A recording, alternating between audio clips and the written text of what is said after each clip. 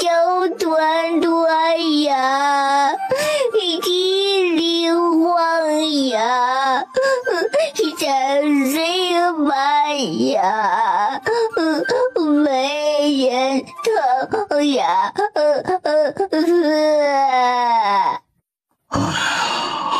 好，给你，真是，明明还是个小萝卜头，怎么就地里黄了？这歌词谁写的？朕要把他头砍了。叶团团听到黄爷爷答应了，于是倒腾着小短腿就冲出去抱他黄爷爷。叶晨就看到了一小坨尊贵无比的明黄色，从屏风后面像是一阵小飓风一般的刮到了他黄爷爷面前。叶晨满脑子就2个字儿：离谱。大哥哥，怎么了？团团的新裙子好看吗？好看吗？好看。嗨，我真帅。好，你真帅。小娃仔，过来。形容女娃好看呢，要用袅娜或者美，只有男孩子才能叫做锦衣或者帅。那黄爷爷是什么？自然是帅呀。那团团想和黄爷爷一样呢。团团和黄爷爷的衣裳都一样呢。诡辩。黄爷爷是龙变的哦。你个小娃仔呀，果真是朕的开心团儿。祖孙俩正在说着一些没有营养的话，这时候千年雪参也被送来了。皇上，千年雪参送来了。这么小一颗，肯定不能用来爆炒黑椒鸡了，要不然做成萝卜血丝炖牛腩。这根雪参朕吃过2片，就从这里切的。小娃仔，朕虽然答应了把这个给你，但是你年纪还小，还不能吃这种千年的大补之物，哪怕是切成薄片也不行。团团不切片哦。也不准直接啃。呀，团团想啃一口的事情，怎么就被黄爷爷发现了呢？团团明明没有说出来呀。朕可以给你，但是你不准吃。那好吧。把朕房间里的点心给小娃仔装上。不管怎么样吧，叶团团建功的任务算是超额完成了，不仅拿到了千年雪参，还拿了3大盒御赐糕点。我真棒。想到这里，小家伙走路越发嚣张起来。周福海刚追出来，就被小郡主这个样子给萌到了。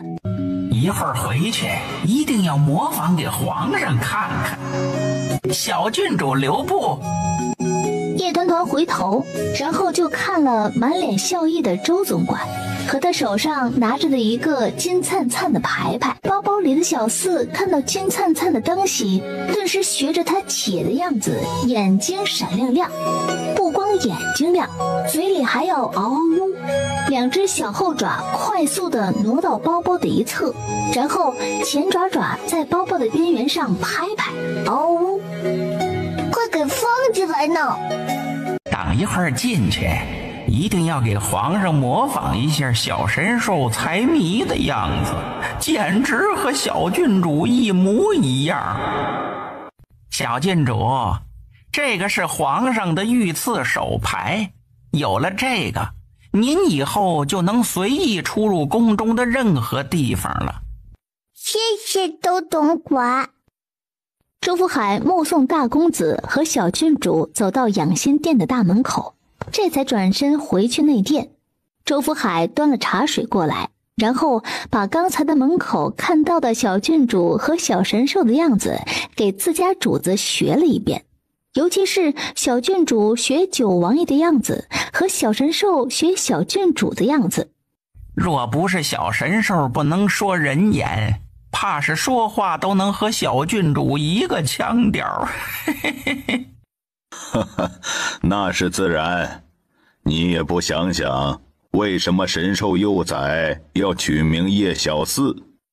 老奴想不到那是为何呀。你想啊，老九就3个娃，要是加上个小神兽，那不就是排行第4了？哦，原来如此，皇上圣明。把神兽当儿子养，老九这混账东西。那也是九王爷有本事，能收服小神兽。他能有什么本事？小四又没成日里跟着他。也对，那应该是小郡主有本事。团团是不是摔过头了呀？怎么把他们杀成这样了？叶晨看了看跪了一地的宫女太监和执勤侍卫，都各自忙自己的事情去吧。是，大公子。团团，你可知你穿着的是什么裙子？是赖皮蛇裙哦。赖皮蛇？懂了。叶晨解下自己的披风，上下对折一下，将它牢牢裹住。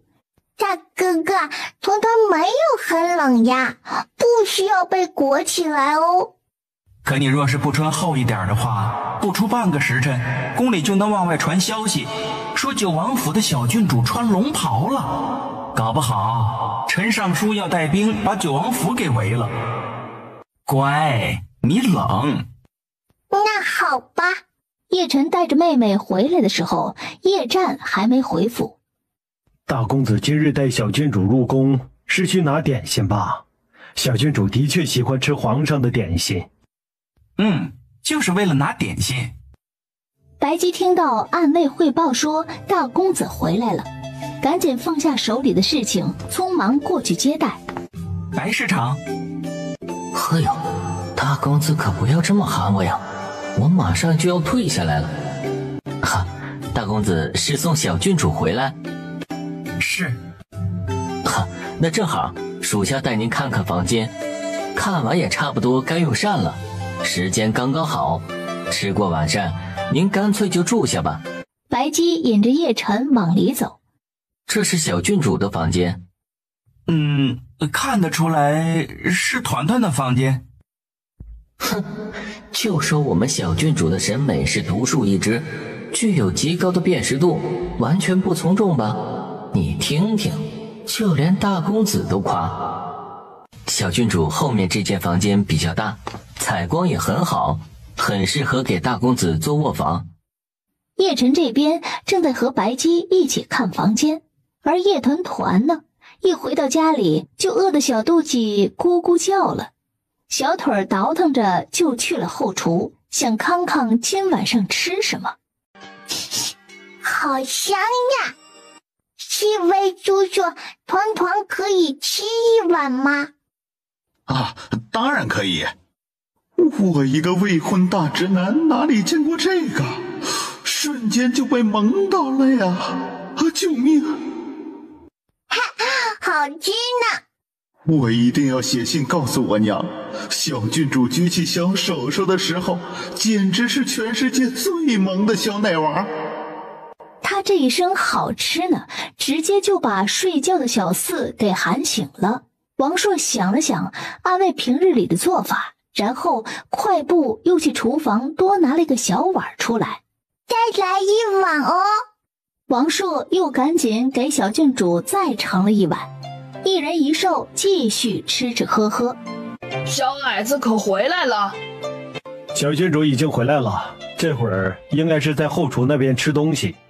等到叶战走到后厨院子里的时候，并没有看到小矮子，只看到了王硕、小四和一个宛人。原来不是宛人，而是妹妹在喝汤，只是汤碗太大，把她整张脸全给挡住了。嗨，哥哥！叶战轻咳2声，打算问问他千年雪参的事情。可是叶战还没来得及问，然后就看到妹妹开始脸红，而且还越来越红。我已经这么帅了吗？小矮子看到我都会脸红了？不可能的，小矮子看到好看的小哥哥从来不脸红，他只会花痴的哇哇哇叫，然后上去拉人家的手。他好色，向来好色的很直接的。哎，你怎么流鼻血啦？团团是不是要死翘翘了？周明儿，小郡主流鼻血了，应该怎么办？你快说。于是几息之间，后厨院子里就站满了人，3个兵营的好手都来了，里3层外3层的都想往小郡主面前挤。小郡主，保持前倾头低位，张口呼吸。小郡主怎么样了？还在流鼻血吗？哎呀，这暗卫私人，你们说句话呀，就知道挤到前面去，然后又不干实事是吧？小郡主人呢？没事了吧？12想了想，人挤人的，空气也不好，然后干脆把小郡主抱到桌子上站着。白姬和叶晨也在这时赶了过来。好热热，团团要脱脱。小张伸手试了试小郡主额头的温度，这一摸就给摸了一手的汗，于是赶紧给她把披风脱下来。小郡主虽说穿得多，但是也没多到捂汗的地步，这不对劲儿。正觉得奇怪呢，然后就看到了小郡主脱下披风之后的明黄色的大逆不道的龙裙。好看啊！这真的可以穿吗？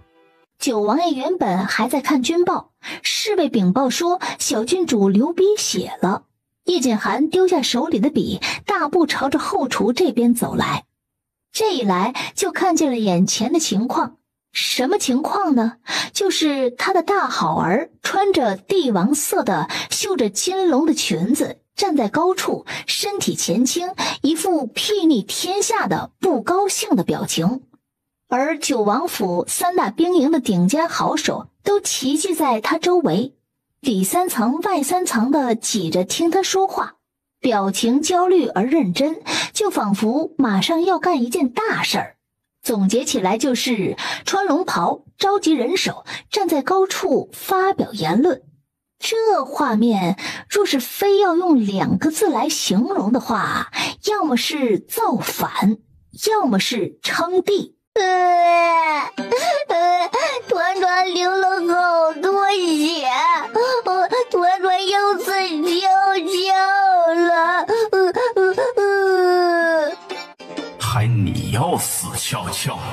就你这么穿着龙裙往桌子上一站，满脸号令3军的模样，不知道的人以为你皇爷爷要死翘翘了呢。爹爹，团团在死翘翘之前，可不可以求爹爹一件事情呀？什么事情？爹爹，团团可不可以再吃一碗萝卜炖牛腩呀？哪里来的萝卜？别是把那根50年的雪参吃了吧？就那根二世子被骗的雪参。那锅里的不是萝卜，是雪参。不然呢？你见过谁家萝卜能炖3个时辰的？你就这么直接舀给小郡主吃？话说到这里，大家都明白了，小郡主流鼻血是因为吃了那根雪参补过头了。吃了多少？王硕伸出2根手指，2大碗，能不流鼻血吗？你给他吃之前，你自己不尝尝的吗？萝卜是那味儿吗？咱也不敢尝啊。老实人真烦。还好，小郡主是不吃素菜的，光是喝汤的话，问题不大。说到这里，大家突然记起来，小郡主以往不吃的素菜都是给小四了的。小四爷？小四从包包里探出小脑袋来，众人感叹，原来你们神兽也会补过头啊。爹爹，你是不是在笑呀？没有啊，本王怎么可能在笑？是吗？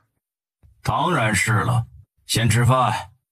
叶团团虽然觉得不对劲儿，但是也还是被他爹给糊弄住了，乖巧地转过来，瞧瞧咱们小郡主那可怜的小样子，哎，心碎了谁能懂？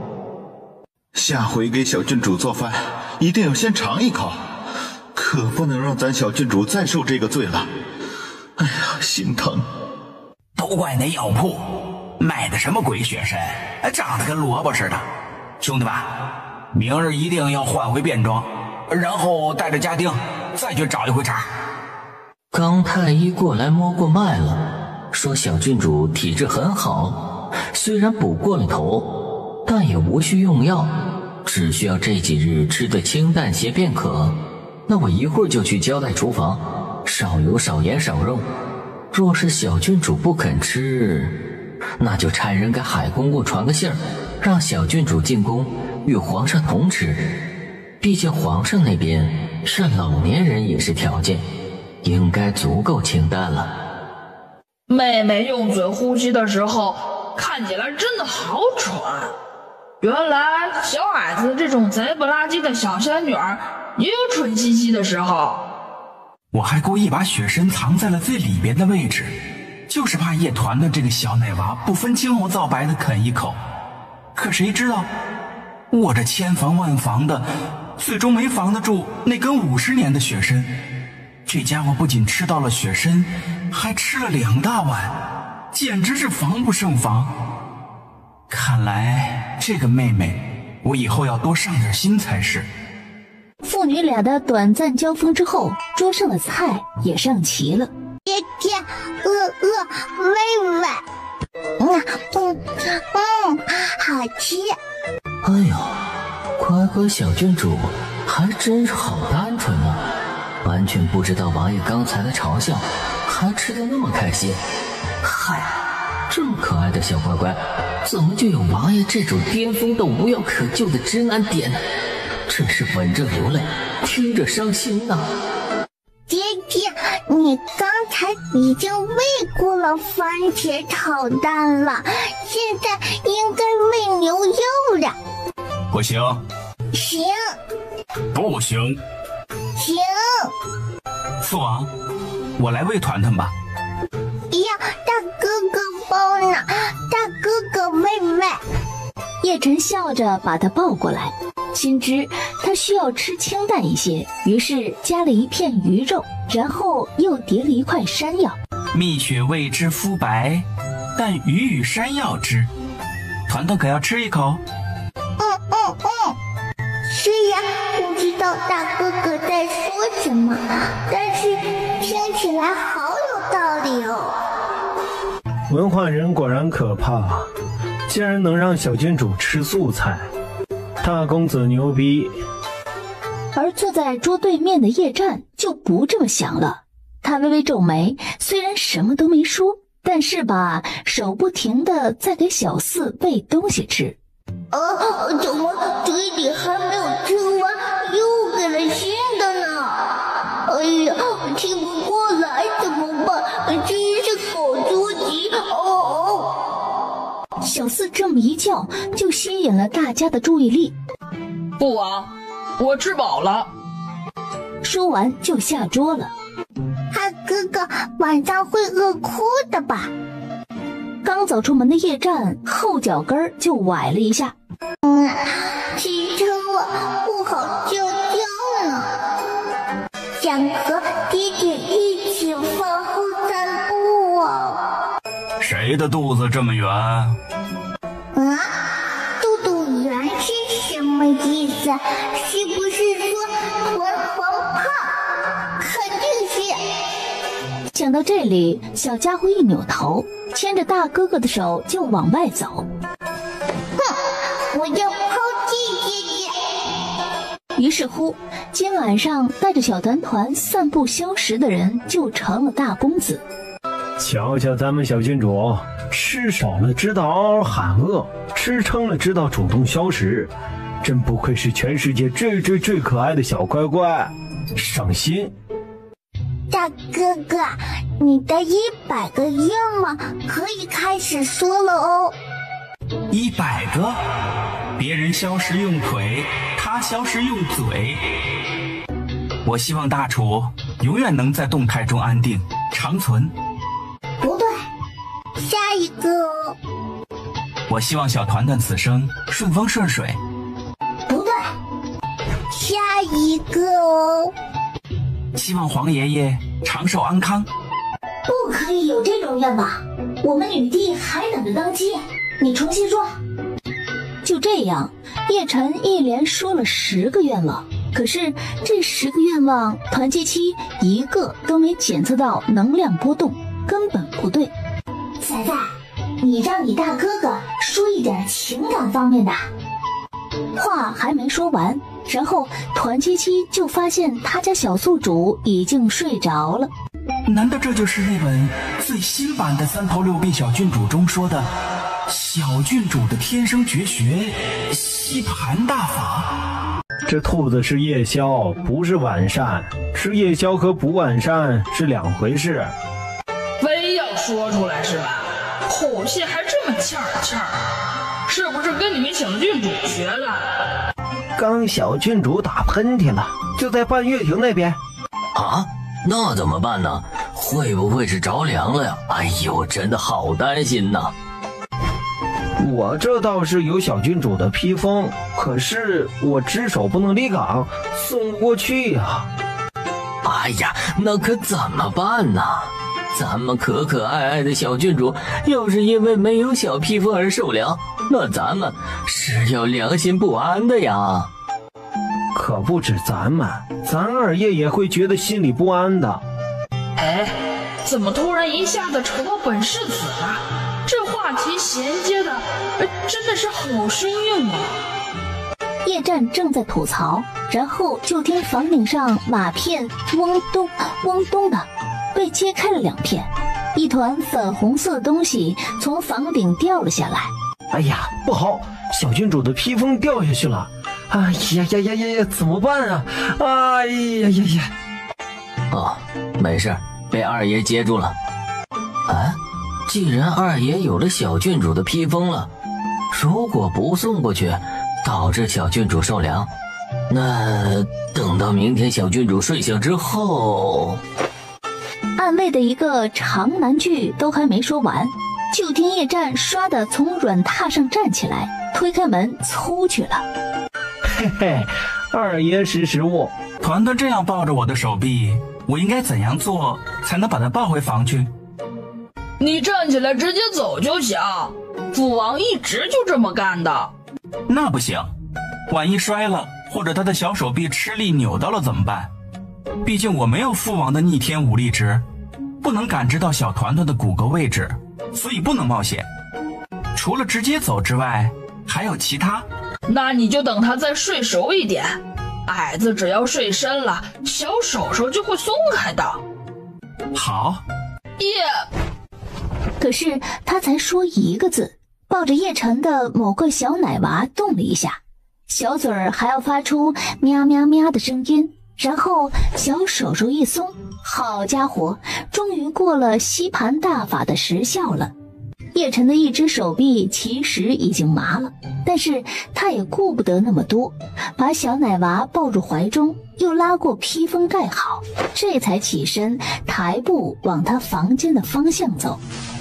叶战想问的话还没问出口，也急步想跟上去，可是才走出去2步，脚边就踢到了东西。二爷，毒虫找到了，而且一公一母，麒麟办事儿齐全。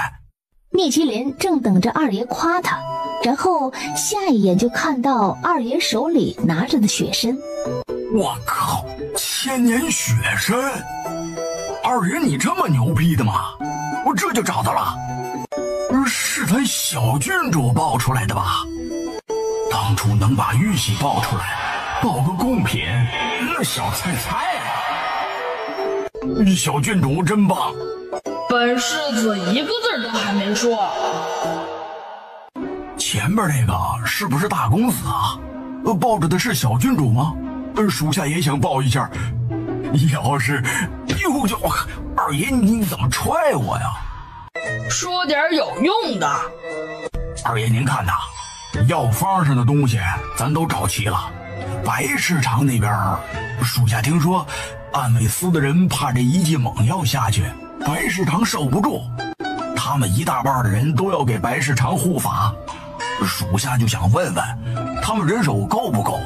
要是不够的话，我跟凯旋也能上。你们2个先待命。叶战说完，就拿着木匣子去书房找他父王。王爷，属下去看看小郡主有没有踢被子。不必。九王爷抬抬手，并示意叶战直接说：父王，东西找到了。这是……既然连雪参都找到了，那就不瞒着了。九王爷从抽屉里拿出那张药方来，推到白姬面前。这1000年雪参是妹妹和叶晨下午进宫去拿的。 3个孩子去给你找的药材，你看看药方，然后决定是否要试一次。白姬拿着药方的手微微颤抖。事情发展到这里，白姬才明白过来，原来这几日王爷避开他，并不是不想用他了，而是在张罗帮他恢复内力的事情。快起来，你先别感动，你先看清楚药方。这方子是明秋找来的，开方子的人就是当年救下战儿的江湖神医。属下愿意一试。那你可要想好，若是失败了，不会失败。父王，妹妹是小仙女，她有法术，或许能提高成功概率。属下这条命就是小郡主救回来的，小郡主的药似乎只能修复身体，而不能解除内力的禁制。或许小东西只是不能直接解决问题，打个辅助提升概率，可能会有办法。小郡主啊，快起来吃早饭啦！张哥哥早呀，小郡主早呀。团团是不是还想问什么事情来着？小郡主长大了，知道主动接济任务了，琪琪真是好感动。对了，琪琪来了。是什么？是什么？是不是任务？是不是任务啊？可可，今天早上吃什么呀？本筒子的每一次感动都是错付了的。今天早上吃得很丰盛，具体什么我也说不出来。不过小郡主可以去厢房看看。王爷今日没去上场，好像在等着小郡主一起用膳。呀，今天吃早饭有爹爹喂团团吗？听听咱小郡主的悟性，只说等着一起用膳就能把位子悟出来，真棒，简直就是被富贵命耽误的小神棍。小团团表示很开心，蹦跶着小步子就去了厢房。爹爹，今天头上没插鸡毛呀？大早上的跟本王说的第一句话就这么让人火大？什么鸡毛？那是关羽，你不要乱取名字。要不是今天有事要找你这小东西帮忙，现在肯定要用力捏你的小圆脸。爹爹，你看，团团的鼻子没有往外吐血了哦。所以呢，团团已经好了，团团今天可以吃肉肉喽。可以。桌上的叶晨和叶战一听，纷纷用眼神表示不行啊。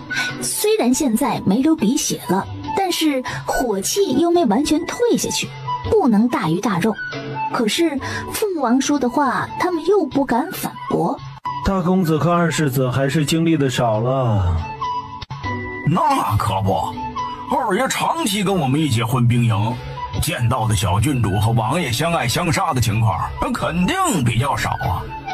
哎，大公子这又是才搬过来，见的就更少了，所以还看不明白王爷这样淡定，显然是有招啊。像你这样不要脸的直接抢人瓜子儿的人，我也少见。那你还不谢我？我这都让你长了见识了。这话呀，就很暗卫斯。姐姐，团团要吃那个哦。九王爷十分配合，伸手夹了一根香酥牛柳，直接喂到他嘴里。可算是知道昨晚上买那么多香菇回来干什么了。姐姐，你是不是买到假肉了？哇，好笨笨哦！唉，难怪上次二哥哥也会买到假的屎。小姑奶奶，你和父王斗法，能不能别总挂带上我？刚刚给糊涂了嘴唇，团团还没吃饭呢。叶战空出一只手来，给叶团团做了个虚的手势。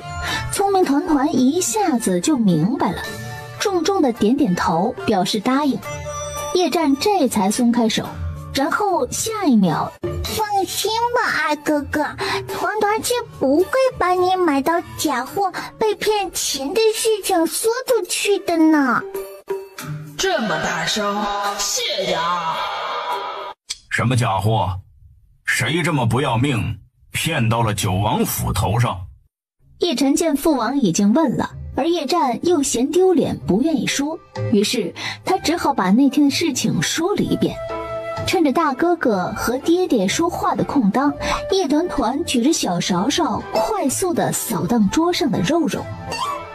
九王爷只是命人将牛肉和猪肉换成了素肉，其他的鱼肉和鸡肉都是真的。二哥哥，团团要吃那个。叶战给他夹了一个，小家伙接过来，用手拿着吃，一边吃一边听大哥哥说话，时不时的还要发出言论。对，二哥哥是笨蛋。你把鱼饼还给我。那人叫什么来着？叫方世成，是工部尚书隐居正的侄儿。又是隐居正。等从山里回来，新账旧账一起算。九王爷垂眸看了看他好大儿满手的油，再看看桌上的空盘子。一会儿要出城去山里找东西吃，全家都要去。要去山里，那岂不是好多兔兔、野鸡、哥哥、蛇、小野猪？哇，都是活的，保证！团团从现在就开始流肚肚哦。团团，父王需要你帮忙做一件事，当然，父王也可以满足你一个心愿。好呀，好呀。那你先说，你的心愿是什么？买裙子、买夹子、买街边小吃，都可以。团团想要黄爷爷的床。九王爷当场愣住，并且表示想把娃丢了。算了，别公平公正搞交换了，还是直接用骗的吧。出发呢！哎呀，郡主真可爱呀！像个山大王。姐姐，团团可不可以骑听风呀？不可以，就你那小短腿儿，就算是直接劈叉到最长，也坐不稳听风的宽马背。可是团团不想坐马车嘛。为什么不坐马车呀？坐马车不帅，骑听风就帅。就你这小圆脸，你骑老虎也不帅。爹爹呀！只能本王带你骑马，你自己骑是肯定不行的。哦。小郡主怎么还没被香味给吸引过来呀？妈，烤乳猪。本王看你就像个猪。是啊，我们去找烤乳猪哦。是，小郡主。然后叶团团就抓住12，两人拉出一个极限身高差来，一同往前走。九王爷看了看好大儿一脚深一脚浅的小背影，一脚下去都看不到膝盖了，还敢往前走，真是。九王爷，小郡主。念，团团想吃烤乳猪呢。聂麒麟听到小郡主喊自己，哎呀，那个心窝子暖呀，赶紧拿出小刀来敲开脆嫩的乳猪皮，然后就切了一大块肉。清淡，你切太大块了。OK， 小郡主。谢谢念。说着就伸出小手手去接，可是就在小手手距离竹签只有一个指甲盖的距离时，他的小手被一只大掌精准地捏住了。爹，团团的手都被捏疼了呢。手背这么多肉，怎么可能捏疼啊？咱们小乖乖可听不得这个。爹，是不是团团马上咬你的脸脸？好，你吃。小包子半信半疑，拿过肉串狠狠咬了一口。好吃呀！过来，团团，你会变出来丹药对不对？那你每一次变丹药的时候，会不会伤害到你自己？哪怕是任何一点不好的地方，你都告诉父王。没有哦。肉串虽然好吃，但是没什么味道。团团想吃点有味道的东西呢。那团团能不能变出来一种丹药？这种丹药的功能是抑制疼痛，但不能麻痹神经。什么麻辣牛筋？麻辣牛筋。这样，从现在开始，父王说一句，你就在心里复述一句。好呀，和弟弟玩新游戏呢。团团需要一种药。怎么不太对劲？团团需要一种药。仔仔，你这有什么药啊？爹爹是个聪明蛋，团团也不是个小笨蛋哦。这种药是能帮助人类抑制疼痛，但是不会麻痹神经。爹，如果团团重复了这句话，是不是就可以拥有黄爷爷的大床床了呀？不对呀，这怎么还是在公平公正的那个阶段？这个小东西是越来越难骗。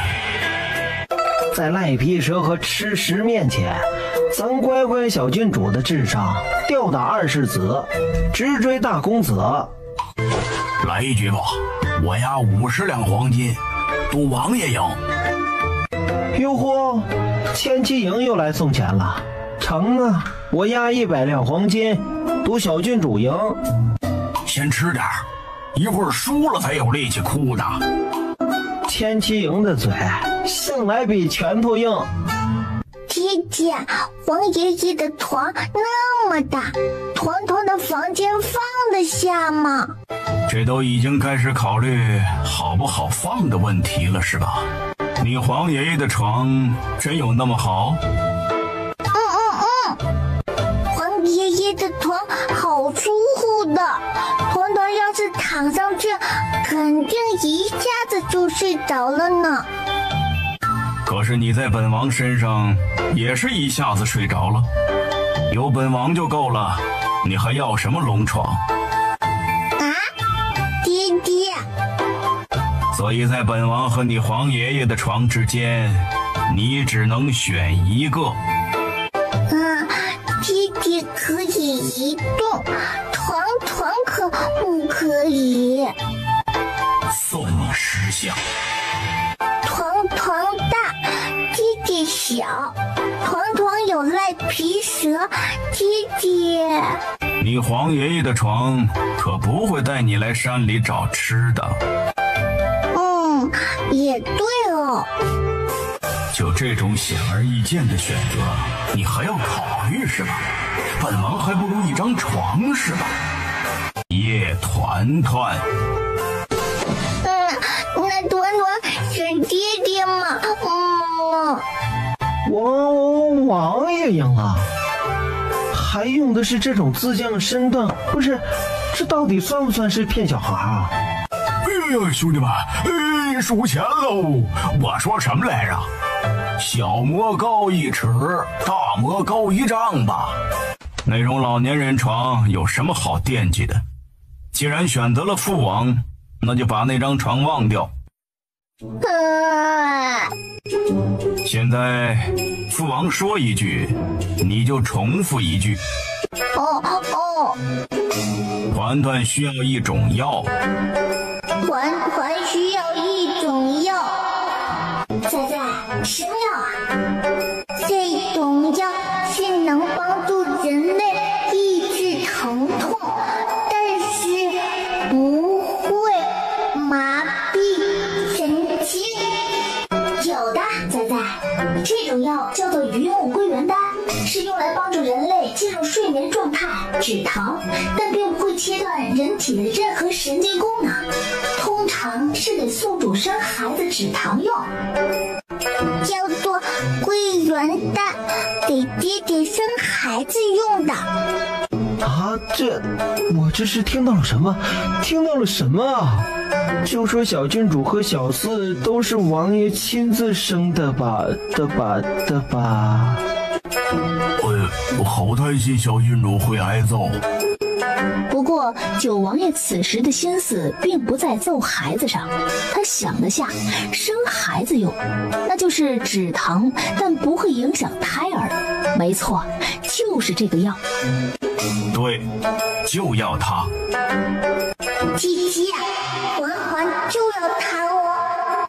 仔仔，这个药价格是30积分。恭喜宿主购买榆木归元丹成功，消费30积分，当前积分余额为65。烟花放完，叶团团手里就多了一颗黑乎乎的丹药。都去护法。是。阿妹斯和千青营的人全数去了山泉池那边。爹姐，我们去抓兔兔吧。九王爷单手托住娃的小屁屁，然后微微躬身，随即脚尖一点，俯身起飞。爹爹，团团知道这招叫什么哦？叫什么？轻功草飞飞。是轻功草上飞，什么草飞飞？你怎么知道这招是草飞飞啊？因为团团看二哥哥练过。哦，二哥哥还摔了2个狗啃泥呢。九王爷虽然在听小东西嘚不嘚，但是手上也没闲着，目光锁定了前面一道灰白色的兔影，手里一道金光一闪。姐姐，抓到兔兔了吗？团团想摸一下。要活口能不能早说？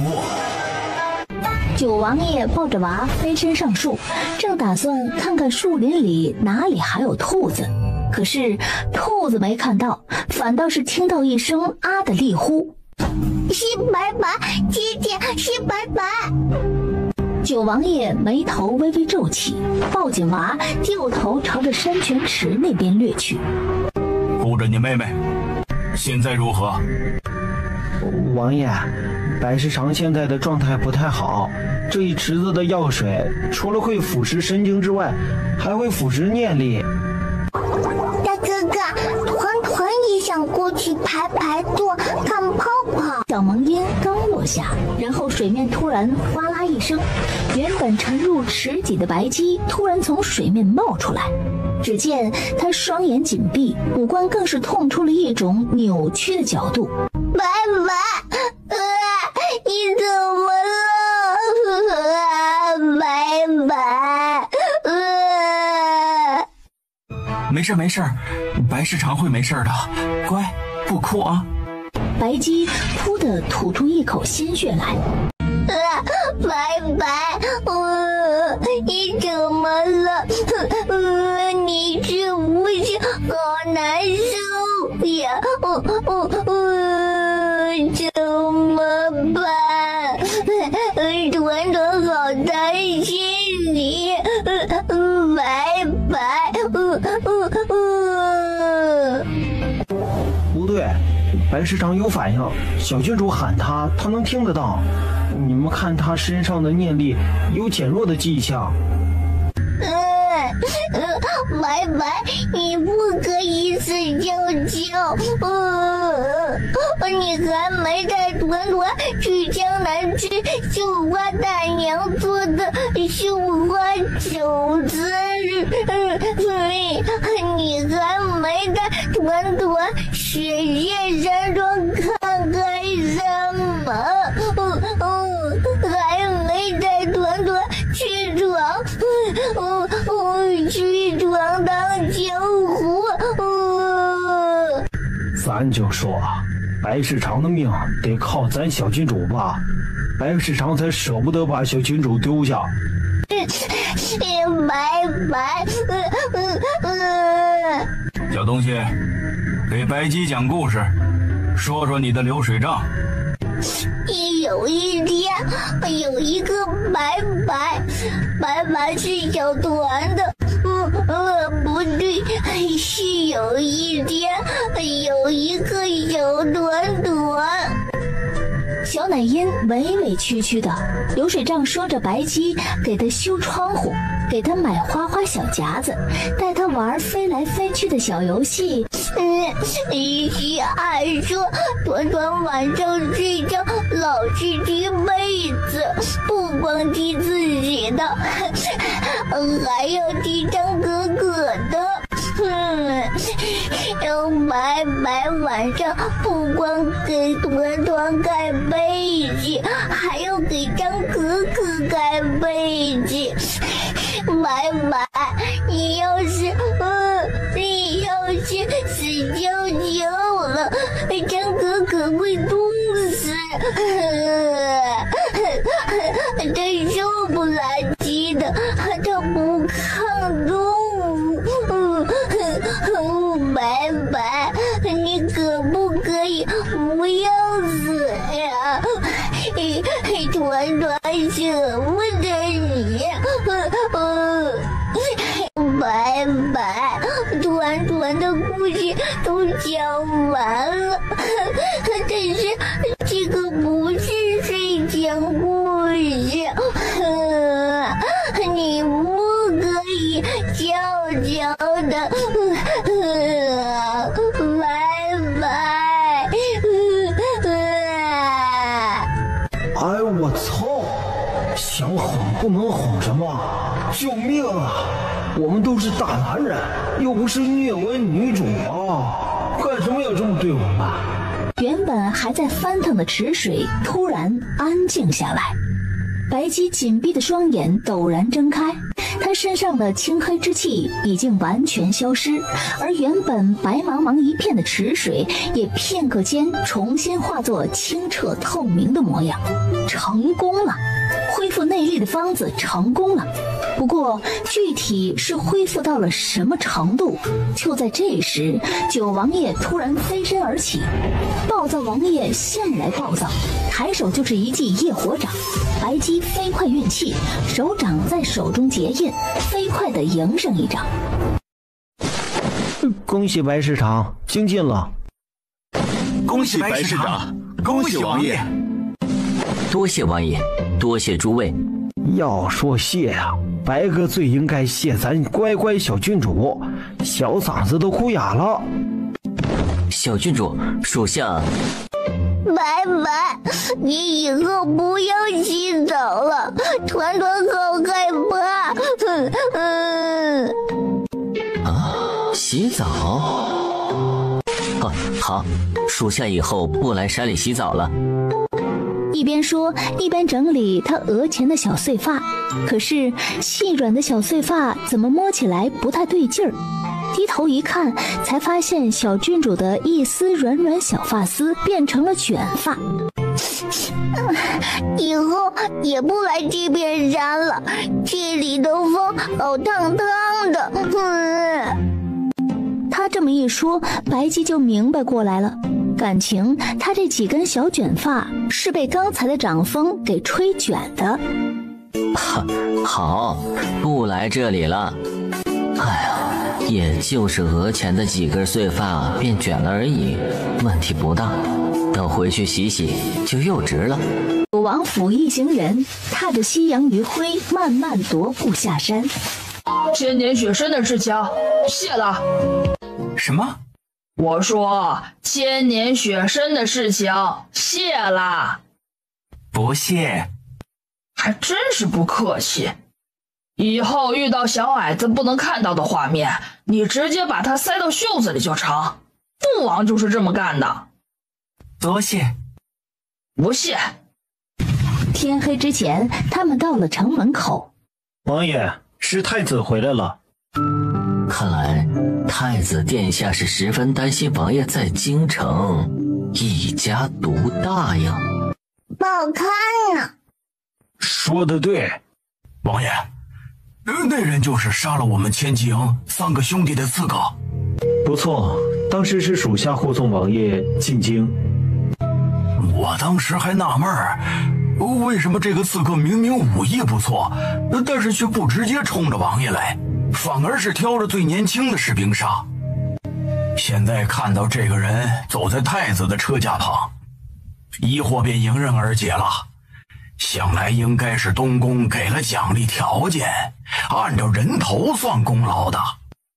今日的晚膳晚一点吃。话音落下，只见九王爷手里金光一闪，咻的一声，轻微的破空声之后，太子车架旁边的一个高大男人砰直直倒地。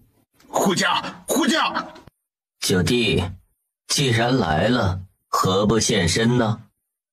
九王爷一行人大大方方的走出来。哼，九弟这无端端的杀了本宫的人，是何意呀？太子哥问得好。昨日王府门口死了一条野狗，那野狗眉头有一颗肉痣，和太子哥这护卫长得一模一样。既然他是野狗，那怎么能干人事儿呢？这不合适，所以本王替你杀了。既然他是野狗，那怎么能干人事儿呢？这不合适，所以本王替你杀了。原来他不是人，是野狗呀！小郡主的理解能力真好，真不愧是全世界最棒的小聪明蛋。5年不见，九弟还真是如此天真。你莫不是以为骂着护卫是狗，便能随意杀本宫的人了吧？太子哥理解错了，本王并没有说此人是野狗。本王是说，太子哥的所有护卫都是野狗。你字音落下，太子护卫快速移动，将九王爷一行人围住，刀尖相对。叶团团从包包里摸出来黄爷爷给的金牌，捏在手里，小表情十分乃凶，心想这个牌重，砸人会比较疼。不得无礼，高剑怎能朝着九王爷？还不收起来！是殿下。本宫如此人手，围攻你这2、3属下，多少有些欺负人了。无妨，人数多，正好给他们的刀祭祭人血。哦，九弟是算准了本宫不会动手，所以就开这种玩笑是吧？啊？多年不见，白将军没了当年的威风，反倒是成了抱娃的老嫂子，真是让本宫觉得可惜呀。抱娃？那是抱的普通娃吗？那明明是抱着全世界最金贵的救命符，能起死回生的那种。嗨，太子这人懂个球！什么嫂子？白白不是男孩子吗？为什么说是嫂子？面前这个金色的斜眼叔叔不是很聪明的样子耶。太子哥舟车劳顿，本王就不打搅了。说完也不等叶千珏回答，便翻身上马。听风十分懂事，马蹄朝着地上的尸体就是一顿踢踏踢踏。老九，你是在找死！晚膳之后，叶团团揉揉小肚肚，小表情完全没有吃饱喝足之后的满足，反倒是有一些小焦虑，因为系统又开始了任务倒计时。任务时间仅剩下24小时，超时会被判定为任务失败，请宿主及时完成任务。仔仔快做任务呀！你现在只有1天时间了。为什么刚才还是24，一下子就变成了1？我不理解。仔仔，你现在只有65积分，要是没有完成任务的话，会被扣除200积分，到时候就会变成-135积分。主系统规定，若是达到-100积分，宿主就会被系统抹杀。什么意思呀？团团听不懂。仔仔以后就见不到你爹爹了。小团团二话不说，穿上鞋子跳下床，倒腾着2只小短腿儿，直奔大哥哥的房间。大哥哥呀，大哥哥哟，救命命哎！怎么没人？是啊，带团团去找大哥哥呀！再晚，团团就要死翘翘了。歘，12闪身出现，抱起小郡主，又歘闪身消失。今日早朝，工部尹尚书挨了皇上的骂。哦，皇上也没有明说具体是不满什么，但是明里暗里都表达了对尹尚书的不满。御书房的小太监嘴里传的原因是尹尚书被大公子告了御状。明日让叶团团进宫去，跟着皇爷爷一起吃清淡点儿。尹尚书被大公子告了御状，假血神的事儿。白姬点头，九王爷一眼看穿，不应该是成儿，多半是叶团团那个小嘴儿间接告状。小郡主那么乖的一个小奶娃，怎么会随便告状？最多是说漏嘴。怎么一说到叶团团有800个心眼子的事情，白姬的智商就直线下降，真是盲目。再加上您今日告假，没参与早朝，显得像是避嫌，所以现在朝堂上都默认您和尹尚书不和。甚至有些喜欢阴谋论的官员都已经将工部划分到了太子党的行列。明日让叶团团进宫去，跟着皇爷爷一起吃清淡点儿。不是在说朝堂上的事情吗？怎么又突然扯到了乖乖小郡主身上？让800个心眼子和8000个心眼子一起吃饭。王爷的意思是，皇上是故意为之。王爷，不好了！何事？别院那边千骑营的3个兄弟没了。领路。九王爷抬步，他要亲自去看看。而在九王爷动身之前，叶战已经先到了。他刚一进来，他便看到了3具伤员的尸体。谁干的？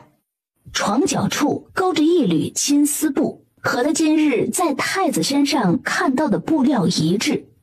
尹足谦说要送本宫一份大礼，可送到了？院里已经备好了天罗地网，只等人上钩了。你走快点儿，太子殿下在长金园那边听曲儿听睡着了，咱们得赶紧过去伺候着。叶战一听睡着了，这不正是上天给机会吗？于是他悄无声息地跟上了2个婢女。可是在他跟到一个屋顶交界处的时候，叶战察觉到不对，四周的风向还有空气中隐隐的能量波动都不对。叶战赶忙往下一看，原本还在地上疾走的婢女也不知去向。不好，有埋伏！抓刺客！抓刺客！叶战手里黑刃吭吭吭挡下暗箭，然后一个侧身消失在原地。后门在哪儿？告诉我后门怎么走，不然在我被抓之前你会先死。胖厨娘伸出手朝着右后方指了指，叶战一剑柄将厨娘打晕。里面的刺客听着，你已经被包围了。才说了半句话，叶战抬手就是一记飞镖，正中那护卫的喉咙。怎么，难不成还让本世子束手就擒，然后连累父王？本世子只是冲动，本世子不傻。你怎么来了？刚问出来一句，厨房的前门就被护卫踹开了。我出去拖延时间，你躲在后面柴房，我引开人你就逃走。厨房后面的水缸旁就是围墙。你不能去，祸是我闯的，与你无关。我不会武功，太子没办法说我是刺客。是谁在叫嚣？没看到是本公子吗？敢问大公子为何深夜闯入东宫后厨？敢问大公子为何深夜闯入东宫后厨？不是六叔差人叫本公子来试菜的吗？银将军作为六叔的心腹，竟然不知？如若不然，我一个手无缚鸡之力的文人，又如何进来戒备森严的东宫呢？这……不如这样，银将军带本公子去见六叔便知。可银彪看了看倒在地上的200斤胖厨娘，觉得不对，手无缚鸡之力，怎么能把200斤的人打晕？叶晨冷静解释，这厨娘刚见到本公子，只喊了一句呀呀呀，便昏了过去，本公子也不知道为何。懂了，是被帅晕的。太子殿下就在寝殿，大公子请。银将军请。一个黑影在水缸上借力，嗖的一闪，飞出了墙。叶战逃了。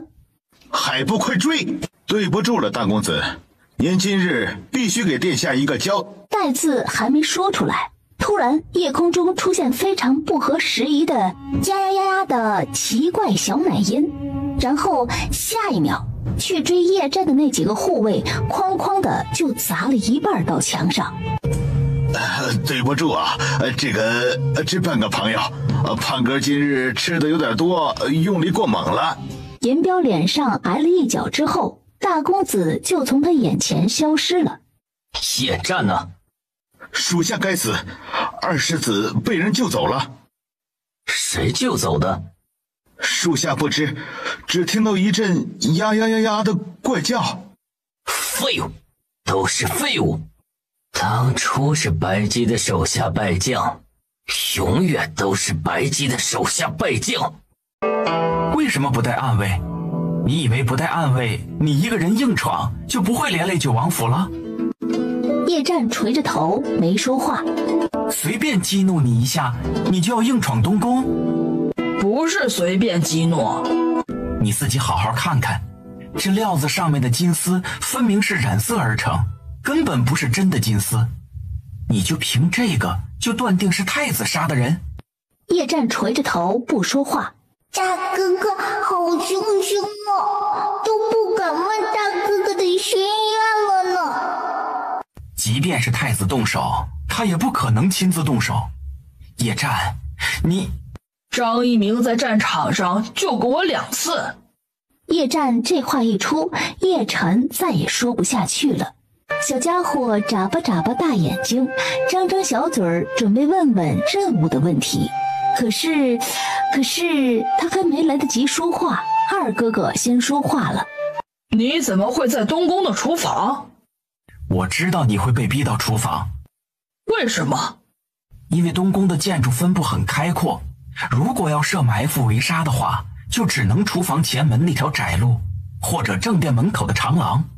现在正值冬日，长廊那边的藤蔓都只剩下枯枝，不仅不好藏人，举着火把还容易着火，所以只能选厨房前面的窄路。东宫不仅在里面设了埋伏，还放松了进门的监管，所以叶晨才能混入厨房。是怕我进不来？是我鲁莽了，救我的事情谢了大哥。不谢，你刚才叫我什么？大哥。你们都了，那是不是就不会说话了？是不是该团团说了呀？再不说，你们就要失去本团团了呀！然后小家伙深吸一口气，可是他还是没说成，因为系统这个时候突然叮了一下。恭喜宿主完成帮助大哥哥完成心愿的任务，任务奖励积分100，当前积分余额为165。啊！刚才发生了什么？怎么任务就完成了呢？啊！刚才发生了什么？怎么任务就完成了呢？难道任务内容是不让团团说话吗？想不明白呢。仔仔，刚才叶战管叶晨叫大哥。团团知道了，大哥哥的心愿是让二哥哥叫大哥呢，是获得二弟的认可哦。大哥哥和二哥哥怎么又不说话了呢？大哥哥和二哥哥怎么一下子不叽叽喳喳了呀？好奇怪哦。仔仔，男孩子这种生物就是这样子的啦，一会儿话多，一会儿话少，俗称小男人的别扭。庆功讨飞飞，团团和爹爹一样帅哦。正想到爹爹，在巷子尽头，九王爷负手而立。大公子接手侍卫营十分顺利，他已经安排了人开始跟踪所有有动机的人，别院的伤兵身亡事件应该很快就能水落石出了。伤兵的后事你亲自安排，至于查凶嘛，就交给叶晨去办吧。是。你觉得是谁干的？不会是太子，他才刚回来，不会傻到立刻动手。但是根据社的局来说，应该是和太子有关的，不然他不会有所准备。你可知今日朝堂之事？叶战摇头。今日父王没去上朝，恰好皇爷爷在朝堂之上骂了尹尚书。他有个儿子叫尹足谦，之前派过死士劫杀父王回京，事情确认是他做的，但是父王一直不知道他做这件事的原因。大哥哥，哥哥，你们在说什么呀？听不懂耶。说尹家的人很可能正在阴恻恻地害我们。是有人要害我们吗？是吗？是。团团可以把他家房子烧了吗？这恐怕不妥。可以。火折子、霹雳弹、蹦蹦球，还有火把和火头剑，我们都准备好了。小郡主需要哪一种啊？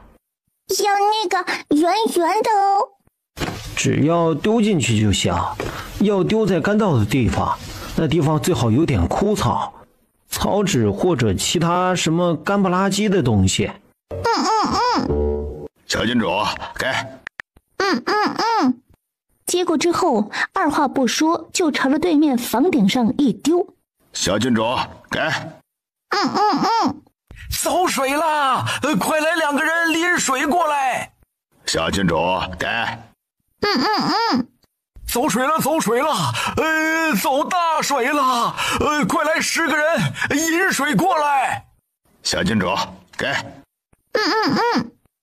走大水了，来人呐！所有人都来，走大水，大水了！哎，小郡主，给。小郡主，给。救命啊！小郡主，霹雳弹用完了。那好吧。快走，快走！爷爷家风好烫烫，团团就要转针了。12赶忙抱起小郡主，歘便闪了出去。小郡主，你要捂头发，你怎么捂成额头了？小仙女的事情你少管。来人！大人有何吩咐？去报护城司，就说有人蓄意纵火，让他们即刻派人来查。是。走水之前，你们可发觉了什么异常？小人察觉那棵树莫名动了一下，但是没发现有人，以为是看错了。尹居正立刻派人爬到树上去查看，果不其然，在树上发现了线索，是一个崭新的金牌。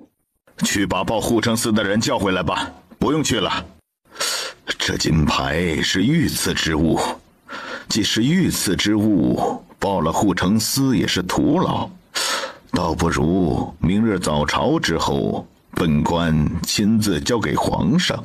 次日一早，叶团团都还没睡醒，然后就被连娃带被子的送去了宫中。小娃仔还不起床啊？皇爷爷早呀！传人进来，给小郡主洗漱。这好可爱！救命啊！救命！看看，都来看看，小郡主乖乖坐着不动，只有眼珠子转转什么的，简直太可爱了，就很想捏一捏小脸。可是捏郡主的脸是以下犯上的大罪，不敢捏。哎呦，做个小宫女儿真是好难呐！皇爷爷，团团信不信？信不信？这是什么奇怪的问法啊？小家伙想了想，然后开始模仿张可可，小表情严肃又认真。小郡主，你要是不洗脸脸的话，就会旧旧的，就是那种从床底下捡出来的小兔兔的感觉。当小团团洗漱完之后，张可可又会说，今天也是一个崭新的小郡主呢。是崭新的小娃仔。皇爷爷，早上吃什么呀？这话都不用叶君烟亲自回答，只听周福海拍拍手，很快太监宫女们便端着一道道美味佳肴鱼贯而入。哇！小四干饭啦！朕怎么记得小娃仔的头发是直的？说着就直接上手拉了拉他的小卷毛，一拉直了，松手又卷回去了。为什么头老是痒呢？黄爷爷，你是不是在玩呀？你这样子是会影响团团干饭哦，团团要生气了。朕堂堂一国之君，怎么可能在玩小孙女的卷毛？根本不可能。今日御膳房做了一款香酥麻花，是交叉卷状的，吃起来很是香脆。是什么呀？团团可以尝一口吗？可以吗？当然可以。谢谢黄爷爷。很快，刚出锅的香酥麻花就被端了上来。这道零嘴儿是新来的御厨做的，这是江南一带的名小吃。做这个的御厨在进宫之前是江南第1楼的主厨。怎么又是江南？江南怎么这么多好吃的？不行，本团团一定要去江南玩，吃一碗吃呢。好吃耶！皇上，工部尹大人求见。尹居正，他来干什么？不是已经下朝了吗？想来应该是昨夜尹家着火的事情。连官服都能烧掉一截，朕没问他的罪就不错了，还敢来见朕？尹大人的官服是从一品的大员服，烧坏了也只有宫里丝制坊能修补了。尹大人定是要来请示您的。传吧，就在这里吃，皇爷爷去外间一下。微臣给皇上问安。尹爱卿，快请起。尹爱卿，这衣服是怎么了？谢皇上垂问。昨夜微臣的陋室被人放了一把火，烧了一大半。哦，爱卿没事吧？谢陛下关心，微臣侥幸逃了出来，只是没能护住这官袍，还请皇上责罚。爱卿人没事就好，官袍破损，让丝制坊修补便是了。你亲自去护城司问问，昨夜纵火之人可抓到了？敢伤朕的肱骨之臣，朕定要重重责罚。周福海正要应声，尹居正赶忙说：微臣并未上报护城司，因为微臣找到了纵火之人留下的东西。他说着就从衣袖里拿出来一块崭新的金牌。这不是皇上专门给小郡主做的金牌吗？呈上来。周福海拿了金牌，双手递上来。尹爱卿先去丝制坊吧，官服破烂，有伤官仪。是，微臣告退。人一走，叶君渊就拿着金牌去了内室。小娃仔，你昨晚上干什么去了？晚上嘛，团团带睡觉觉哦。小娃仔，你昨晚上干什么去了？晚上嘛，团团带睡觉觉哦。那在睡觉之前干了什么呀？睡觉之前，团团玩了一下霹雳小球球。霹雳小球球，那是什么？就是一种是要丢出去，然后咚咣走水了的东西。这还说得挺形象。朕仿佛都能看到昨晚上你去烧人房子的画面了。难怪老九要主动把娃送进来，感情是让朕收拾烂摊子。哼，这个不孝子。那个什么小球球好玩吗？好玩是好玩，但是团团的小头发会被烫卷卷。所以说，你这几撮小卷毛是去烧人家尹尚书房子时候给烫卷的。朕看看，没烧到你自己吧？没有哦，聪明团团有伸手护住头发哦。以后那个什么小球球不要玩了，危险啊！团团听皇爷爷的，没关系哦。12还有其他小伙计哦。叶君渊见他这么乖，就干脆将那枚金牌拿出来。这不是团团的牌牌吗？皇爷爷，你怎么还有一个呀？所以咱们小娃仔是到现在都还不知道自己丢了金牌是吧？啊，真是好单纯呐！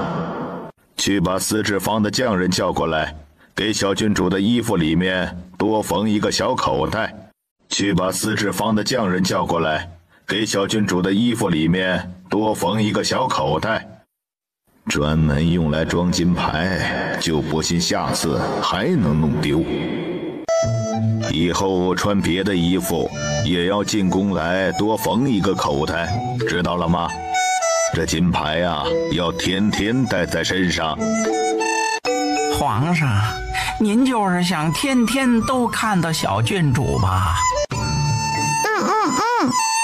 朕给的金牌叫做宫行令，不仅仅是进宫用的，实际上它代表了你能去大楚的任何地方。所以干坏事不用害怕被抓住，就算是被抓住了，就直接拿出来给人看就行，不用偷偷跑，更不要在匆忙之间把自己小头发给烧卷了。明白了吗？皇爷爷，团团可以带一些小麻花回去吃吗？当然可以。叶君渊说完都不用吩咐，周总管就叫了小太监拿盒子进来，然后他亲自给小郡主装上，不仅把御膳房刚做好的一盒香酥麻花装上了，还把桌子上的半盒也装了，甚至连皇上面前的那一小碟儿都没放过。叶君渊正无语间，小太监进来汇报说，司制坊那边回话说，尹大人的官袍烧毁面积较大，就算是没日没夜的赶工，也需要3日时间，最早能在除夕晚上将官袍修复好。等到修好了，再安排人给尹大人送去。微臣多谢皇上。感情尹大人都还没出宫。尹爱卿，进来吧。尹居正快步走进来。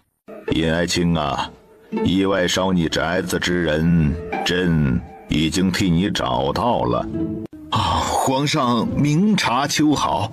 昨夜微臣虽被大火烧房，但是那意外纵火之人并未从微臣的寝房开始放火，而是从院中引火。此番行为顾及了微臣性命，想来那人并非是个大恶之徒。那是自然。朕的小娃仔怎么可能恶？尹居正听到了皇上坚定的口气，心里越发凉凉。不过他大概猜到了那纵火之人是谁。微臣去司制坊的路上反思了一下家里的庭院设计，这庭院里多为根雕，如今正值新春，根雕的确显得有些单调乏味，不符合新春之气，所以才放了点烟花增加喜气。谁料烟花放过了量，哦，原来是意外导致。待房屋修补好，微臣定多放些绿植和红花。尹爱卿的庭院过于单调乏味，需要改造。朕记得御书房后面有一座金风松。回皇上的话，的确有一盆金风松，最近长势很好。皇上前日里还夸了它有风骨有气节呢。那正好，就赏给尹爱卿吧。微臣惶恐，竟得皇上赏松。日后微臣每见松必反身自问，今日为大楚劳力乎？哈哈，好，好，得此臣子，朕心甚慰。一片君明臣贤的模样，尹居正这才千恩万谢地退下了。皇爷爷说的话，团团都听见了哦。然后呢？皇爷爷好厉害呀，从头到尾都没有说出团团的名字哦。这就叫君威。朕只需要一个眼神，一个词语，便能听到想听的话。什么叫做君威呀？团团可以拥有吗？小郡主又开始说大逆不道的话了。可以，必须可以。咱仔仔以后可不就是满身君威的小女帝吗？啊！你有皇爷爷，皇爷爷有君威，过渡一下嘛，就是你有君威。团团有皇爷爷，皇爷爷有江南玉图，过渡一下就是团团有江南玉图，对吧？哈哈，你这回进宫又看上朕的厨子了是吧？早盛之后，叶君渊要去御书房看奏折，当然也把叶团团给牵了过去。皇爷爷，我们为什么要坐轿轿呀？不可以走路吗？从甘露殿到御书房比较远，走路需要2刻钟。如果是小娃仔的话，需要走3刻钟。呀，这是什么意思呀？皇爷爷，你是不是在说团团腿腿短短呀？你问这么直接，朕都不好承认了。皇爷爷，团团虽然是个小短腿，可是团团会旋风小跑哦。什么是旋风小跑啊？就是叶团团开始双手挥挥，就是咻咻咻咻咻的一下，团团就可以跑得出一大步哦，就是非常棒，就安慰叔叔哥哥都要夸2天2夜的那种哦。哈哈哈哈哈哈！要修那么多次才能跑出去一大步吗？哈哈哈哈哈！朕脑子里有画面了。那皇爷爷改一下，要是小娃仔从甘露殿走到御书房，需要4刻钟，也就是半个时辰。不对呀，刚才还是3刻钟，怎么又增加了呢？皇爷爷是不是看不起团团的旋风小跑？好气哟！皇爷爷！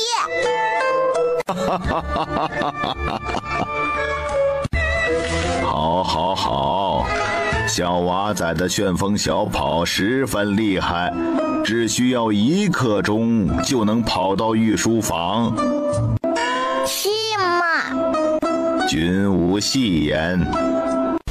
很快，龙辇到了御书房。太子是谁呀？为什么这个名字耳熟，团团好像在哪里听过哦。上书房有很多小伙伴，小郡主可以进去和他们一起徜徉在高山流水之中。不去了。小伙伴们分为很多门派，就比如文官门、武将门、军机处门，还有后宫门和即将出现的魔头门。门派虽多，但是无人统领。本团要统一江湖。王爷爷，团愿意去书房哦。好，那初8就去。通知礼部，年后小郡主的文化功课让周青来教。是，皇上。老夫还是低估了这小萝卜头的受宠程度啊！皇上，太子殿下来了，这会儿正在门口候着呢。宣。闻言，张回躬身退到后堂。皇上的家务事，如果传召，他不宜听。太子是谁呀？为什么这个名字这么耳熟？团好像在哪里听过哦。原来是斜眼叔叔呀，是斜眼怪哦。老九还真是处心积虑，为了讨父皇欢心，还专门生了个小女娃。老九表面上傲然铁骨，实际上还不就是个谄媚小人。小娃仔，过来。王爷爷，这团干什么呀？这是你九弟的女儿，叫叶团。小娃仔，这是太子，你要叫六叔。牛叔。怎么还有人叫牛叔呢？牛不是杀了做尖椒变态辣牛肉干的吗？好奇怪哦，还有人想被杀掉的吗？叶团，本宫是六叔，1、2、3、4、5、6、7的6，这下应该明白了吧？不对哦，是1、2、3、4、9、9、7哦，没有6哦。叶团，你都这么大了，你父王都没教你数数吗？还是说你没学会？牛叔，你都这么老了，你父皇没教你懂礼貌吗？还是说你就要给他丢人呀？我行了，太子，你的事情做好了吗？父皇，宫宴之事，儿臣已经安排好了，也和礼部核对了节目单。叶君渊伸出手来，叶千珏双手递上去，可是下一秒，那本节目册突然从叶君渊手上滑了下来，摔在地上。连个册子都拿不好，还嘲笑3岁孩童不会数数。父皇息怒，儿臣只是关心叶团的教育，并无他意。退下吧。是，儿臣告退。娃仔，过来。王爷爷。哎呀，不高兴啦。王爷爷，团真的数得不对吗？对了一大半。王爷爷，你教团数数好不好嘛？为什么突然要学数数啊？因为团不想给爹爹丢人。小娃仔，若是不会数数，会给黄爷爷丢脸。话还没说完，低头一看，叶团团呼啊呼啊呼啊，刚才还信誓旦旦、温情满满，这会儿就睡着了是吧？皇上，钦天监预测，今晚便是京城的第一场雪。叶君渊点点头，然后揉揉太阳穴。皇上，您眯一会儿吧。小郡主睡得这么香，真是很难让人不困呐。1、2、3、4。朕下午的事情全部挪到明天。今日下午，朕要亲自教小娃仔数数。叶团团午膳是在皇宫吃的老年人餐食。黄爷爷，团团想吃那个哦。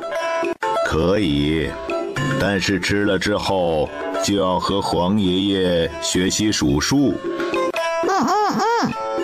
午膳之后，叶君渊就牵着小娃仔坐上龙辇，说着没有营养的话，去了御书房。朕现在要教数数了。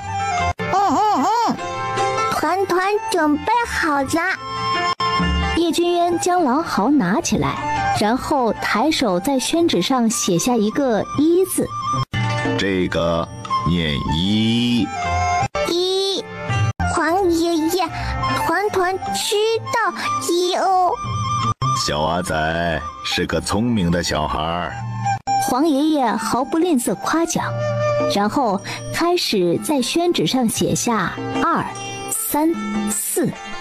小家伙学得非常快，直到他黄爷爷写了5，事情就开始朝着不太对劲儿的方向发展了。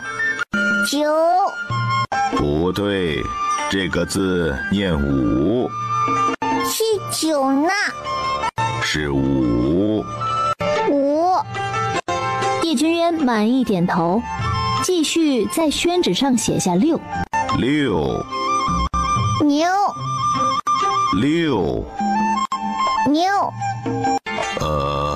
今日午膳放在朕面前的那碟菜叫什么呀？是醋溜鱼丸哦。醋什么？溜。读重一点。溜。那以后见到你六叔，你要怎么叫？牛夫。朕为什么有一种功亏一篑的感觉？亲孙女儿，朕什么阵仗没见过？难不成还真教不会小娃仔数数？不可能，绝对不可能。这里是几个点心呢？叶团团伸出小手手，叶君渊以为他是要数一下，于是还将袖子拿开，给他空出位置来。然后下一秒，叶团团嗷呜一口就往嘴里塞了一个小点心。王爷爷，现在只有一个喽。朕这是在出题，你怎么还修改题目了？不过小娃仔说的也没错。于是楚皇开始增加难度，又拿出了2个点心来。现在碟子里的这些点心要分给朕和小娃仔，而且还要分得很公平。你要怎么分呢？你不准吃。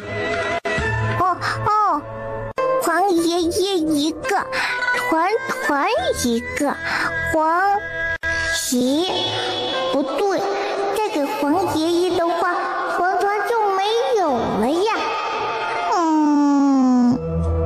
黄爷爷一个老人家，吃太多也不好消化哦。就在小家伙十分难以抉择的时候，小四从凳子上跳上来，然后伸出一根雪白的爪爪，直接摁在了一个小点心上。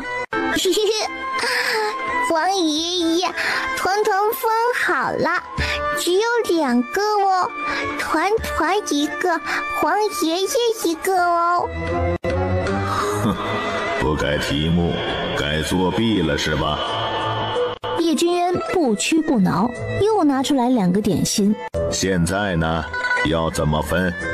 黄爷爷2个，团团2个，分好了。就这样，叶君渊用22334455这样的例子，终于讲到了5。该到6的时候，叶君渊把心一横，做好了被牛叔气死的准备。可是人家小团团这回说对了，黄爷爷6个，团团6个哦。那你以后见到太子，你算了，没事。说到一半，叶君渊又放弃了。朕还想多活2年，所以就开始教7、8、9。教到7、8的时候都非常顺利，教到9的时候更加顺利。9，团团认识我。9，团团认识我。爹爹是9王爷呢。这老九到底哪里好，能让小娃仔这般盲目崇拜？不就是个9字，都要秀一把对他爹的喜爱。9既然认识，那就不教了。为什么呀？团团也认识1、2、3、4呀，可黄爷爷也教了呀。这不该聪明的时候，怎么这么聪明呢？因为我们要先学7。团团也认识哦，是团77的7哦。感动。知道黄爷爷排行第几吗？不知道耶。黄爷爷在登基为帝之前排行第8。黄爷爷，团团记下了。叶君渊满意点头，然后随手在纸上写下6，问他那是几。爸。朕都不记得是多少年了，没能像今天这样1天之内连续遭受2次挫败了。皇上，要不您还是休息一下吧，睡个午觉再教的话，可能会好一点。也好，黄爷爷要睡一会儿。小娃仔想不想去御花园玩啊？黄爷爷，快睡吧。朕懂了，小娃仔是要给朕当枕头。黄爷爷，快睡吧。朕懂了，小娃仔是要给朕当枕头。你父王平日里就这么枕着你？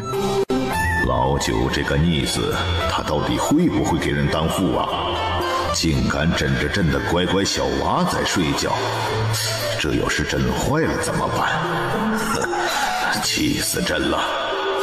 爹爹不是拿团团当枕头哦。哼，朕不信。较早之前，团团和爹爹都是睡枕头的哦，只是睡醒之后，爹爹的脑袋就在团团背上呢。3个月前的9王爷，要是本王说他像个猪儿虫一样的一拱一拱，自己拱到本王头下面的，有人信吗？所以你父王还趁你睡着的时候把你拿过去当枕头用，朕怎么就生了这么个卑鄙无耻之子？去九王府传旨，就说今日天气不好，九王爷叶谨寒罚俸3年。用朕的小娃仔当枕头，真是胆大包天。这和黄爷爷一起睡午觉。爹爹被罚了银子，那就是九王府被罚了银子。九王府被罚了银子，那就是团团被罚了银子呀。那可不行。黄爷爷呀！怎么了，小娃仔？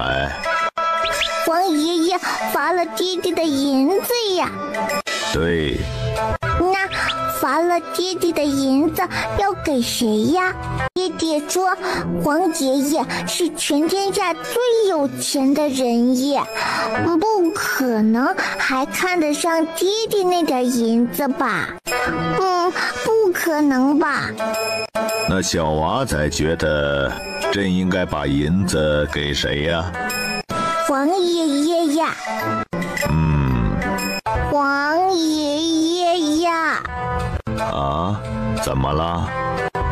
黄爷爷看团团怎么样呀？什么怎么样啊？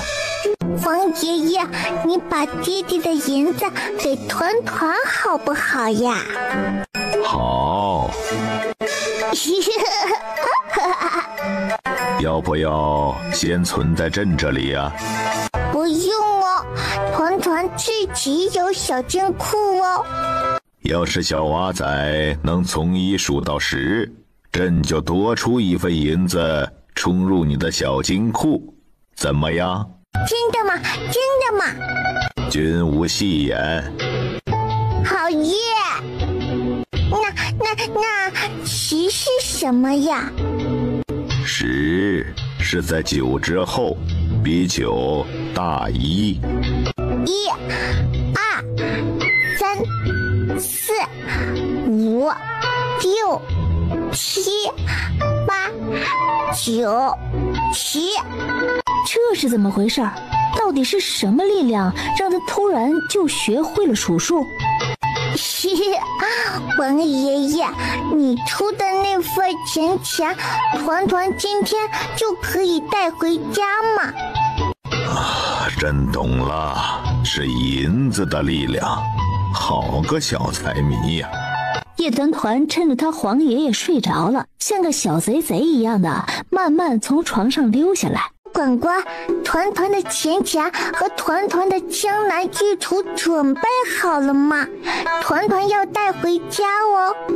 周福海笑盈盈的点点头，然后招招手，立刻就有迎送太监上前来。哇，快给关上，快给关上呢！团团要带回去哦。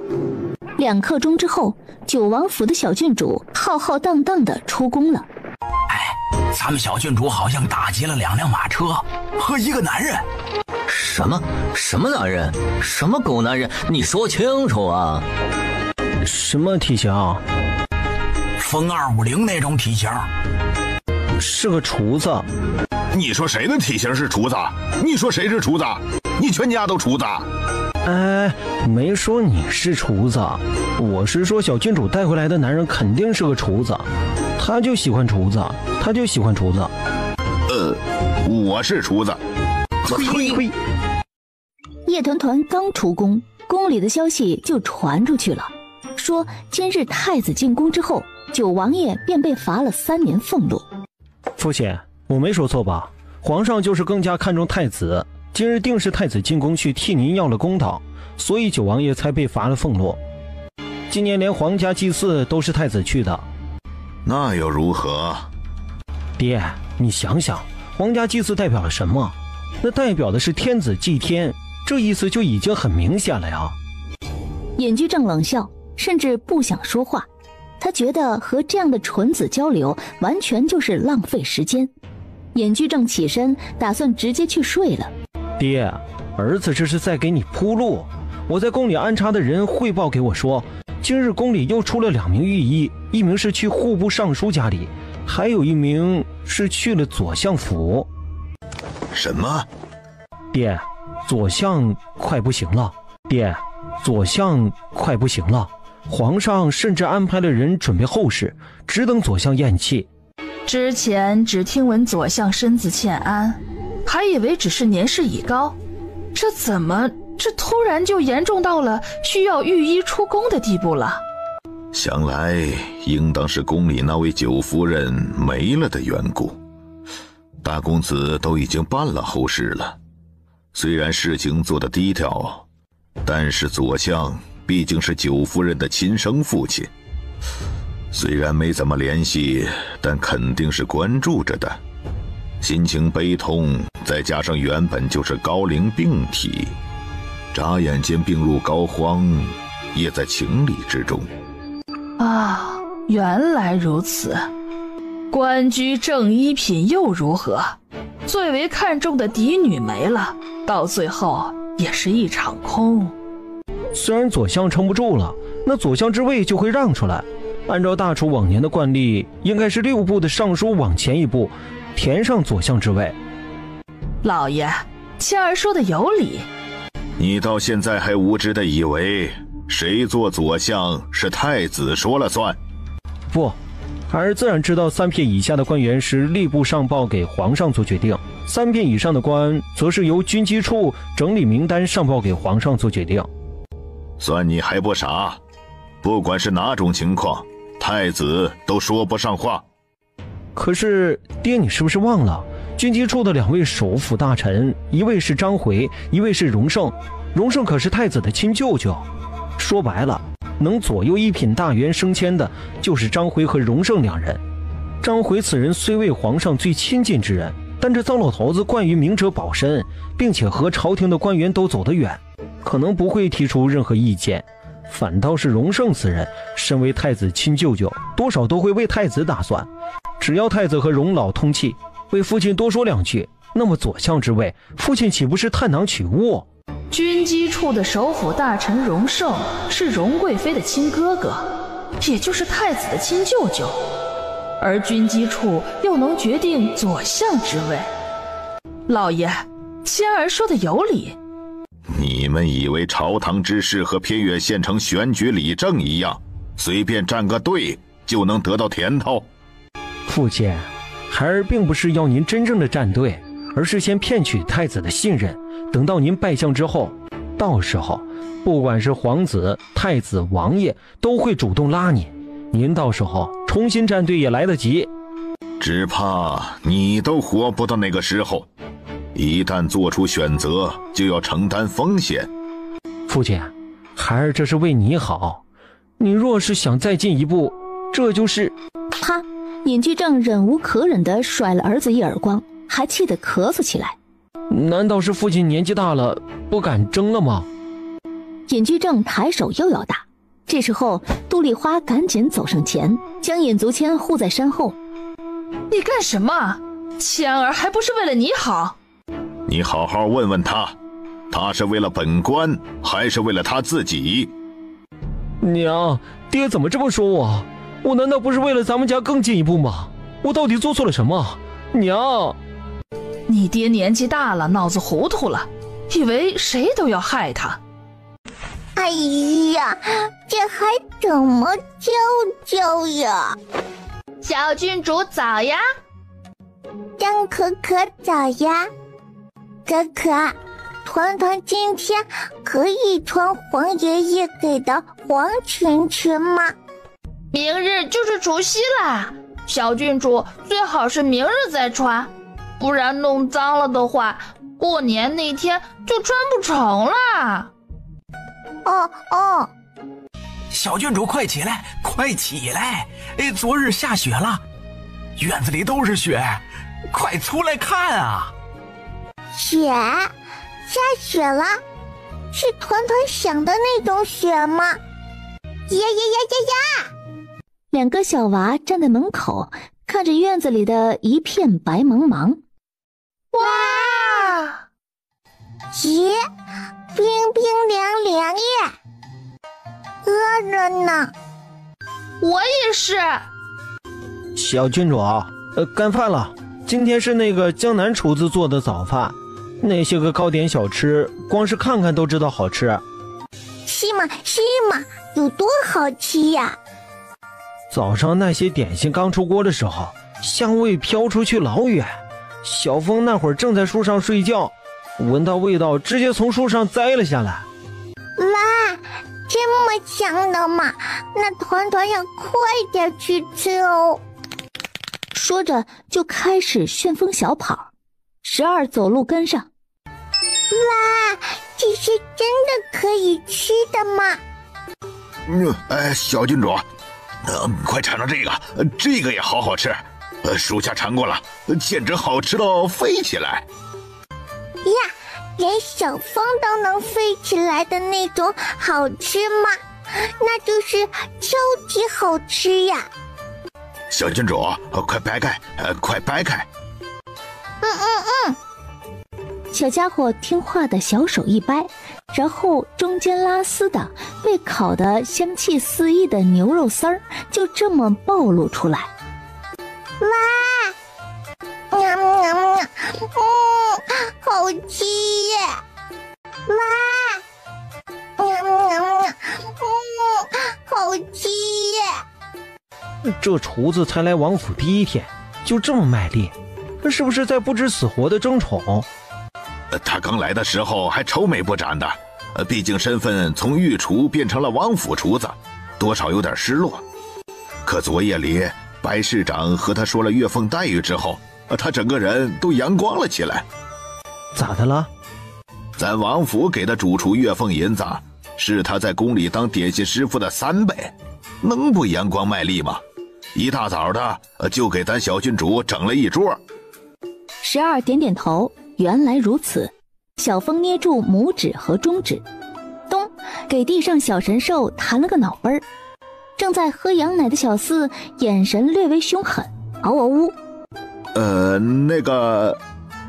小四将最后一口羊奶吃完，然后扬起小兽头看向某位手贱的暗卫。那个小四爷，就是说，秀他。小四根本不给250封说完的机会，直接一个起跃就咬住了他的窄袖。咬坏了！咱王府一边也没个女婢，这针线活什么的根本没人会做，要是咬坏了，胖哥就只能穿得破破烂烂了。嗷嗷呜！小四根本不听。小神兽虽然很凶，但是小风毕竟是个胖肩巨滑的暗卫，所以说还是有办法的。只见他空出一只手来，然后不知道从哪里摸出一根牛肉干。小四爷，快看！小神兽的眼睛顿时一亮，嗷嗷呜，松开小风就去叼那根牛肉干。可是小四才刚一松开口，小风带着牛肉干转身就跑，那速度简直快到眨眼眉的境界。不过小风快，小神兽也不慢。小四爷，你听我解释行不行？小四根本不听，还嗷嗷呜的表示今天一定要咬烂250封的袖子。袖子，我还没娶媳妇儿，没人给我补衣裳啊！小四爷，一人一兽就这么在雪地里滚。叶团团吃完早饭，刚一出来就看到了这么一幕。这是什么新的小游戏吗？团团也要玩。然后啪叽一下就直接栽到小风身上。干什么要在本王桌上放雪球啊？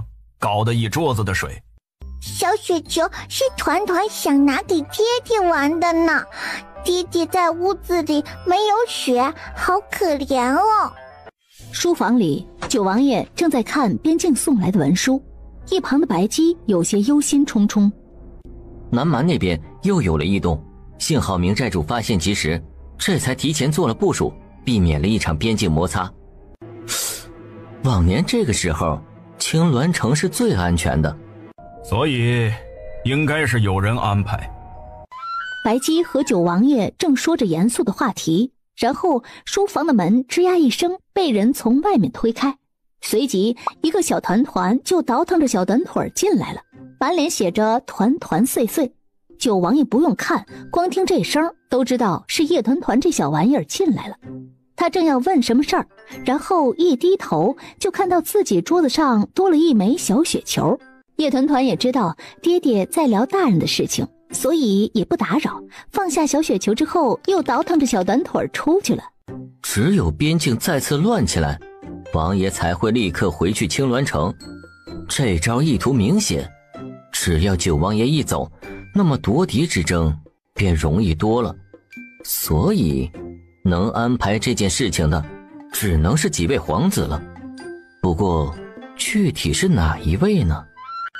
正说到重点，然后门吱呀一声又开了，某个小短腿再次倒腾进来。叶团团踮着脚脚，举高手手，然后又放了一颗小雪球到他爹的桌子上。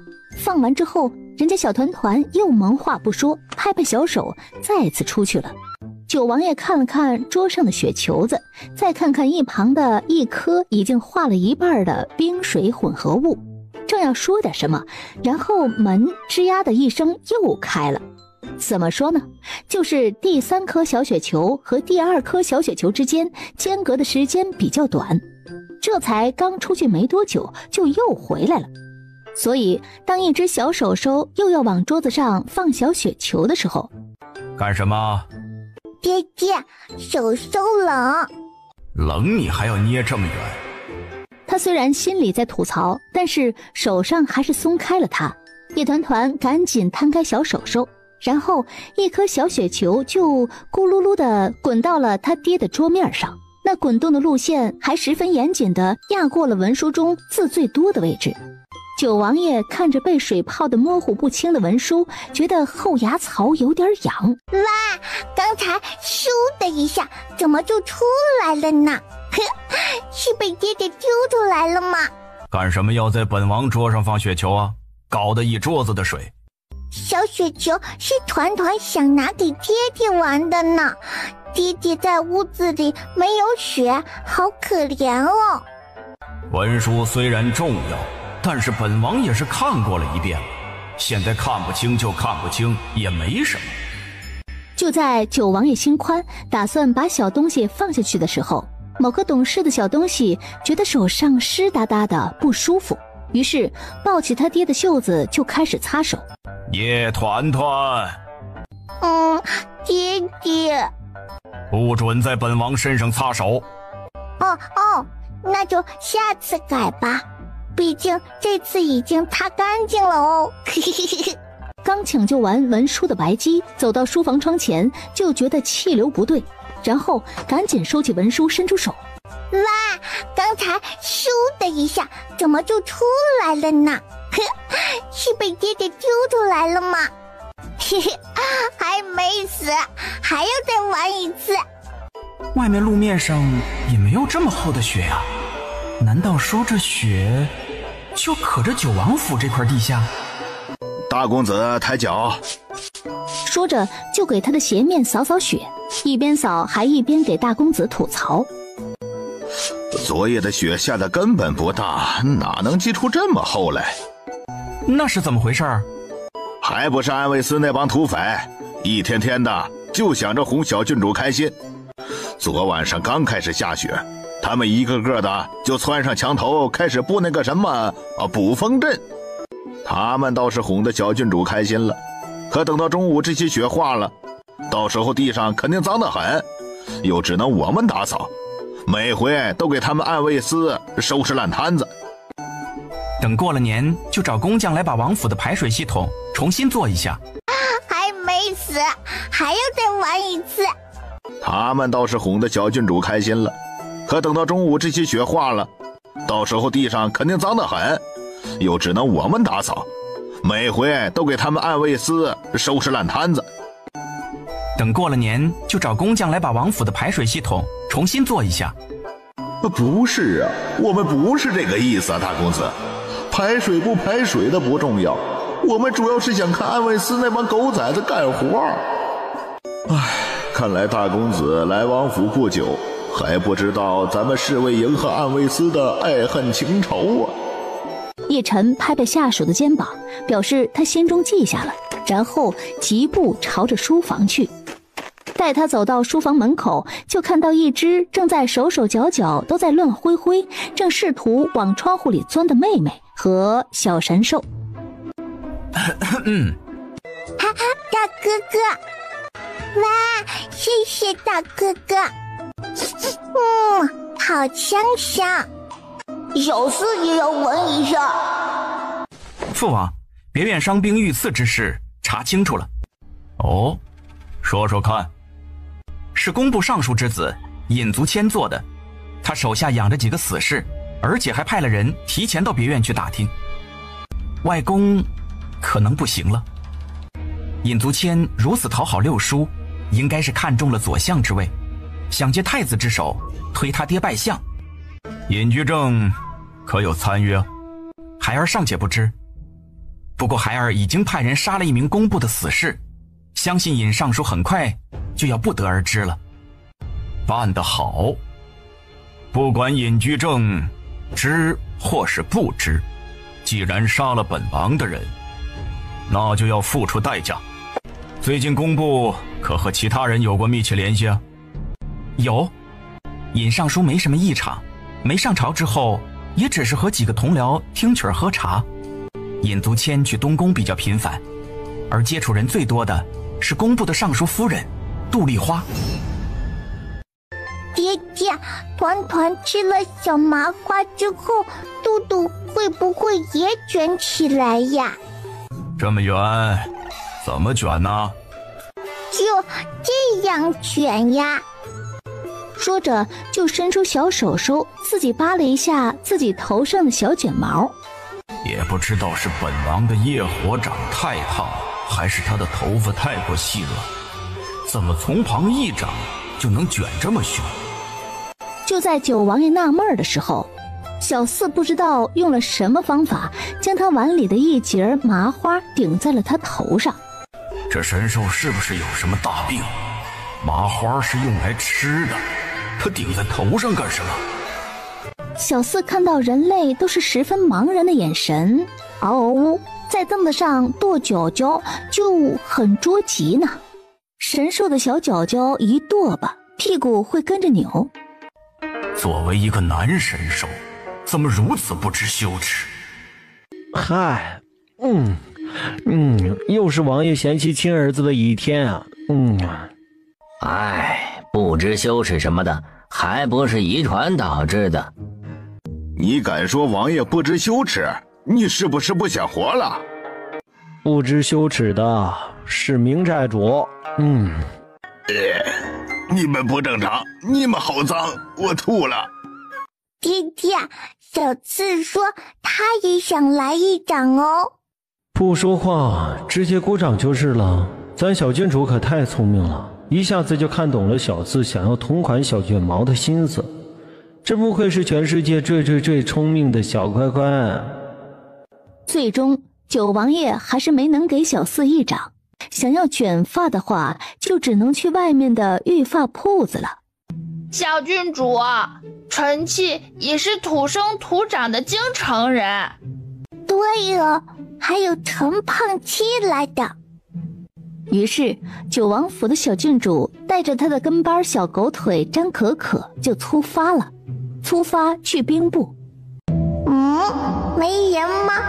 不可能呀，出门的时候白白说兵部会有人值守的呀。小家伙想了想，应该是自己敲门的声音太小了吧，于是干脆下来捡起地上的石头，咚咚咚地砸了一下门。可是还是没人来开门。哇！小家伙吐出一口气，然后拿出最终杀招，爆出小四来。所以就在兵部的人匆忙从内堂出来，打算开个门的时候，就听轰吱吱哐呀呀呀砰的奇怪声，然后门板就砰的在他脚尖位置轰然砸下。这里，请往下看哦。小姑娘，你刚刚看到了一个壮汉了吗？就是那种一看就是力气很大的人。什么是壮汉呀？你就是看起来比较胖，足有200-300斤，一拳就能把门打烂的人。没有哦，小风出烟雾去了，没有跟着团团一起来哦。小姑娘，你来兵部干什么？团团是来找臣妾的哦。原来是找我们小公子的。我这就去通报啊。说着就疾步往里走。可是他才刚刚起身，听到动静的陈气刚好走出来。小团团，你怎么来了？啊，我爹都还没抢你，你怎么就自己送上门来了？不是，这还真送上门呐。陈气是个上道的，小四那个雪白雪白的小爪爪的威力，他是早就见过了。好家伙，今天不拍我凳子，改拍我家门板了是吧？死了都还要鞭尸，就知道你是个心狠手辣的心机兽。叶团团找到了陈气，就等于是找到了京城通，再等于是找到了能卷头发的木发铺子。哦呦呦，小魔头勇士相求，这感觉让本兵部小白龙多品味一会儿啊。陈七，你到底说不说呀？一边问他，一边伸直了小手臂，做事要去陈气嘴里把芝麻丸给抠出来。不说就不给吃呢。好好好，我带你去，再给我一颗。哼，臭陈七，骗小孩子糖吃。就是，不要脸！你们敢敢，我不是骗小孩子，我是骗小魔头啊！呸，根本不是骗。说话间，陈气叫来士兵，给他安排了马车。真的有可以卷头发的木发瀑布吗？当然有啊，只是大街上不常见。马车3拐5掉头的，终于是在2刻钟之后到了地方。陈七，你是不是笨蛋呀？瀑布根本没开门哦。我不是笨蛋。说着就抬手敲门，咚咚咚咚咚，3长2短的敲门声是这家私人木发的暗号。怎么还团团碎碎的？哎呦，能烫卷发的铺子一般都有很多铁器，长的、短的、粗的、细的、圆的、扁的，这些铁器摆出来就很像是兵器。大楚律例，非官家是不能吞兵器的，因此木发铺子这些铁器就多少有点晦暗。按理说开这种铺子是非常冒险的行为，但是能来做头发的有大多数都是那些达官贵人，这些人消费高，对美的需求也比较旺盛，市场需求大，利润高，所以说虽然晦暗，但依旧成了一个行业，只是做的比较隐秘。我们今天来这家是京城达官贵人们公认技术最好的一家。听不懂耶。啊？怎么？你们小魔头也有文盲的时候？正说话间，木发铺子的门开了，那接待伙计看了看来人，就赶忙往里请。陈小公子，今日可仍是替你娘来排号的？陈气摇摇头，正要解释，可是某个小神兽主动冒出头来，还要点点点，嗷嗷呜，啊！你一个男狗，你要当我娘？你们神兽果然心机又变态。这会儿可还有客人？这会儿里面还有2位贵人，不过已经做了一半了，应该很快了。老陈小公子在外间等等。啊，等吗？可以哦。伙计殷勤地将人引到外间，然后倒茶拿点心，又见还有2个小姑娘，于是又端了一盘糖果来。3位慢用。小四略凶，嗷嗷呜。4位慢用。叶团团一边看一边拿了一块点心，咬了一小口，嚼，然后就木着小脸将手里的点心放到一边不吃了。要不要我安排人出去给你买点其他的吃？不用哦。说着就从怀里掏啊掏，很快就掏出一个油纸包。油纸包打开之后，里面是一小把香酥麻花。真的有这么酥脆吗？好奇心作祟，他伸手去油纸包里拿了一个小麻花，一整个丢到嘴里嚼。小团团，你这是宫里的点心？叶团团点点头，然后给了陈七一个你很识货哦的小眼神。你皇爷爷赏你的？不是哦，是团团带回来的。不可能啊！你就算是昨天进宫带着麻花回家的，那也放了一个晚上，这雨雪天气的，放了这么久，不可能这么酥脆啊。那你还说是你带回来的？团团带回来的是江南玉图哦。你打劫到皇宫里去了，不愧是你，小土匪，连你皇爷爷都抢。团团带回来的是江南玉图哦。你打劫到皇宫里去了，不愧是你，小土匪，连你皇爷爷都抢。怎么把我的头发弄断了？怎么回事？随后便是一阵东西摔落的声音，期间还夹杂着几道耳光声和道歉声。里面发生了什么呀？怎么好像还打人了呢？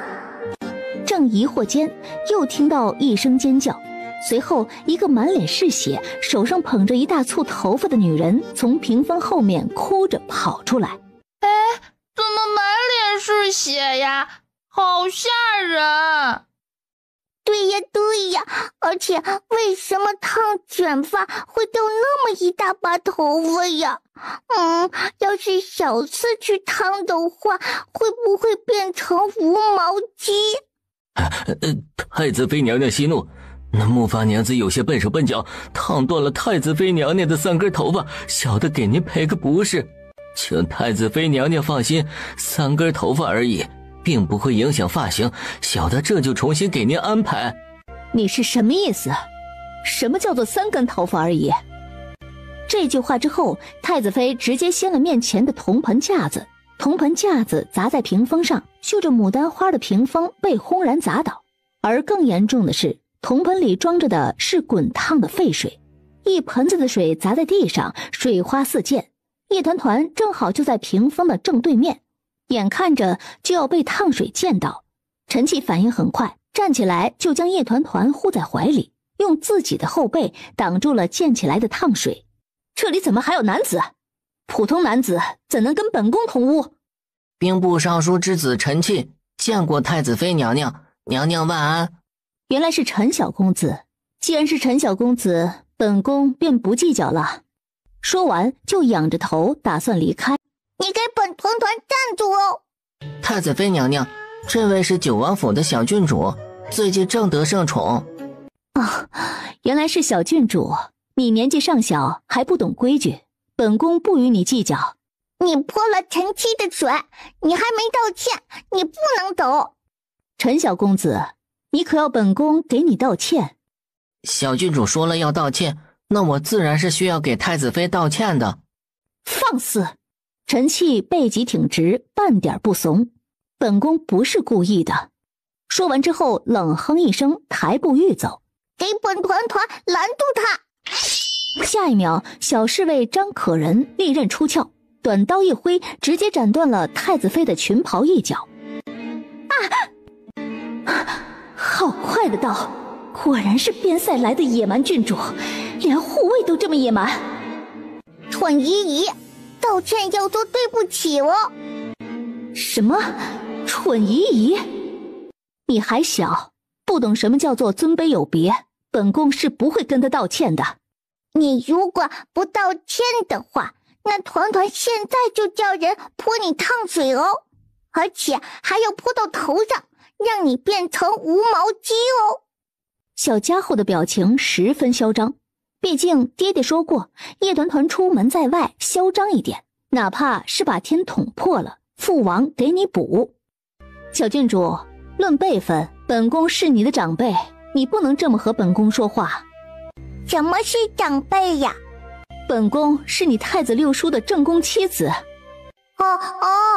原来是太子的妻子呀。那团团应该叫你什么呢？叔叔和婶婶就是一家人，好似叶团团是爹独自生，有叔叔就有婶婶。明白了。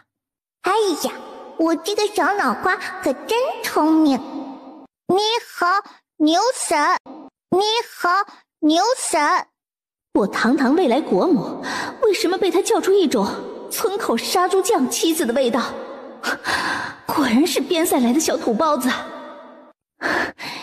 既然知道本宫是你的长辈，他一句话都没说完，就听啪嗒的一声响，随即一个金灿灿的带着玉字的纯金金牌掉到了地上。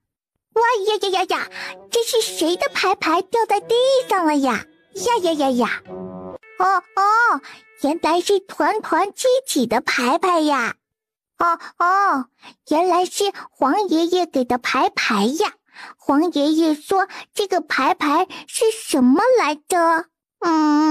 团团记起来了，说的是如朕亲临。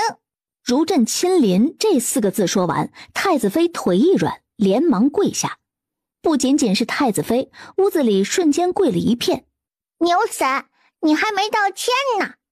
对不起，你满意了吧？哼，等我回到东宫，一定要让太子好好收拾收拾这个小土包子，还有兵部的小野种。牛婶，等等哦。牛婶，你的烫水泼到了陈气，你光是道歉是不够的哦。他的衣服也脏了，身上肯定也烫伤了。你还要怎么样？赔钱。对，没错。小郡主说的对。呵呵，你要多少？牛婶，要赔800两哦。什么？就他那个粗袍子要800两？你到底识不识数？牛婶，这800两最重要的是陈气的心理补偿哦。他被你这么一烫，肯定吓坏了。以后看到水就害怕。哎，好可怜，对吧？小郡主说的极是。我原本就是个内敛含蓄的男孩子，现在这颗心愣是被吓得咚咚咚的。我觉得我可能需要一个大夫，长期治疗一下我的心理创伤。哎呦，什么含蓄的男孩子？你上回还玩断了我3根卷发用的实心铁棍，你内敛，你含蓄。800两就800两，本宫也不差这点银子，全当是我这个长辈给你的见面礼。牛婶，你没钱呀？800两就800两，本宫也不差这点银子，全当是我这个长辈给你的见面礼。原本事情就该这么解决了，可是呢，那婢女从袖子里摸了好一阵，也没能拿出来800两银子。奴婢没带这么多银子出来。没用的东西。那婢女被打得连连后退，捂着脸跪在地上。牛婶，你没钱呀？你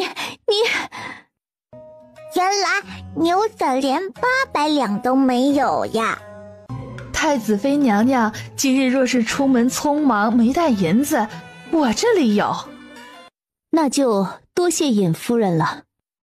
老身当不得太子妃娘娘的谢字。说着就将银票给了陈气。陈气点了点数，然后果断收下。本宫现在可以走了吧？牛婶，下次见哦。我见你个鬼！太子妃莫生气，那个小郡主本就是个跋扈的主儿，她如今得宠，兴许也只是皇上觉得新鲜。短暂得宠亦是得宠，再得宠也只是个郡主，历朝历代郡主都逃不开和亲的命。日子还长，太子妃娘娘才是笑到最后的人。尹夫人今日之功，本宫记下了。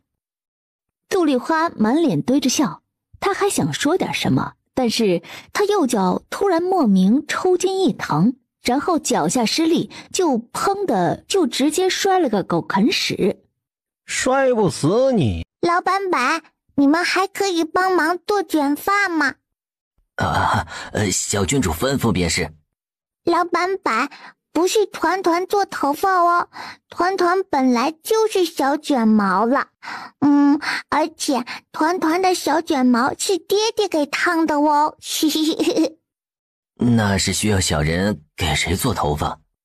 给小四做，可以吗？可以吗？原来是给小郡主的宠物做。小人这就去找最好的木发娘子来，顺便还要换最细的烫发棒来。谢谢老板板。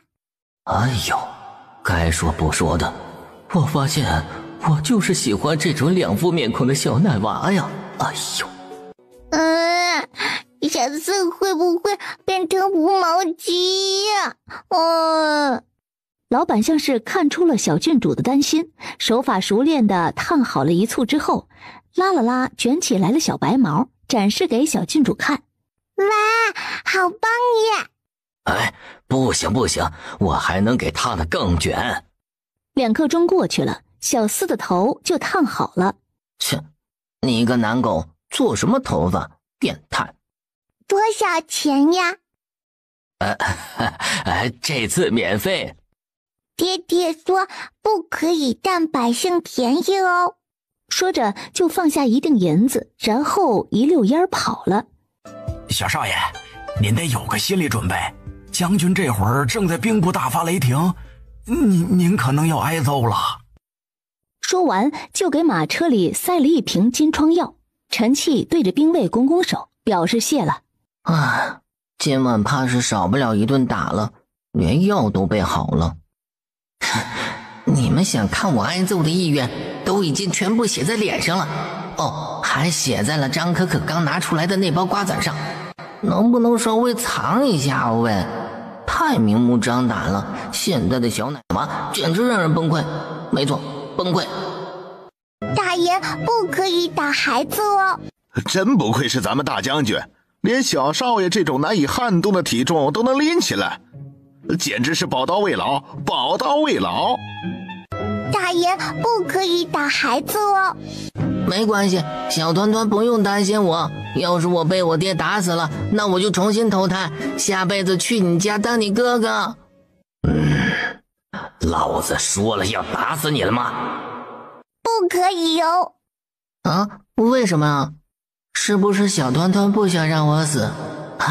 真的好感动。因为你不帅呀，不可以给团团当哥哥哦。爹，你动手吧，我现在好想死啊。小郡主啊，兵部伙房今日做了大烧鹅，你可要留下来吃饭，一桌子的肉呢。爹，你到底还打不打我呀？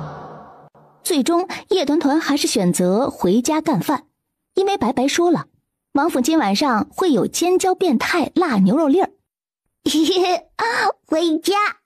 小郡主一走，兵部就开始蔓延着打孩子和骂孩子的声音。兵部的大门怎么回事？怎么被人整个拆了？你每个月才来兵部几天，怎么连个门都看不住？那你来干什么？你有什么用啊？不是，你要不要先查一下是谁把门拆了，然后再骂我？那你不查了是吧？不查我就直接说了。爹，你刚刚还在邀请拆大门的人一起吃饭呢，你还哄那个拆门的人说有一桌子肉来着。不认错是不是？那你说说，你大哥在家的时候，为什么兵部的大门就没有被拆过？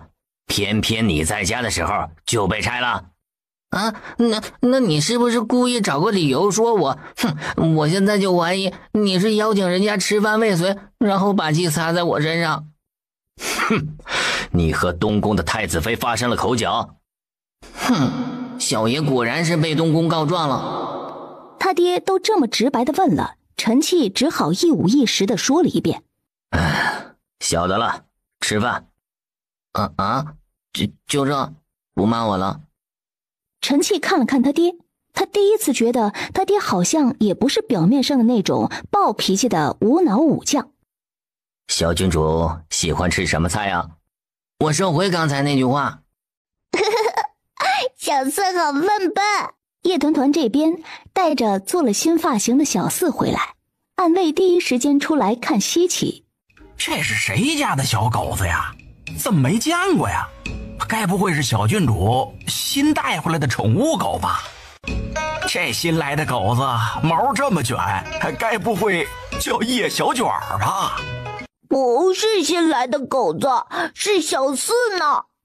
哎，这新狗怎么还咬人呢？不是新狗子，不是新狗子，是小四。你再看看，是小四，是原来那一只小四啊！小四好笨笨。你再看看，是原来那只小四呢。小郡主今日外出，收入400两，给小四烫头花销50两，合计入库350两。你要问哪里来的400两？那是因为陈气这人秉持着见面分一半的优良品质，得来的那800两银子愣是分了一半给小郡主。平日里不是12在记账吗？怎么今日是你在写啊？12今日出任务了，这会儿还没回来，就由我代班了。12出任务了，怕是要出大事了。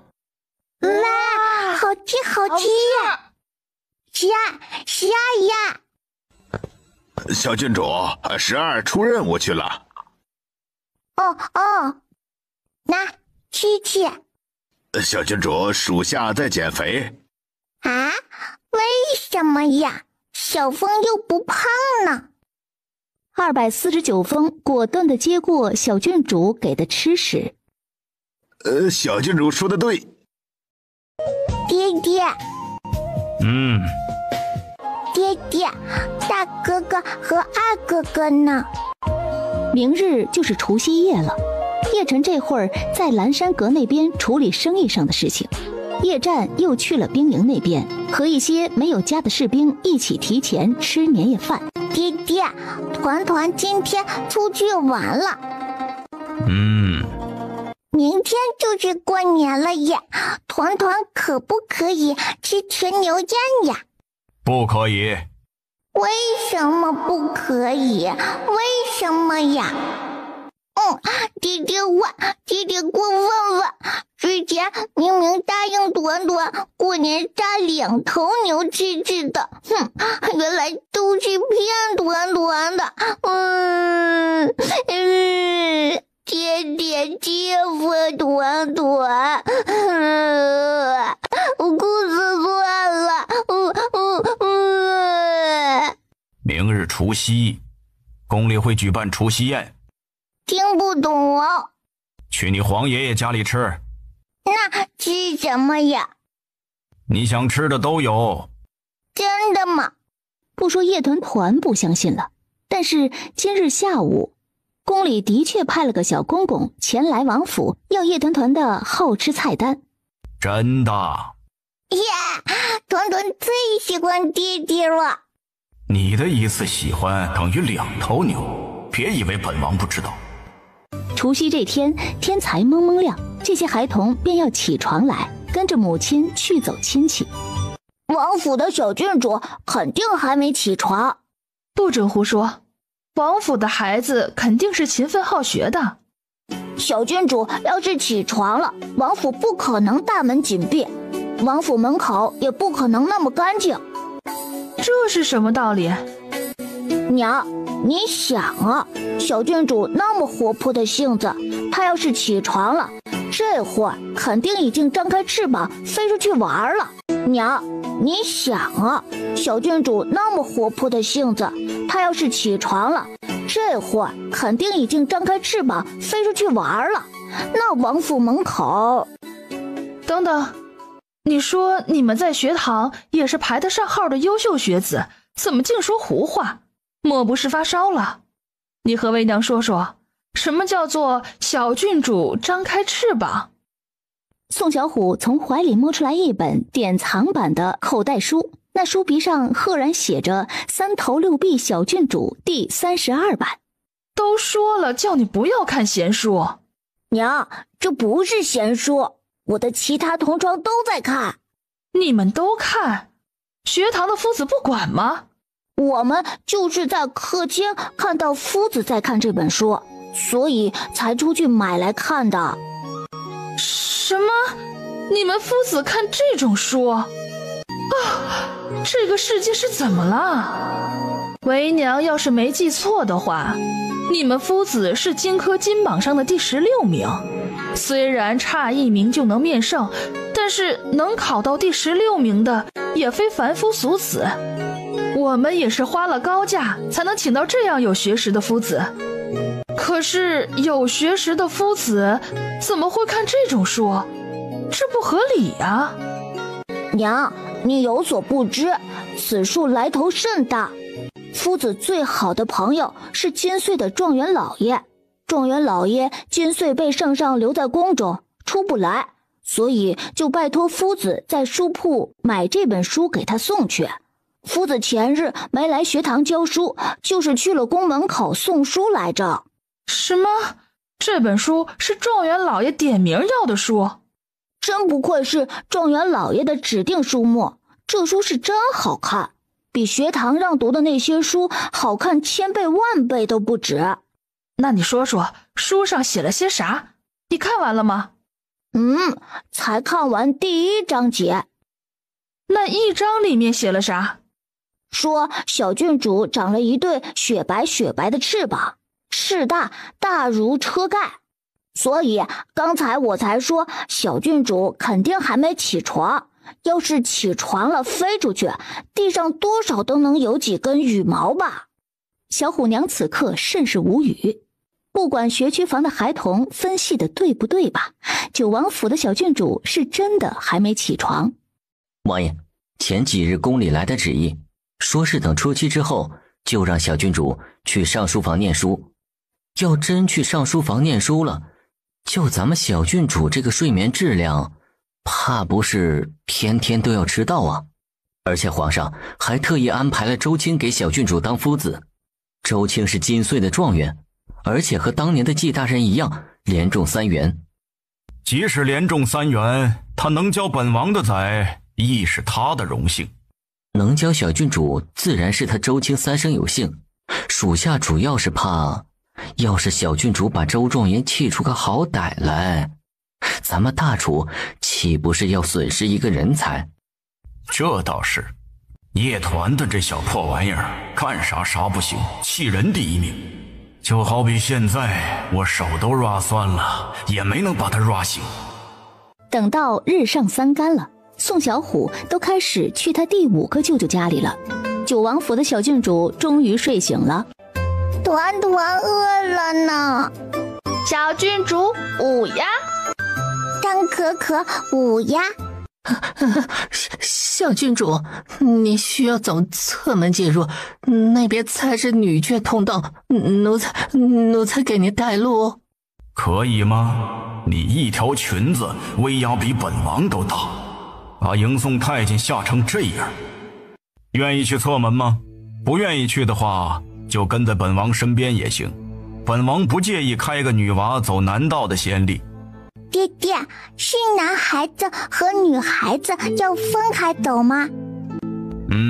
对。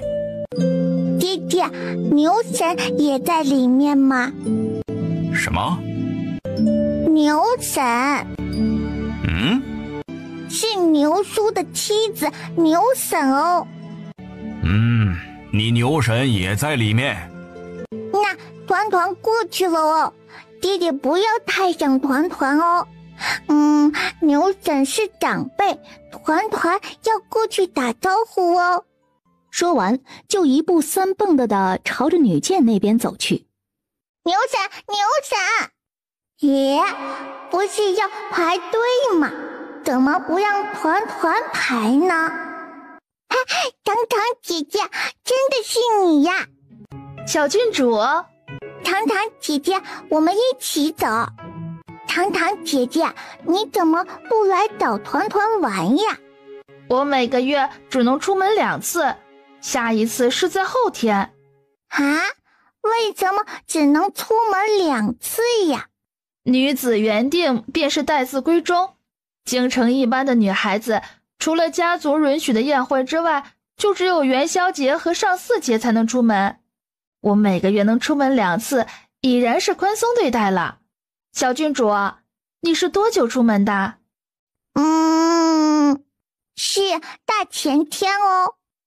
大前天才出了门吗？真好。不是哦，是只有大前天没出门哦。用爹爹的话说，就是叶团团这个小东西几乎每天都出去流窜哦。两人手拉着手，一路说着话，就到了御花园。牛伞，哼，牛伞怎么不理团团呢？牛伞，牛伞，怎么牛子还是不理团团呢？是不是团团只喊了2声，没听见呢？于是小家伙微微张开嘴，大大的吸入一口气，准备连喊3声牛婶试试。他这个夸张的动作落入太子妃的眼中，太子妃瞬间就怕了。原来是小郡主啊。牛婶，小郡主，你虽然是郡主，但见到太子妃娘娘也要俯身行礼的。啊，俯身行礼是什么东西呀？爹爹没教过呢。二位叔叔哥哥也没教过呢。尹夫人是眼神不好吗？小郡主，你虽然是郡主，但见到太子妃娘娘也要俯身行礼的。尹夫人是眼神不好吗？小郡主一身明黄蟒袍，此等装束，除圣上之外，无需向任何人行礼。若是尹夫人不明白礼仪，可以查一下典籍，学习一下什么叫做礼乎循例也，整饬而多变。小郡主，可知我是谁？姐姐，这个大娘是谁呀？仔仔，她是兵部的上珠夫人，就是陈凯旋和陈气的亲娘，偏即为正一品诰命夫人。知道，你是玄玄娘。对，是玄玄娘。仔仔，这个玄玄娘可了不得。如果说杜丽花是诰命夫人中最没文化的商人之女，那么景素清就正好是站在对立面的书香门第的千金小姐，而且还是那种不缺钱的书香门第。仔仔，景家可是江南大户，你以后要是想去江南玩，可一定抱紧尚书夫人这颗粗大腿，日后在江南为所欲为也不成问题。聪明团团明白呢。乔夫人抱抱。好，玄玄都有小名，我可以有小名吗？青青夫人。团团喜欢青青夫人。宫宴快要开始了，请贵人们前往太和殿。皇上还没来，但是皇子们已经到齐了。坐在最靠近龙椅位置的是太子殿下，紧接着便是九王爷。本官认为九王爷在子嗣上拥有无法撼动的优势。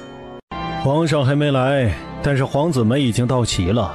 坐在最靠近龙椅位置的是太子殿下，紧接着便是九王爷。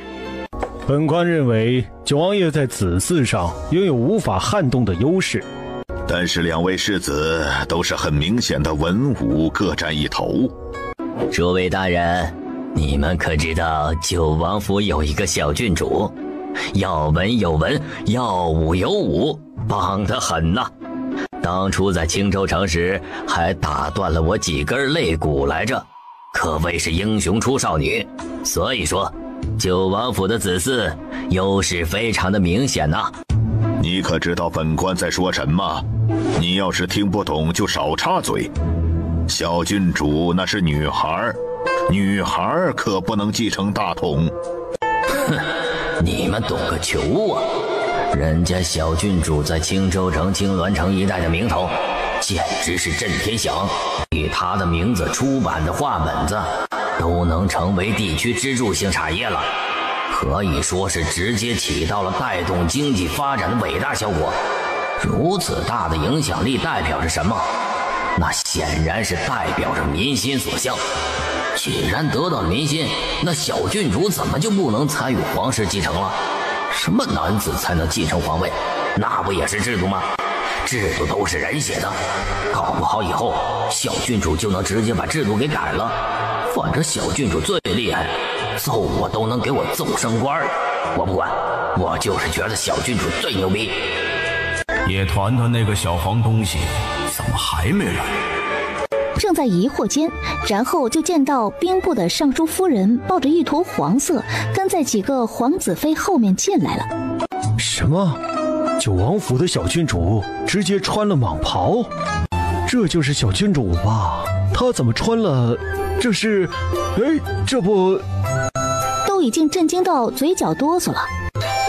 几位大人啊，下官想问问，小郡主身上这条裙子是不是有啥讲究啊？下官今年才从地方上升上来，没啥见识，还望各位大人给指点指点。九弟真是好本事啊！哪里，都是娃自己争气。叶千珏冷沉着脸，虽然没说话了，但是手背青筋暴起。随即只听一声清脆的爆裂声起，叶千珏手里的茶杯被捏了个粉碎。去给本王换个茶杯来。是，王爷。说呀，你们之前不是很能说吗？你们现在倒是说呀！我就说小郡主牛逼吧，瞧瞧，这就把龙裙给穿出来了。你们倒是说呀！他奶奶的，为什么不说了？一个个平日里头自诩文化人，自诩京官，瞧不起我们这些从地方上提拔上来的土官。现在呢？现在你们瞧瞧，到底是我这个土官没见识，还是你们没见识？小郡主就穿个龙裙，把你们吓成这副样子。就小郡主的行事作风，这不是很正常吗？我呸！你们平日还说有文化呢，我一看你们那表情就知道，平日里看书看少了。那三头六臂小郡主看了吗？还有了解小郡主从这本书开始，你们看了吗？我呸！垃圾文盲！小郡主今日打扮的还挺好看的，是不是你做全国最懂礼仪和最美的人？你说说。蓬头稚子戴黄蝶，飞入菜花无处寻。啊，不能说人话，大过年的非要狗叫。礼部尚书见陈将军马上就要骂人了，好看。这还差不多。陈鼎义越看越喜欢，尤其是小郡主还被自家夫人抱着，一个中年美女，一个小美女，画面十分和谐。团团，你要不要就坐这里啊？咦，轻轻宜宜，香香短短的，很好靠呀，一点儿也不像爹地那种硬邦邦哦。想到这里，叶团团突然记起来自己还有个爹爹来着，于是小脑袋转转，想找找爹爹在哪里。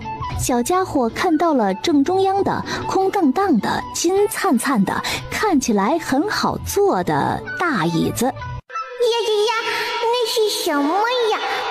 看起来很好坐的样子耶。听听夫爷，团团想坐别的地方可以吗？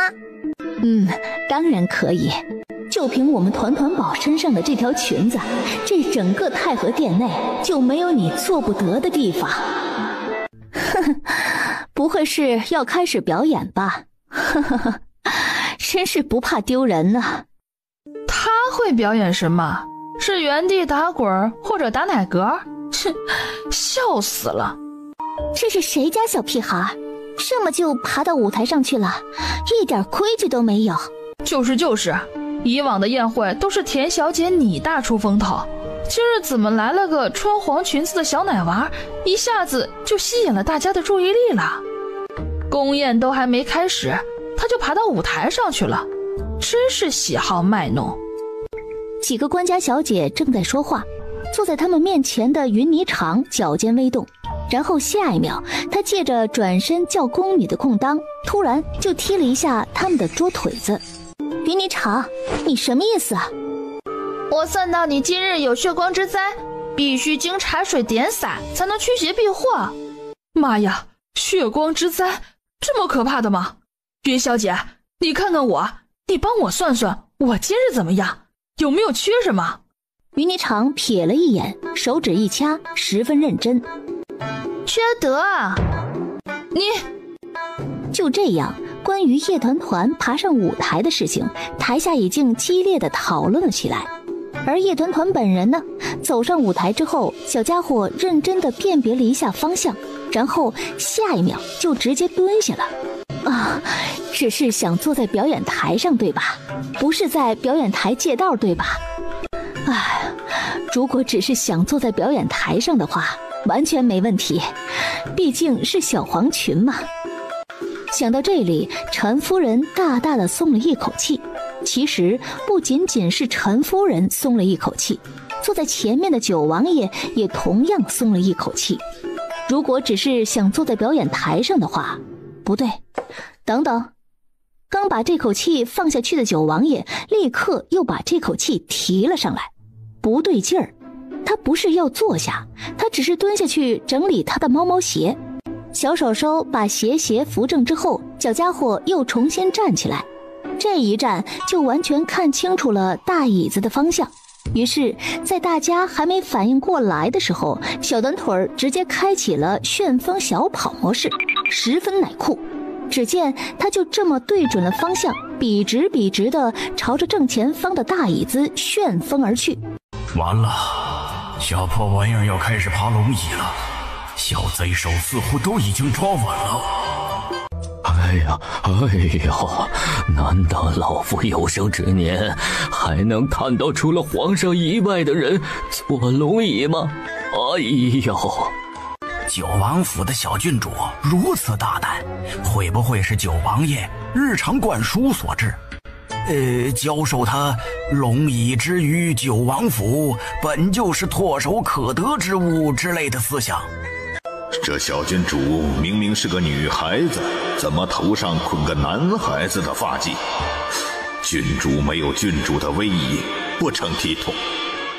而且穿衣服的颜色也是大忌，而且她都已经处处是问题了，怎么还敢朝着龙椅跑去？简直大逆不道！老迂腐们一边在内心咆哮，一边朝着舞台那边看。哎，好丢脸！这不会是那个？哎呀，牛逼小郡主现在就要登基了是不是？我说什么来着？小郡主就是要继承大统的人吗？完了，小破玩意儿要开始爬龙椅了，小贼手似乎都已经抓稳了。九王爷心里的声音刚刚落下，小团团就不负爹望，小脚脚踩着赖皮蛇椅子的椅子腿，开始卖力的蹬。哎呀，这可咋整啊？哎呦，现在要是不去拦着，小郡主一旦坐上了龙椅，那肯定是护理不义的死罪。可若是去拦着，人家小郡主一身龙裙，谁敢去拦着呀？这不是死得更快吗？哎呦，这可怎么办呢？回去之后一定要让暗卫司集体挨顿鞭子。谁叫你们把他的鞋底做成防滑墙抓的？简直爬龙椅之良险！良险！都气得语无伦次了都。咱小郡主咋就开始爬龙椅了呀？而且还穿着龙裙在爬，这画面多少有点登基之感。哎呦，我的小祖宗哎！不过总管大太监毕竟是总管大太监，只见周福海强定了定神，然后捏了捏自己的脉搏，疾步走进去。小郡主，皇上驾到！啊！小郡主，皇上来了！周管官是什么意思呢？啊，聪明团团明白了，黄爷爷来了，团团要去接见呢。于是打算暂时先从椅子上下来，可他已经爬了一半了。没办法，小家伙只能慢慢地抬起一只小脚脚，试图去触地面，然后就听啪叽一声，直接在地上摔成个小黄饼。一旁的周福海没想到小郡主这样都能摔，给他心疼的，正打算伸手要去抱起来哄哄，可就在这时，门口出现了一片明黄色的衣角，是皇上到了。皇上驾到！吾皇万岁万岁万万岁！爷，团团是怎么摔下来的呢？怎么啪嗒一下就变成这样了？直接给朕行了个五体投地的大礼，真乖。今日虽然是除夕，但也不必行此大礼。团团真不愧是朕的乖孙女儿，懂事儿。什么行大礼？他是爬龙椅摔下来的呀，皇上。皇上，文武百官还都跪着呢。都起来吧。是皇上。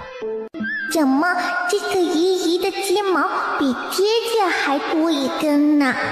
团团好想给她拔一根下来呀！团团不允许任何人的鸡毛比姐姐多哦。嗨，腿太短，够不着呢。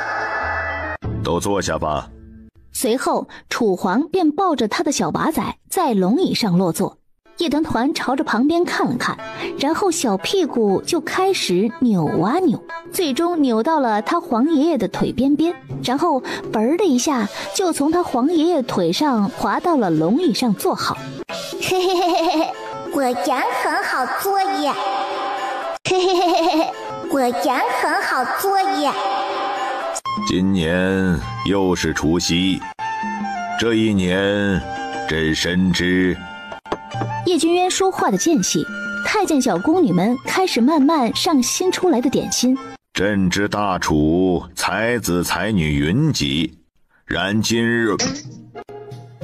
最后一句才说了一半，某个好吃的要和皇爷爷分享的乖小孩已经塞了一颗点心到皇爷爷嘴里。直接开始吧。是皇上。桌上点心可有好吃的？只有一种好吃的呢，就是刚才给皇爷爷吃的那个，其他的都不好吃。你个小娃仔，把最好的点心厨子带回去了，然后来嫌弃朕这里点心不好吃是吧？去让御厨重新做点心，要别的口味。是。皇爷爷呀。怎么了？有没有会喷火的节目呀？可有武将会喷火？回皇上，末将会。好，那就上台来表演。是皇上。好。如此小儿伎俩，实难登大雅之堂。若不是皇上点名要看，本官真想回去洗眼睛。哼，文官就是矫情。再来一个呀！再来一个！再来一个！嘿，本官怎么会有此等同僚？简直让祖上蒙羞！清绝高雅的不让眼，就这么喜欢街头卖艺的世俗之乐，真是让人不敢苟同。干了！不品人间酒，谁知其中醉？想喝？这是酒，小孩子是不能喝酒的。为什么呀？小团团不理解呢。因为小孩子喝酒不好。可是它闻起来又香又甜耶。皇爷爷呀，团团就尝一口嘛。你说的一口是多少啊？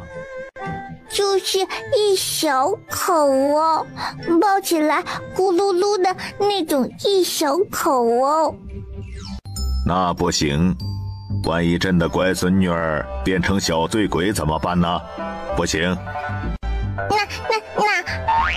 那团团就糖一点点嘛，好不好嘛，王爷爷？来人，去取茶饮勺来。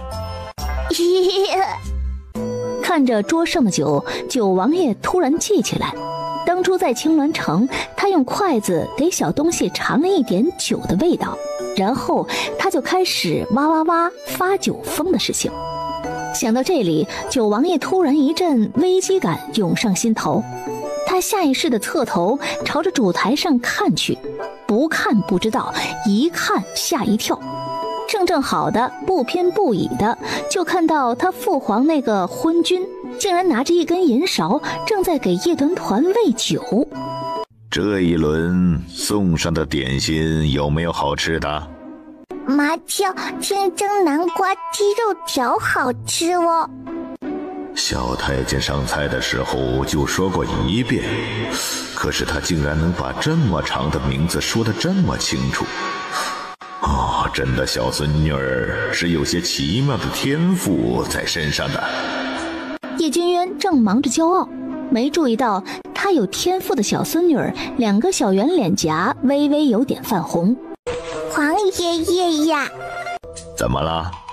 钻进去干什么？还能干什么？明显是小龙袍穿大龙袍呗。未来女帝嘛，总要先适应一下正版龙袍。咕咕鸡，团团的咕咕鸡呢？朕怎么听不懂？什么咕咕鸡？嘘，咕咕鸡丢下了一颗蛋，小咕咕蛋在找咕咕鸡哦。朕的小娃仔在说什么呀？朕都还没懂什么是咕咕鸡，怎么又多出来一颗蛋？哪里有一颗蛋呢？一颗咕咕蛋哦。九王爷见叶团团满脸呆萌，行为奇怪的样子，根据经验来说，他知道叶团团这个渣渣酒量的娃离发酒疯不远了，于是又给自己倒了一杯酒。怎么说呢，就还有点期待。小心是咕咕蛋的蛋黄哦。咕咕蛋？某个咕咕蛋当场就拒绝了黄爷爷这个人类的融入，不仅不理他，还要背过身去，用小屁股对着他黄爷爷。咕咕蛋，这是怎么了？咕咕蛋被敲破壳，死翘翘了呢。不是说死翘翘了吗？怎么还能动？咕咕蛋，你这是在干什么呀？咕咕蛋现在在本命哦。什么命？这是哪里的方言？朕怎么听不懂呢？咕咕蛋是在抽风风哦。抽风？咕咕蛋是在抽风风哦。抽风？陈大人可有急乎？连小郡主都会抽风，本将有点病，怎么了？你们文官懂个嘚儿！咕咕蛋把自己抽起来了呢。这下好了，全国的武将都知道他会抽风了，还能把自己抽到坐起来那种，真行。去史官那边传本王的话，让他把小郡主的事情写清楚一点，最好写进正史。等叶团团长大了，嫁人了，本王要在他成亲那天拿出来念。本丹要干什么来着？好像要找什么来着？呀呀呀呀呀！咕咕鸡，咕咕鸡，呀呀呀呀呀！坐在不远处的皇后感觉身后好像来了一阵风，然后下一秒她就觉得帽子被人突然一拽，她整个头都被人扯了一下，大胆。诶，怎么还有一只大嘴无毛鸡呢？不对，好像是牛神。不对，是无毛鸡。怎么一会是无毛鸡，一会是牛神呢？小家伙想不明白了，只能低头看看自己手里的鸡毛。看着看着，醉醺醺的小脑瓜突然叮的一下开窍啊！甚至小脑瓜里还非常天才的跳出来一个公式：无毛鸡加鸡毛等于牛神。善良团团将小手手一举，就要把鸡毛递给他牛神，要让牛神从无毛鸡变回来呢。可是这手一举，再往前一戳，一根暗光蓝墨色的凤羽就这么戳到了太子妃的鼻孔里。请皇上替臣妾做主啊！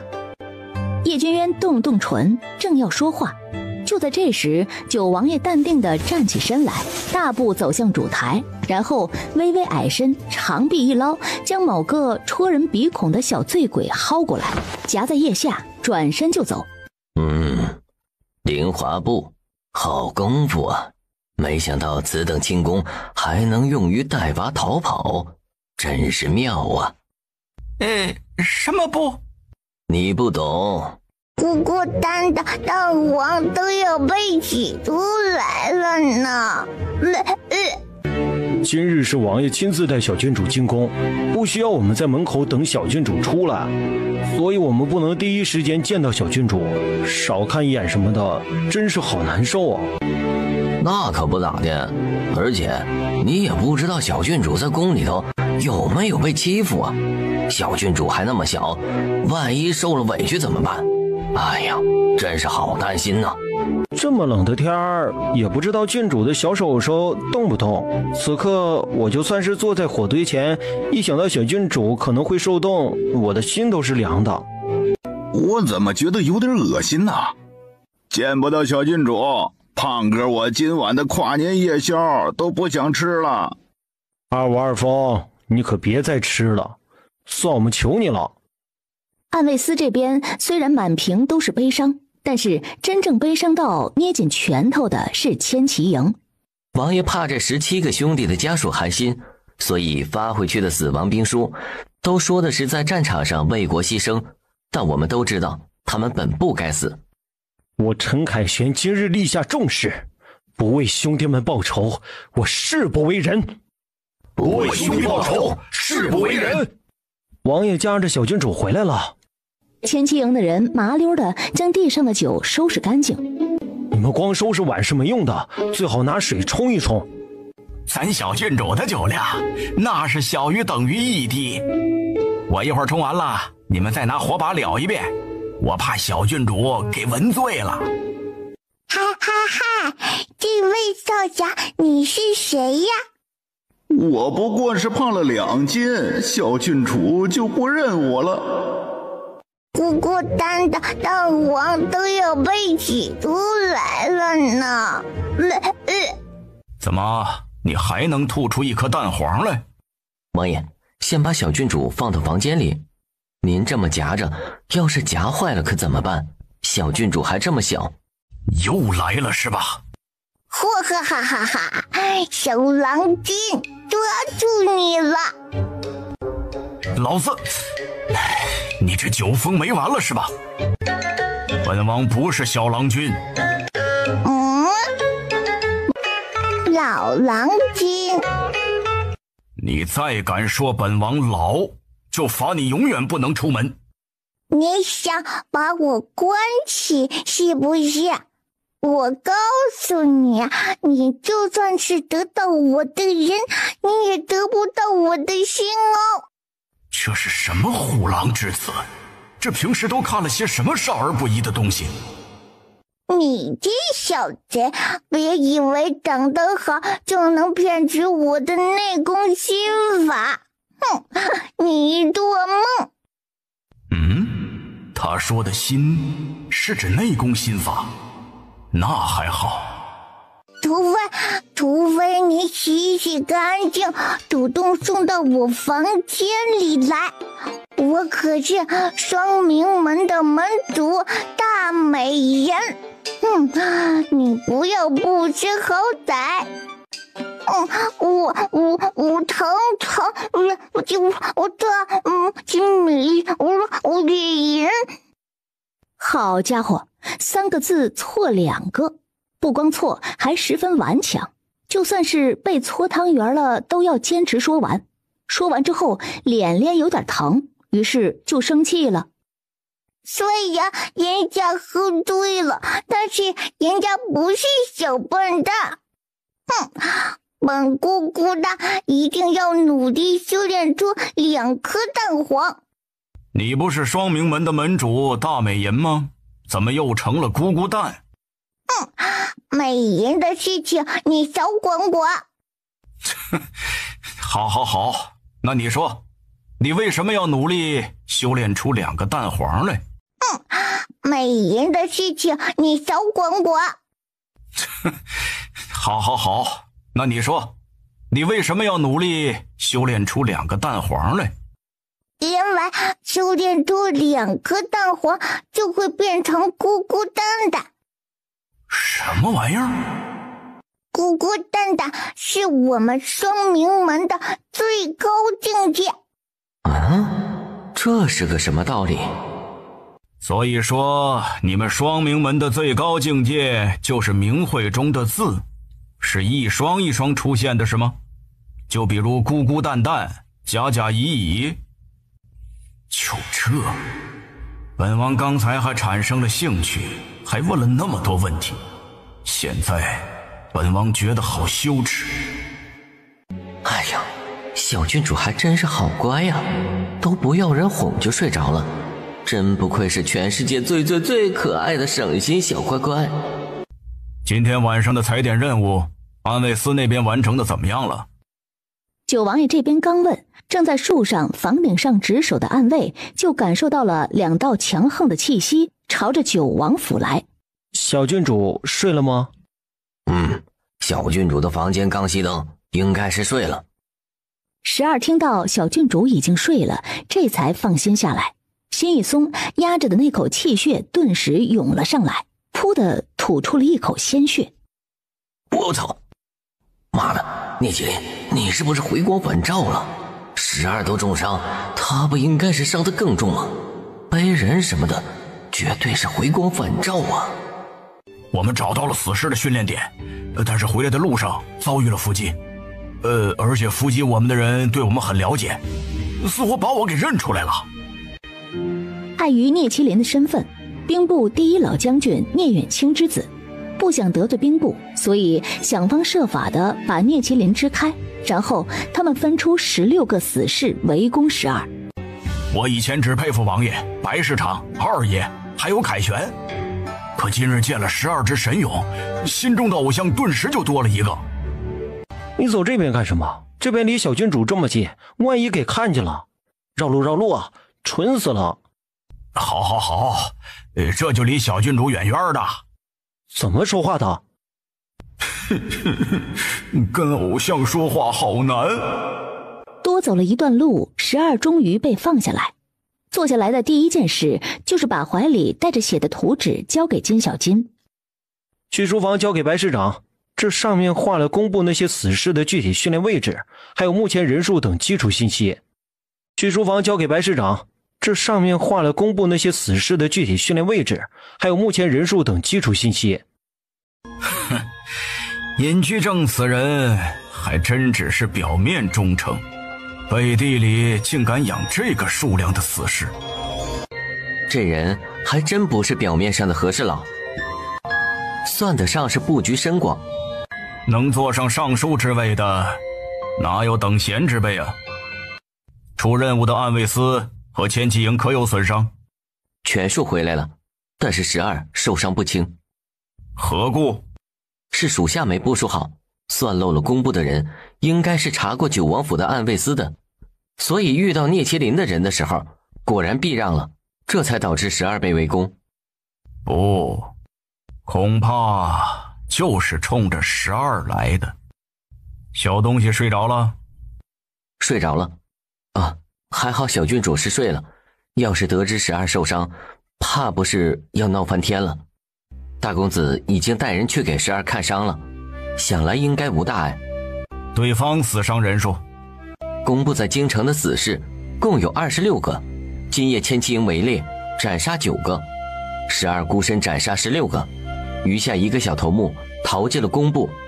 应该是身上带着比命更重要的东西。大公子已经安排人盯紧工部了，一有消息会立刻汇报。尹公子，奴家冷。不怕，马上就到了。等过一会儿，本公子就让你从里之外的热。锦雀靠在尹足谦身上，想问问尹公子什么时候把他献给太子殿下。可是他走着走着，发现这条路似乎不对劲儿。尹公子，这条路似乎是通向工部的。聪明。尹公子，你就饶了奴家吧，奴家一个小女子哪里能去工部？尹公子，这条路似乎是通向工部的。聪明。尹公子，你就饶了奴家吧，奴家一个小女子哪里能去工部？本公子不试试你，怎么检查你最近有没有好好学习防术？不如去您的别院。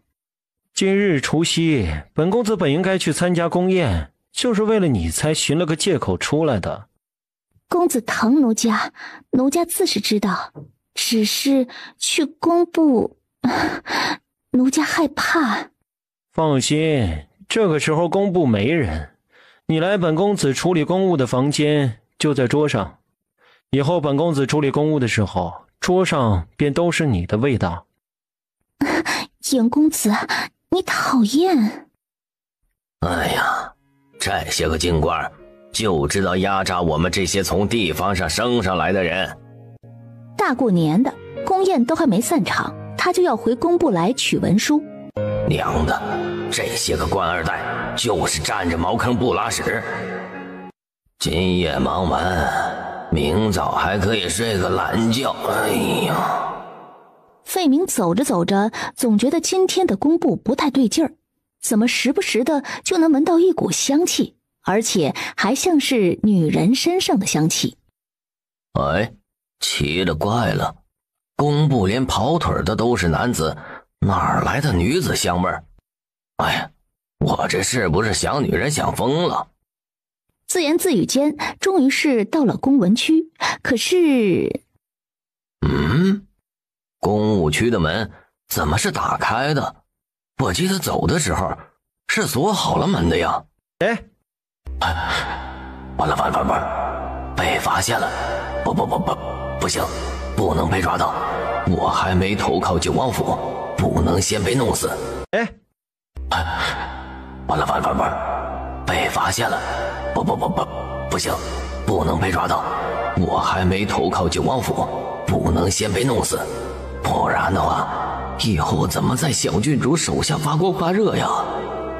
想到这里，费明直接一个矮身，火速钻到了桌子底下。发现不了我！哎呀，小公主保佑我啊！怎么砚台掉地上了？哎呀，这不是尹公子力气太大了，震得地面都在抖，这不就把那边的砚台给摇下来了吗？奴家都有些受不住呢。尹足谦听到这里，顿时连基本智商都没有了，并且坚信他就是那种能把地面摇动的猛男，于是猥琐一笑，又继续过去办事了。我这见你娘的鬼了！你这么凶，你怎么没把房子摇垮呀？我就是个连章程都写不下来的垃圾官二代吗？装什么大力丸呢？我呸！就在费明在心里唧唧歪歪的时候，突然身后的门砰的一声撞得可猛。我这桌上办事的尹足谦听到动静，满脸不爽的下来。谁允许你进入这里的？不想活了是不是？出什么事了？说。尹公子，贱人，闭嘴！你要说什么？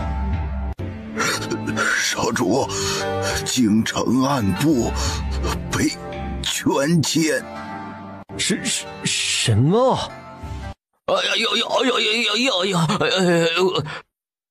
他悠得有点凶，气息立刻就被死士发现了。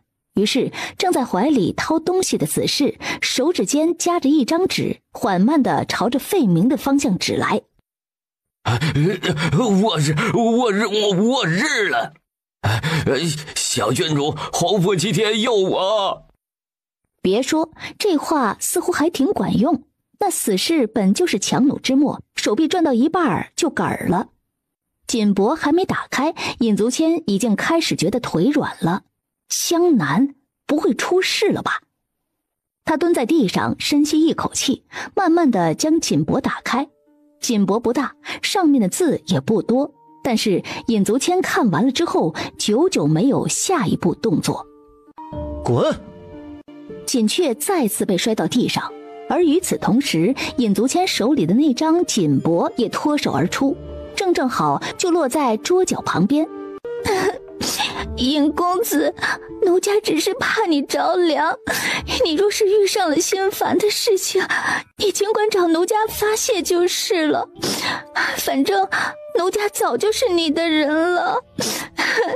你是本公子的心肝，日后你跟了太子，本公子还得仰仗你。快别哭了，你之前不是想要玉锦坊的那套珠钗吗？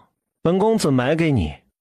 尹足谦正在哄女人，而桌下的费明看了看近在咫尺的那张锦帛，这一刻他敏锐地觉得建功立业就在这一刻了，于是冒险伸手将地上的锦帛抓近了看了一眼。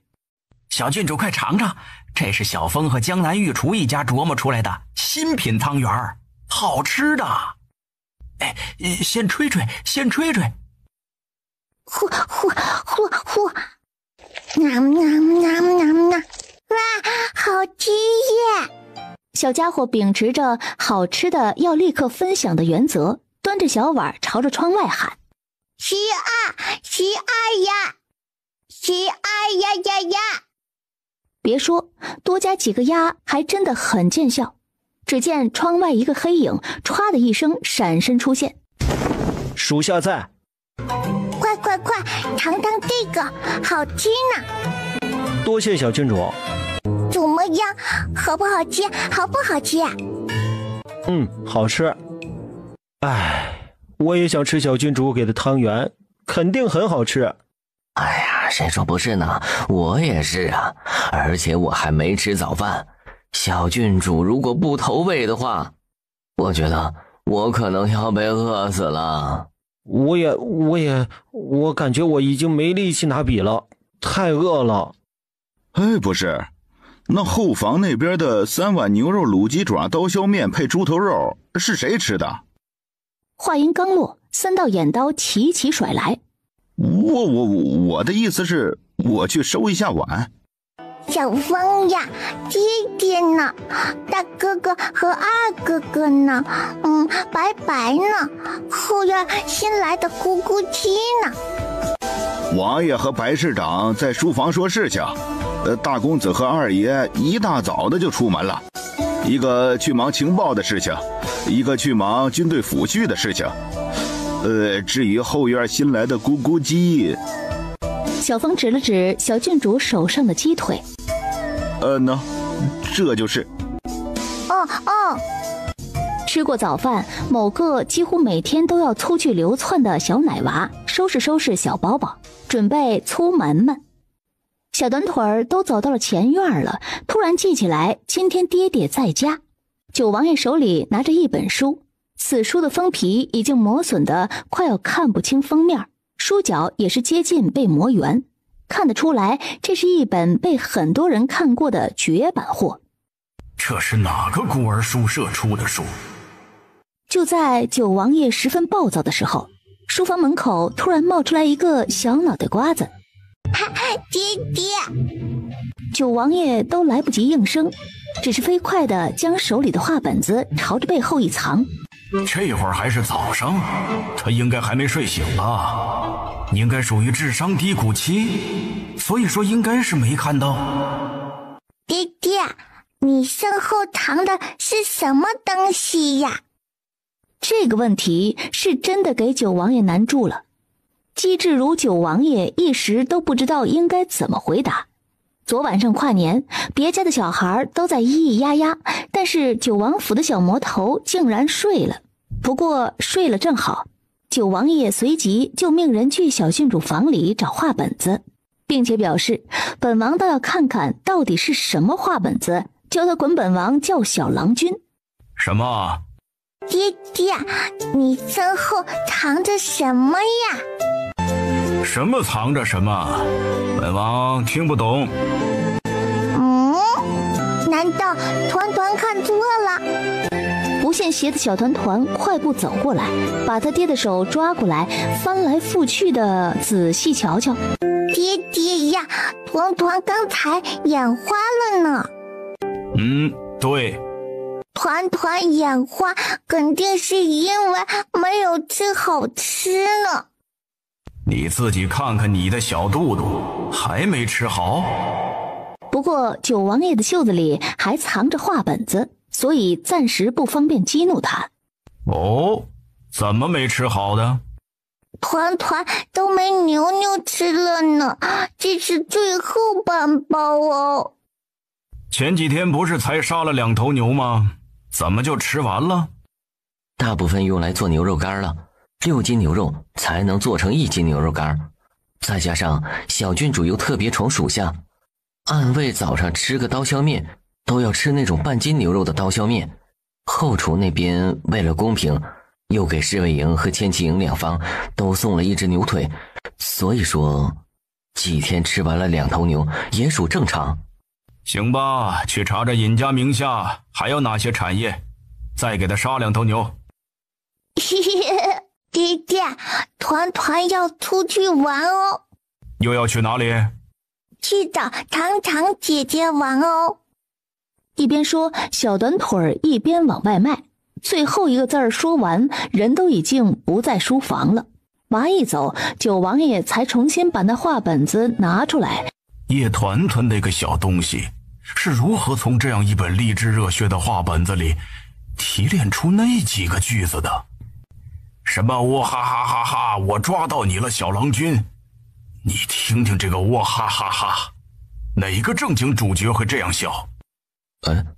这个后哈是主角在练拳时发出的声音，那后面那句是钟馗啊哈哈哈，我抓到你了，小郎君如此早起，可是为了内功心法。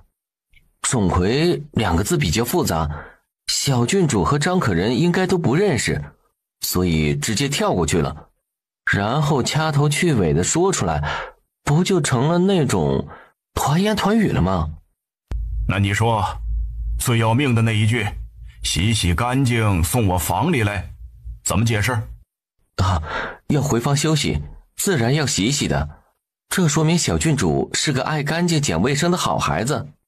咱王爷这话题怎么能跟白市长说呢？白市长一个处男，根本懂不起。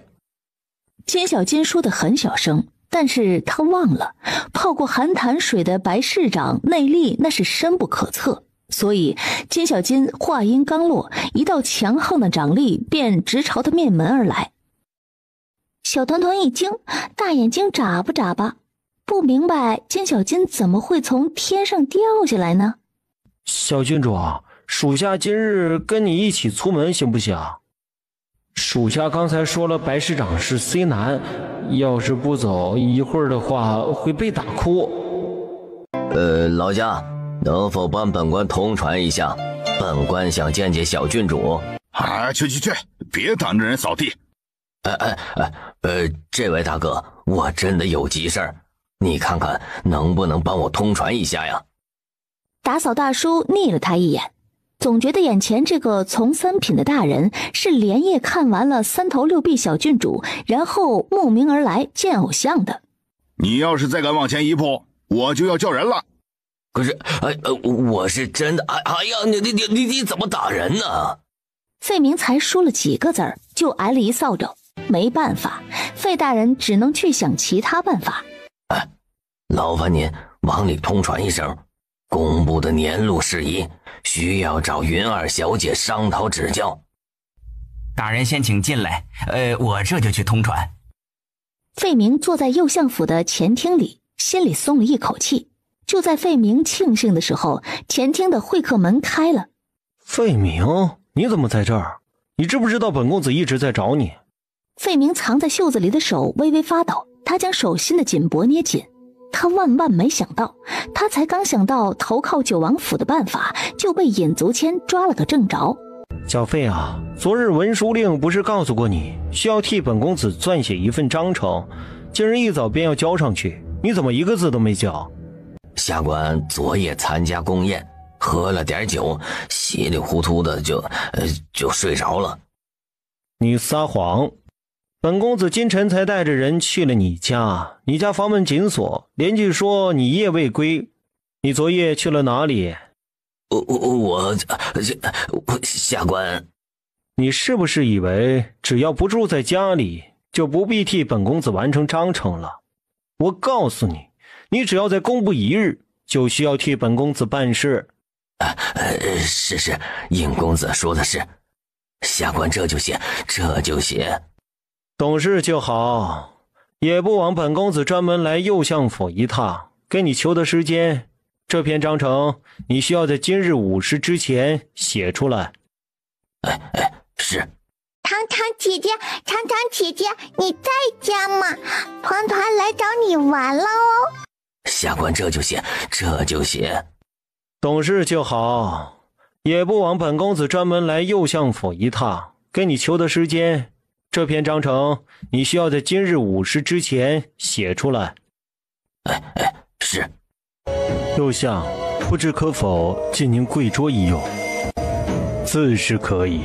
右相坐着，尹足谦和费明站着，即便费明手上握着笔，也只能站着写。什么时候我费明也能走上如此高位呀？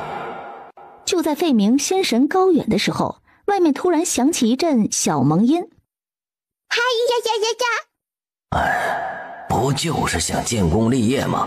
不就是想抱上小郡主的小腿吗？怎么想到了产生幻觉的地步？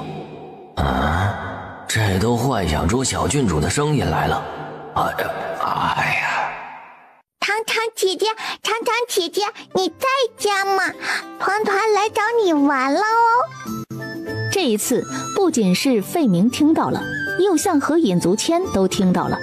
右相直接从座位上下来，抬步就走出去。此刻已经熟练运用小金牌的叶团团举着小牌牌，一路畅通无阻地走到了右相府的前厅。小郡主啊，他就是右相，也就是云小姐的爹。右相大人新年好呀！小郡主新年好。右相大人，团团可以和糖糖姐姐一起出去玩吗？我们想去放花灯哦。右相哪里敢不同意？就根据他私下掌握的信息来看，他要是不答应，估计右相府就能和尹府一样，需要重修半个府邸。于是右相不仅答应了，还让管家去请二小姐。不过不用请，此时云霓场已经备好了花灯，出现在了前厅门口。放花灯这件事儿是他和小郡主在宫门口相遇时就商量好了的。父亲，小郡主，尹大人，费大人。父亲，小郡主，尹大人，费大人。去吧，能和小郡主交好是你的福气。是。糖糖姐姐，我们走吧。费明把心一横，装作不小心的样子，砰的一声响，右相府木桌旁边的一只银丝边点翠花瓶就这么摔碎了。小团团本着热闹不看白不看的暗卫司传统，扭过小脑袋就朝着屋子里看。我是我呀，小郡主，是我呀。就是那个被你揍断了3根肋骨的小官。哎呀，我。是一个陌生人打碎了一只花瓶呀。那没事了，走吧。于是将小脑袋扭回去，又走了呢。完了，错过这次机会，我恐怕再难找到机会了。小郡主啊，小郡主竟然不认识我了！哎呀，我死了算了。只有黑白灰的世界啊，为何多了一个我呀？来到了人间，只为感受那无限的悲哀与凄凉啊！就在费明一度认为人生没得意义的时候，某个已经消失在他视线里的粉色小裙裙又突然回来了。灯灯忘记拿了呢。而好巧不巧的，那一串花灯还就是离费明最近。下官这就给小郡主送过去。说着就捧起地上的一串花灯，朝着小郡主去了。右相府的门口停着九王府的马车，费明将花灯放到马车里，然后趁机将手里捏的汗湿的锦帛塞给小郡主。小郡主，江南出事了，不出半个月，江南的百姓必受大灾呀！说完之后，费明不敢多做停留，转身回去了右相府。姐姐可真是个笨蛋呢，这是什么呀？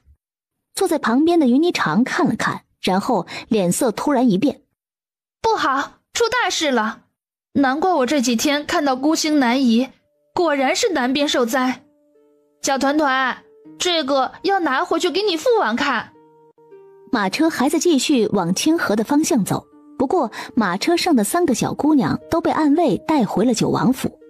小团团迈着小短腿直奔书房。姐姐呀！出门忘带银子了？才不是呢。那是什么？出门忘带嘴了？把嘴撅家里了？姐姐可真是个笨蛋呢，嘴是长在脸上的，怎么可能会忘记呢？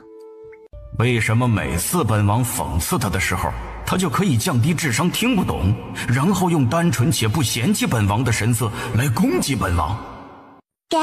宝贝哦。你之前出门那一趟是去打劫流浪汉了。然而当他把锦帛打开之后，看到锦帛上面使用绸缎刺绣这种江南独门工艺绣出来的几行字之后，九王爷微微震惊。你之前出去那一趟是去收尹尚书一家的命的吧？什么书什么命呀？团团听不懂呢。来人，告诉本王，小郡主这块布是怎么来的？回王爷，这是小郡主去右相府找云二小姐时遇到了工部外郎费明，费明偷偷交给小郡主的，还说不出半月江南必遭大灾。费明之前在青州时，小郡主揍过此人，可谁料就因为挨小郡主的揍，使他名声大噪，被工部从青州提拔至京城，官升一级，所以就开始在内心追随小郡主。去请大公子来。正好叶晨刚从外面办事回来，就直接来了书房。安排人去接洽费明，此人有用，不能死。团团好开心。安排人去接洽费明，此人有用，不能死。用你妹妹的名义去。是，父王。叶晨点头，转身出去办事。临走之时，从袖子里摸出来一个精致的小布袋，塞给妹妹，然后才大步出去。这里面是什么呀？说着就直接上手给打开了。可以，不愧是咱王爷的亲儿子，都喜欢用金子做文章。啥意思啊？咱王爷用金子杀人，大公子用金子哄小郡主开心，父子俩呀，简直是一模一样。不是，这哪里一模一样了？一个是杀人，一个是哄妹妹，一样？都能看大用，是不是一样？时常因为不够脑残而和兄弟们格格不入。哇，好看耶！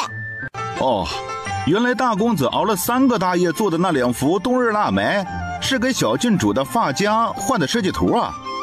那岂不是全天下至此一对，可谓是雪中红梅摘与佳人戴呀！原来这个夹只有团团有耶！团团好开心。兄弟们，王硕这狗贼是不是在学咱们说话啊？嘿，这旁敲侧击的口气确实是学咱们，但是也不完全像，因为咱们可说不出雪中红梅摘与佳人戴这种有文化的句子呀。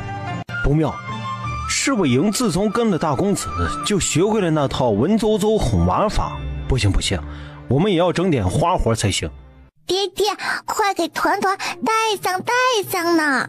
就在九王爷第5次给娃戴发夹失败的时候，某个小团子扬起小脑袋，用一种拥有一个笨蛋爹爹的痛到底谁能懂的眼神看向他爹。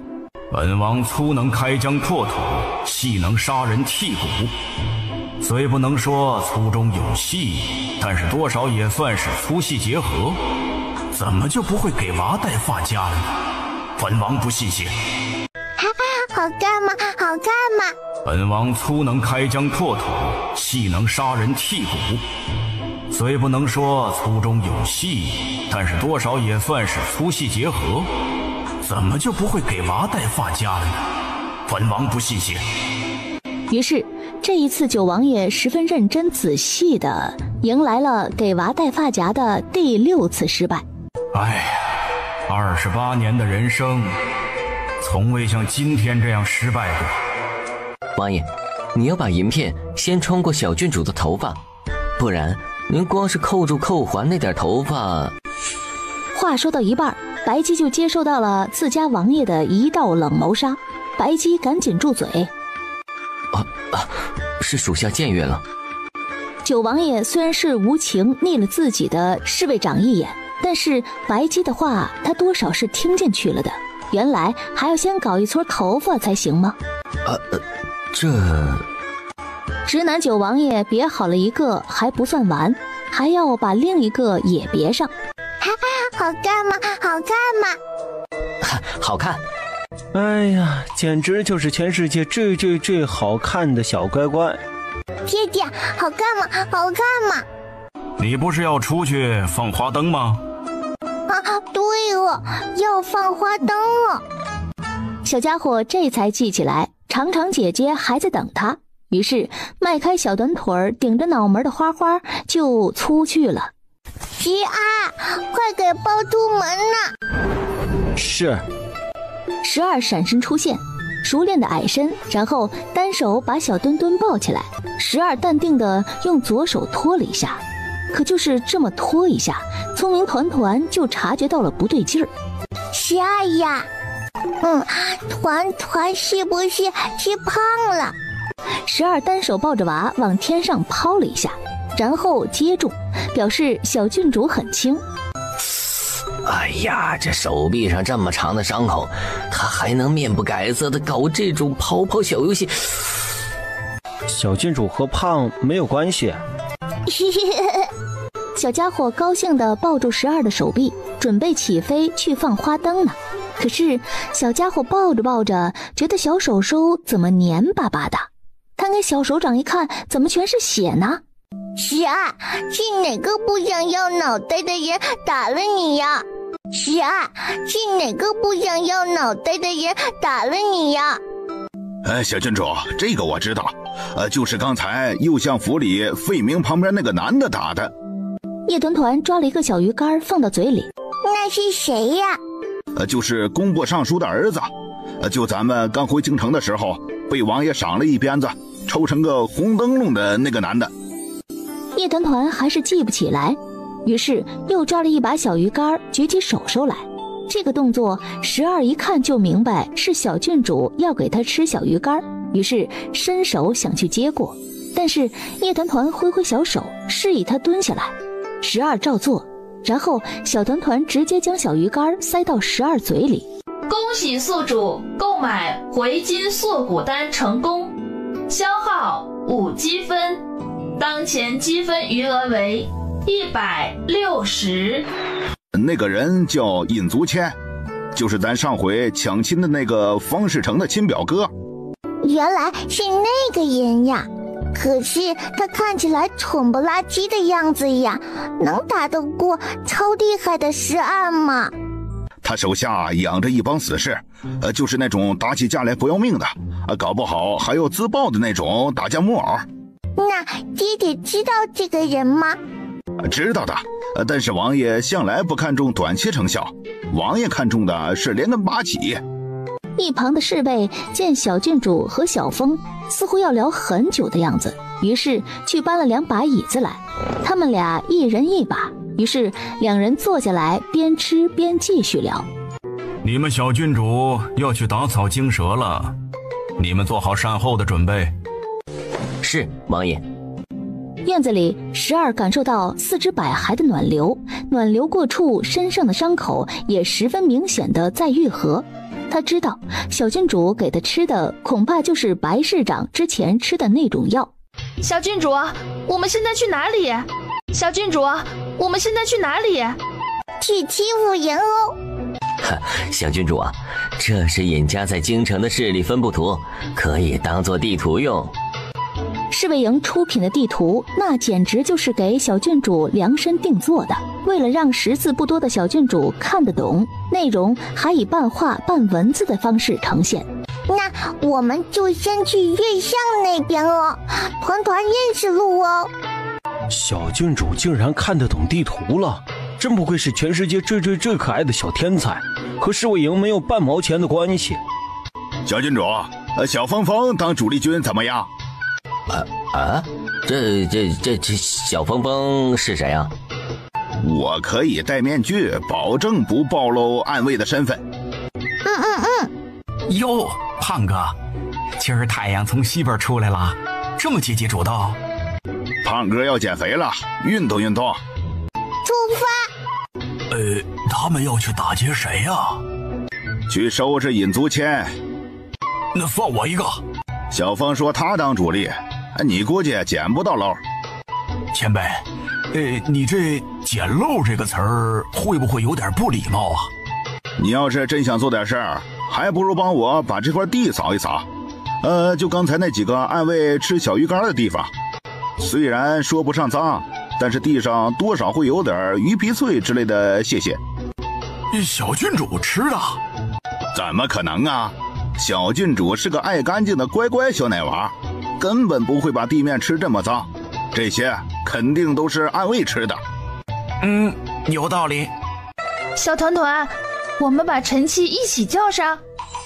叶团团虽然不知道为什么要叫上陈胖气，不过既然是长长姐姐提出来的，那她就会答应哦。于是马车在蓝山阁停了片刻，然后九王府的马车后面就多了一辆兵部的马车。给本团团打，哪怕是一只碟子，本团团也不想看到完整的。小郡主，这家乐坊其实并不是表面上那样培养乐人之处，实际上这里培养的是石女子，就是利用女子世人淫乐来达到不可告人的目的的。什么是石女子呀？这位说书先生，你快编一个。这里就是那种会吃掉女子的精神气节的地方，所以才说石女子。懂了，这个地方吃人哦。乐的主要作用是使不同等级的人互相沟通，使人产生和谐的感情。万万没想到，沟通是如此的沟通，和谐是如此的和谐。真是肮脏。小团团，我支持你把这里烧了。团团什么时候说了要把这里烧了呀？不对哦，团王来这里并不是要烧房子哦。来人呐！属下在。给本团团打，哪怕是一只碟子，本团团也不想看到完整的。哪怕是一颗小汤圆，也要给本团团戳出一个洞洞来哦。是。只见小风一个起跃，长刀往下一个狠劈，正好一个抱着琴的女子从门口路过，看了一眼之后便直接吓晕了。哼，胖哥，我只是砸店，又不砍人，你在怕什么？大爷，不要啊！大爷饶命！大爷饶命啊！救命啊！大爷，你不要杀我，你要什么我都可以给你。停，都住嘴！咱家小郡主还在外面，你这话要让小郡主听到了，我就真要你脑袋了！我不想死的都出去，别妨碍我们砸店。谢谢大爷，谢谢大爷，大爷大恩大德，小女子无以为报，只能打。他后面的话都还没来得及说，就被直男暗卫 C 一脚踹出去了。我喜欢老实人。是谁砸的？不会是穿蟒袍的那个小女娃吧？昨晚上死士送来的锦帛，你可看见了？奴家没有看到。你若是敢私藏，本公子绝不饶你。公子，锦雀对你一片真心，日月可见，又怎么会对你撒谎？公子若是不信，搜身便是。好了好了，是我话说重了。公子是主，锦雀是奴，是打是骂都是锦雀的福气。公子说重话，锦雀也只当是教诲。你来工部干什么？公子，玉网被人砸了，锦雀冒死逃出来报信儿。什么？是谁砸的？不会是穿蟒袍的那个小女娃吧？奴家看到门口站着的是陈小公子，而且进来砸店的人个个都很高大，虽然是砸店的，但是他们行事作风都很讲规矩。行事作风有规矩，那应该是陈气带着兵部的人来的。陈气那小子是不是疯了？无缘无故的砸店干什么？还真当自己是京城纨绔第一人了？公子，那现在怎么办？乐坊若是没了，奴家的姐妹们便没了去处，岂不是要流落街头？本公子这就去会会陈气。给本公子站住！没错，前面正在拐弯，打算去砸下一家店的正是叶团团的马车。啊，在京城里还有人在我兵部小白龙面前自称本公子啊！陈气调转马头就准备回去，可谁料有人比他更快。只见叶团团的马车咻咻一个猛烈的掉头。你好呀。我不好。不是说是陈气吗？怎么是九王府这个小蟒袍？就不该信锦雀这个贱人的话。小风呀，就是他奏的实案吗？没错，就是他。哦，不行，这个是小张做的瓶瓶，不可以乱扔的。于是又从怀里掏了掏，这次掏出来一个芝麻丸。不行，这个好好吃，不可以浪费的。正要继续掏，坐在一旁的鱼泥肠将自己头上的珠钗给他。要这个？于是小手手一举，然后就听咻的一声，你给本团团滚回来哦！那个小郡主，下官还有公务在身，须得离开。说着就又想走，叶团团不紧不慢地再次在怀里掏，然后一个金灿灿的玉字金牌就被掏了出来。我后悔了，我不该出来，我就该烂在工部，这下好了，不仅走不掉，而且还要任人宰割了。小郡主，下官跟你无怨无仇。还无怨无仇？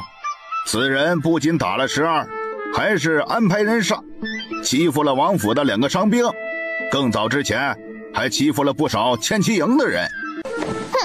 来人呐！属下在。给本团团揍他，斗成红灯笼哦！是。九王府的人一拥而上，直接把人围起来。救命啊！饶命啊！痛啊！救命啊！红灯笼任务完成。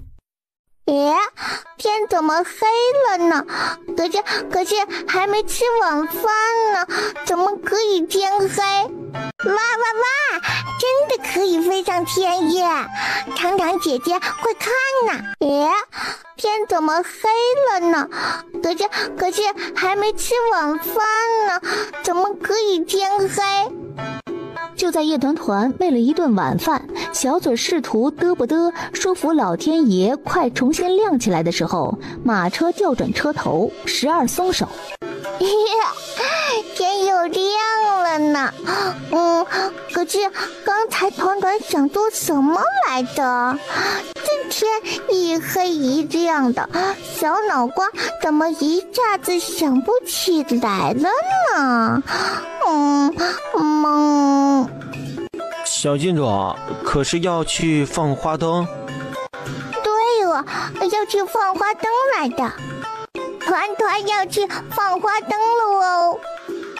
小萌音一出，都还等不及暗卫司哟吼的迎合，正前方就出现了几匹高头大马。河边温度低，放了花灯也飘不远，还不如放孔明灯。哥哥，什么是孔明灯呀？团团都没见过耶。既然妹妹都问了，那叶战这个做哥哥的必然要演示一下。于是叶战当场就点了一个孔明灯。哇！他还可以送东西上天，比如你的花灯。真的吗？真的吗？耶！叶战用绳子将花灯绑在孔明灯下面，然后点燃孔明灯的固体燃料。很快，孔明灯就带着叶团团的粉红色小花灯上了天。哇！真的可以飞上天耶！糖糖姐姐，快看呐！小矮子，想不想看人上天？今日我带来了最大号的孔明灯啦！小矮子，想不想看人上天？今日我带来了最大号的孔明灯啦！这个灯真的可以把人放上天吗？放了那么多血，再切一点肉下来，重量应该就能轻到上天了。把人绑上。是。千七营的人像是拉死狗一样的把引足签拉过来，然后双手绑在大号孔明灯的下面。看着飞得越来越高的吊人孔明灯，周边的百姓没人敢往这里面靠近。这段时间的憋屈总算是缓解了。兄弟们，你们可以安息了。原来这样就可以在天上飞了吗？只要把手绑起来，挂在大灯灯上，就可以飞上天了吗？快给绑起来呢！团团也要上去呢。众人一惊，我的个小姑奶奶！引足签在天上越飞越高，叶团团在地上捉急跺脚。哥哥，团团也想飞高高哦。妹妹的小脑袋瓜里装的东西，为什么永远都和别人不一样？难道这就是你们仙女的思考方式吗？公子在那边，又朝着这边飞过来了。快来人，快把软床抬过来！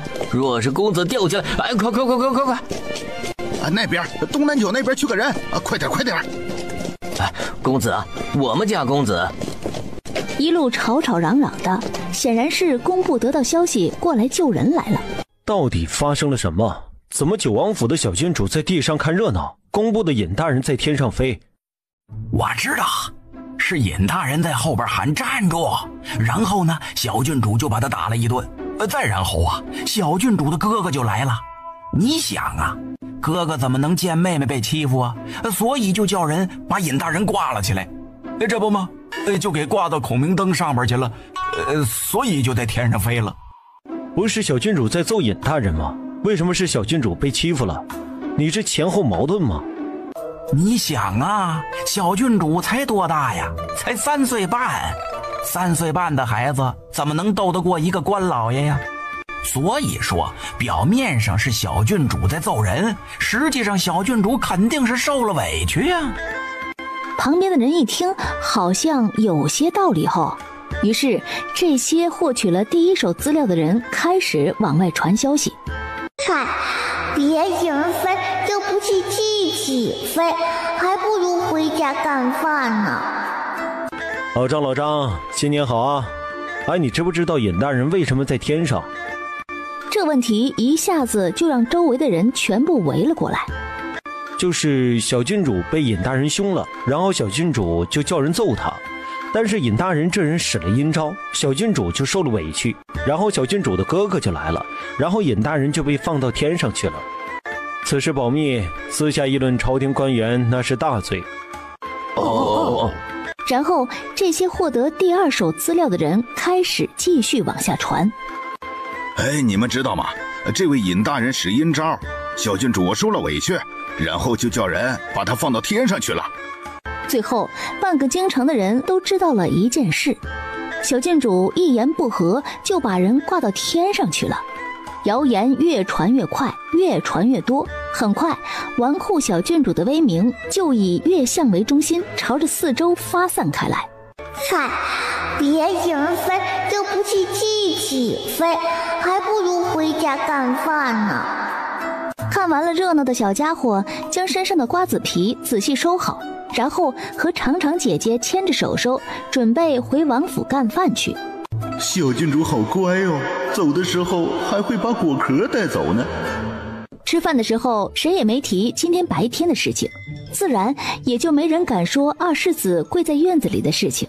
只是叶团团这个小娃娃吃着吃着就要从怀里摸出来一个油纸包，然后偷偷摸摸的往油纸包里面放鸡腿、鱼排、小蘑菇、牛柳。不光偷偷摸摸，还贼兮兮的低着小脑袋，试图用自己头上的小卷毛挡住他爹的视线。你二哥不吃小蘑菇。呀，被发现了。既然被发现了，那我们团团就不藏了。小家伙大大方方的从他爹腿上滑下来，然后拿着油纸包出去给他二哥哥送吃的。本世子不饿。天气有点动手手，搓歪了呢。妹妹的爱真的很不靠谱。天气有点动手手，搓歪了呢。妹妹的爱真的很不靠谱。喝完了就该睡觉觉喽。不说碟子能死啊。二爷，天儿冷，您将就着点用。小矮子那边怎么样了？是不是在给本世子求情？小郡主在书房喝奶，王爷在看文书。没给我求情。哼，以后再也不理会小矮子了，这个没有良心的妹妹。今天出门干嘛去了？团团今天出去放灯了哦。放什么灯？就这样，那样，然后那样，这样，人就呼呼噗，叽叽叽叽叽的飞了起来呢。哼，还挺形象。哎呀，团团又追倒了。九王爷十分无语地伸出一只手捞住了他的小后背，后背的确是捞住了，重心也稳住了。但是重心向下的之后，一双小脚脚就直接翘了起来，短短直直的小短腿儿就直接蹬在了他爹的脸上。小郡主，喂！九王爷直接把娃翻过来，打算拎在手上，直接把娃丢到他房间去。爹爹又要揍团团了，呀，好疼！团团哭死算了，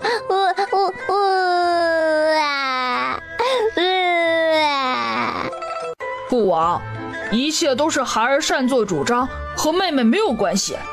妹妹还小，她什么都不懂。父王，一切都是孩儿擅作主张，和妹妹没有关系。妹妹还小，她什么都不懂。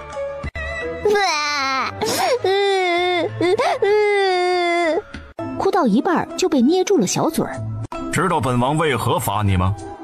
因为孩儿鲁莽，放了引足千天灯。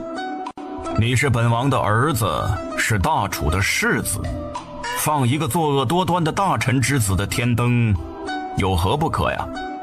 父王，九王爷将手上的奶娃交给白姬，让他给抱回房间去睡。啊，不知道为什么弟弟一讲道理，团团就更困。给你的下属报仇没错，你想替你妹妹扛事儿也没错，但是做事情之前要想好如何承担后果，否则就是鲁莽，是冒进，是莽夫。孩儿知错，回去反思。是，父王。叶晨可回来了？尚未回府。可知去了哪里？是去了左相府，像是听闻左相今日的身体状况有所好转，所以晚上都没来得及吃就去了。小郡主，这边，把小被子盖好呀。其实人家也不是在平白无故的滚来滚去啦。团团好喜欢，团团和团团的小发夹一刻都不能分开，所以晚上睡觉也要把梅花小夹子放到小枕头旁边哦。小四也是要睡在团团旁边的哦。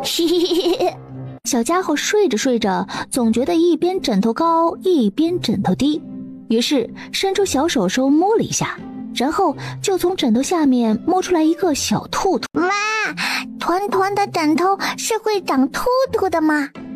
这是二爷白天偷偷放的，我在窗外看见了。团团喜欢。来，快安排个兄弟去二爷房里，告诉二爷小郡主很喜欢他给的新年礼物。哎，二爷房里的灯都熄了，应该是睡了吧？不可能，二爷没听到小郡主说喜欢他送的礼物，肯定睡不着。就算是熄了灯，那也肯定是假睡。也对。暗卫应声之后，就掠去了二爷房间里报信。果然，他刚说完，房里的夜战就秒回：知道了，以后他就叫小兔兔了。小兔兔。今儿晚上，叶团团打算抱着小兔兔睡觉，这个画面十分的和谐温馨。除了蹲坐在床角落的小四，怎么还有一个蝴蝶结呢？原来是给小四的呀。等到团团和张可人都呼吸均匀地睡着了，夜色中，小四努力地睁开圆圆兽瞳，然后对着那只小兔兔伸出自己雪白的小爪爪。来了，小四爷带着争宠的气质来了。可是下一秒，小神兽又看看一旁的写着叶小四的粉色中号蝴蝶结，用雪白的爪爪挠挠自己的小耳朵，然后啪叽一下栽到床上继续睡了。我说什么来着？咱二爷可不是莽夫，你瞧瞧，连小四的小心思都知道，还多买了一个蝴蝶结来哄弟弟来着。下回还有谁说咱二爷粗枝大叶，那我跟他急。二爷心里什么都知道，只是重感情而已。尤其是张一鸣被害了之后，二爷心里一直憋着一口气。所以说，咱二爷并不鲁莽。如果非要说显得不够稳重的话，那也是因为咱王府的别的孩子太过优秀了。对，主要是咱小郡主真是又聪明又可爱，还会放花灯，简直不要太聪明。没错，小郡主真是太优秀了。大年初一的晚上，月亮高悬，九王府的暗卫聚集在房顶上，莫名的就叉腰骄傲了起来。你看他们是不是有那个大病？今日尹竹谦被绑在孔明灯上放上天的时候，你也在。是的，父亲，霓裳也在场，并且目睹了全过程。今日之事，你可有什么要和为父说的？父亲不必担心，小郡主把霓裳保护得很好，从头至尾，霓裳都没下过马车，无人知道我在场。下去吧。是，父亲。云霓裳扶了扶身，准备走。可当他走到门口的时候，云燕再次叫住他。今天是你的生辰，也是你母亲的忌日，今日过得怎么样？霓裳今日过得很开心，小郡主送了一盏花灯上天，正好那一只就是霓裳准备给母亲点的灯。你一出生就没了娘，这些年也是苦了你了。父亲，明日早朝，言多必失。说完就告退了。儿啊，我的儿啊，真是错孽呀，怎么就变成这样了呢？儿啊，我唯一的儿啊，你这样为娘可怎么活呀？事已至此，您要保重身体呀！至少少爷还活着，您可千万不能动气了。尹家不能没有您呐！明日早朝，本官即便是这顶乌纱帽不要，也要皇上给一个公道。老奴已经安排了人去城防司。去城防司可以，但是先不要主动联系太子。老爷这是何意？难道少爷已经这样了，还不算是和九王府结了死仇吗？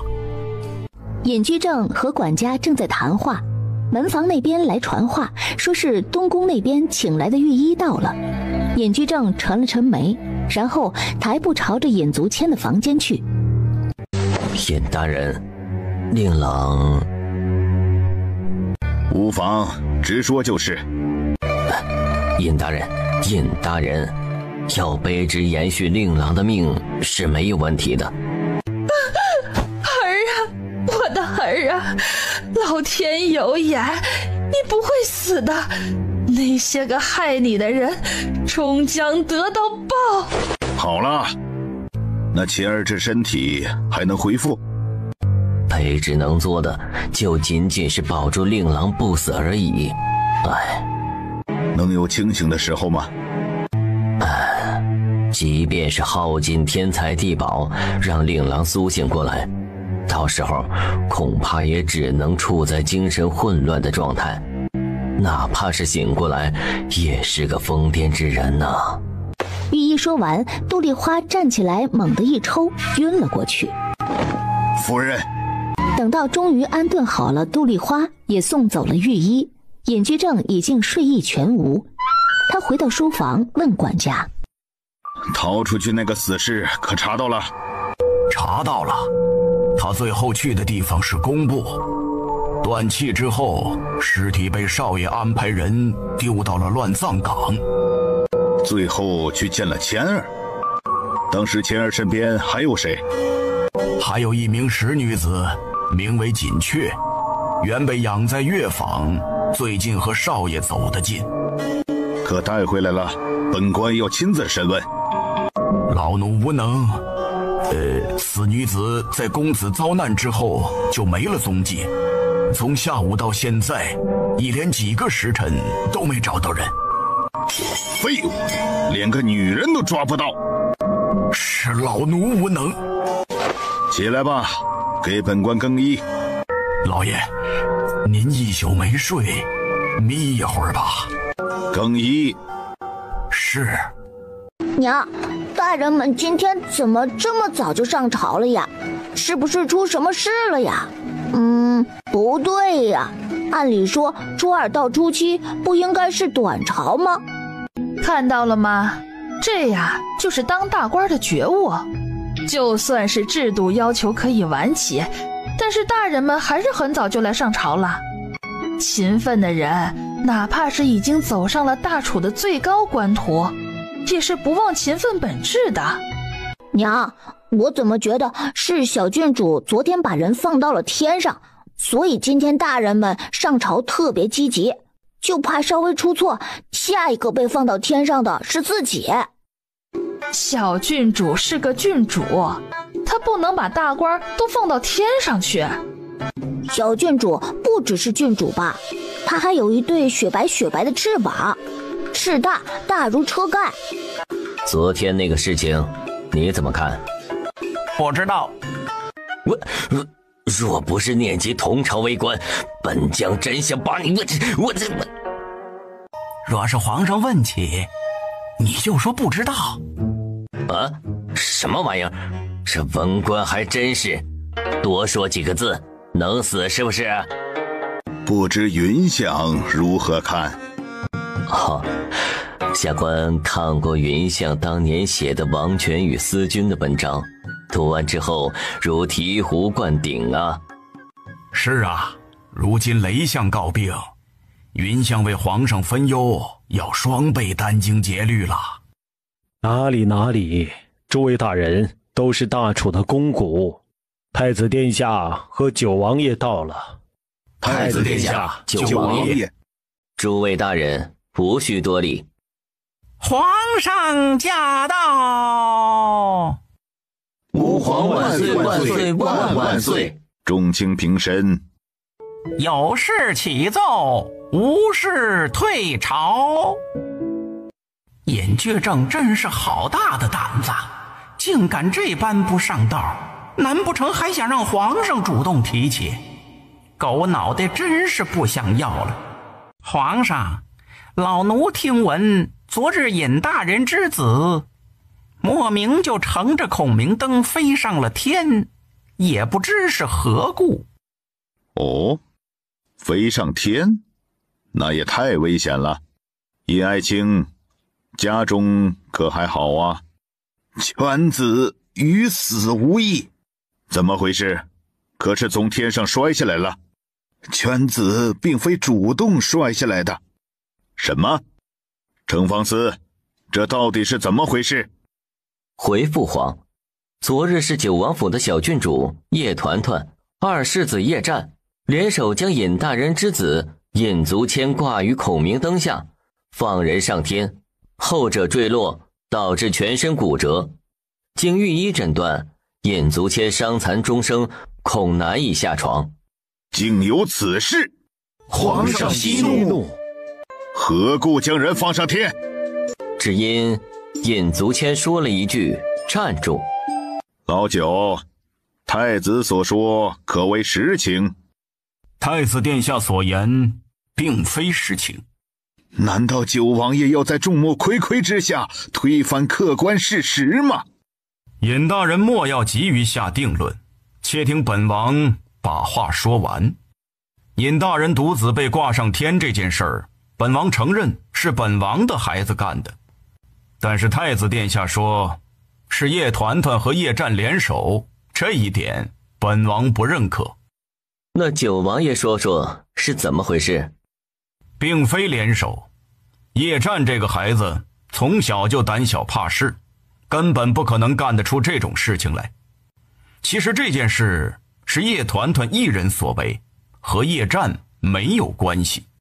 啊，这老九这个逆子是想把事情推给朕一个人处理，因为他知道朕是无论如何都舍不得处罚朕的小娃崽的。哼，好个老九啊，长老了，翅膀硬了，敢算计朕了。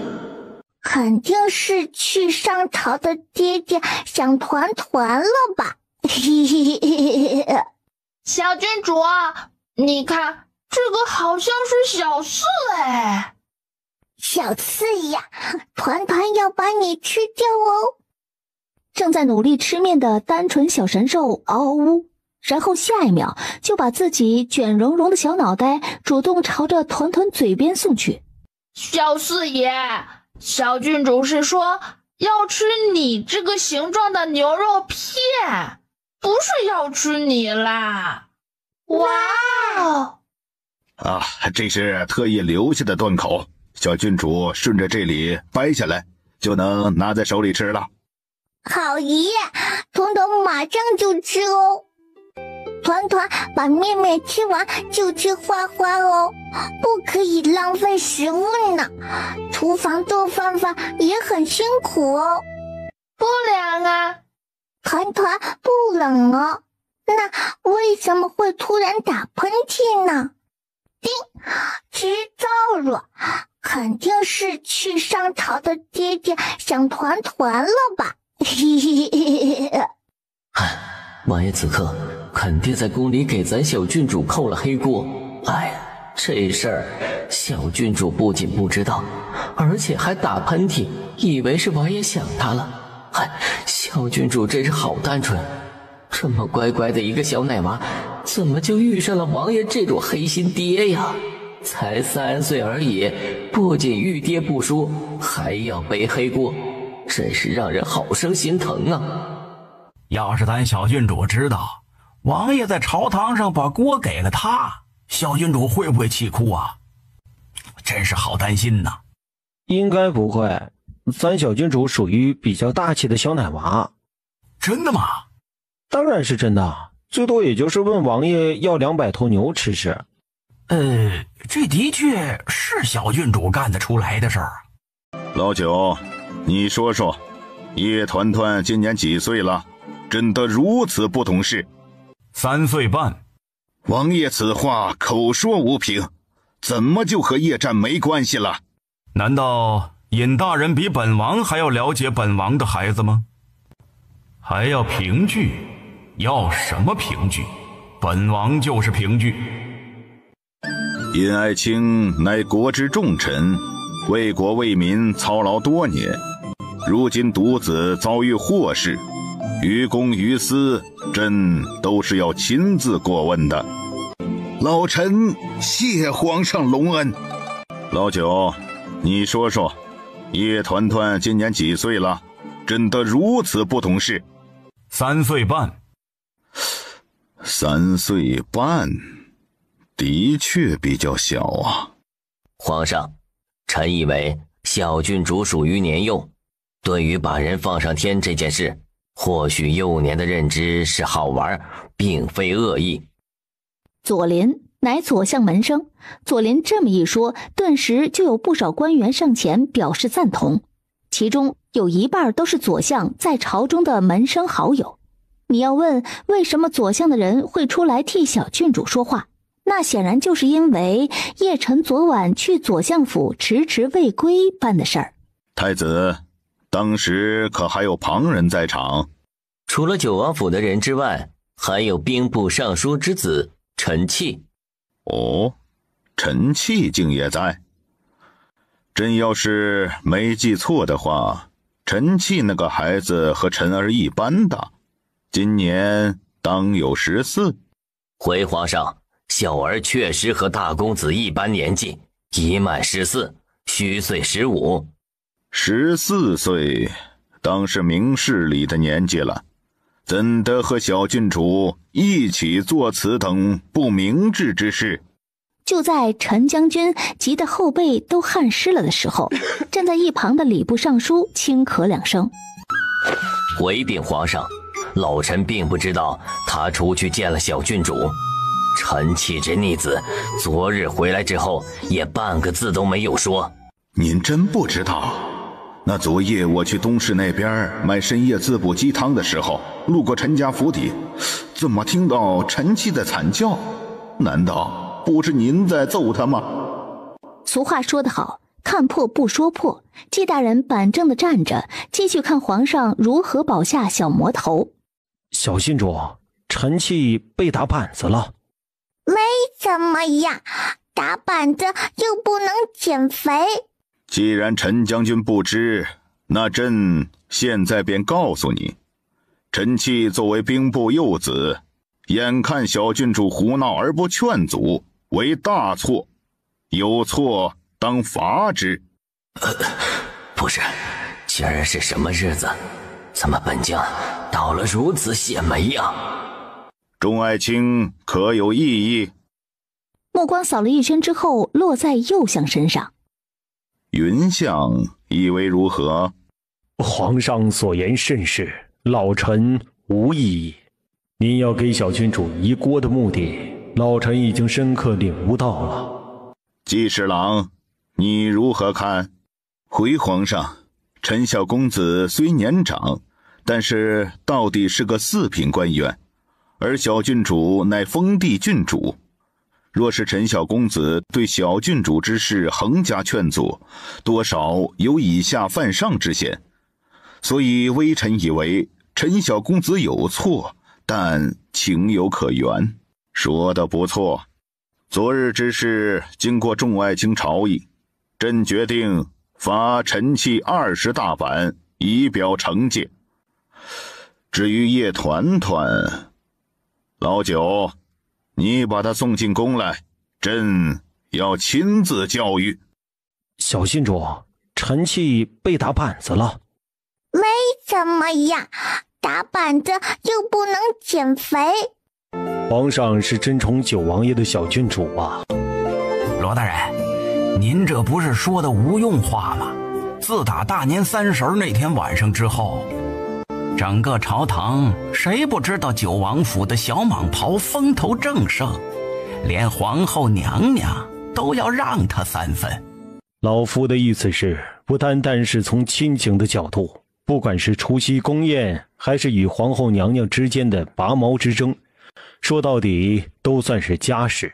可是今日诸位都看到了，军机处的人竟然第一个出来替小郡主说话，这是代表军机处对九王府的小郡主也十分认可。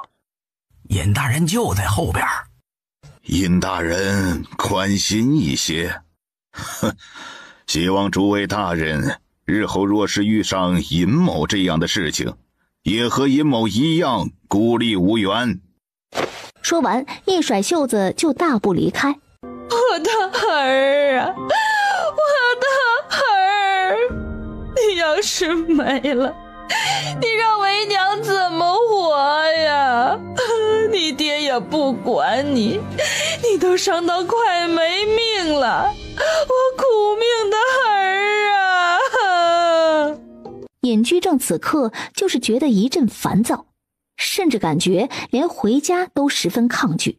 于是尹居正收回腿，转身上了马车，让车夫朝着茶汤巷去了。事情查得怎么样了？少爷昨日在出门之前调遣了工部的所有侍寝找东西，似乎是找一个布片小物件。当时是把工部的全部地毯都翻了起来，但是也没找到。布片？本官将此事交由他打理，他竟敢养成私病，而且还如此草包的，连重要信息都守不住。老爷，您最近肝火虚旺，切莫动怒才是啊。有子如此，叫老夫如何不动怒？老爷，眼下最重要的是您要保重身体。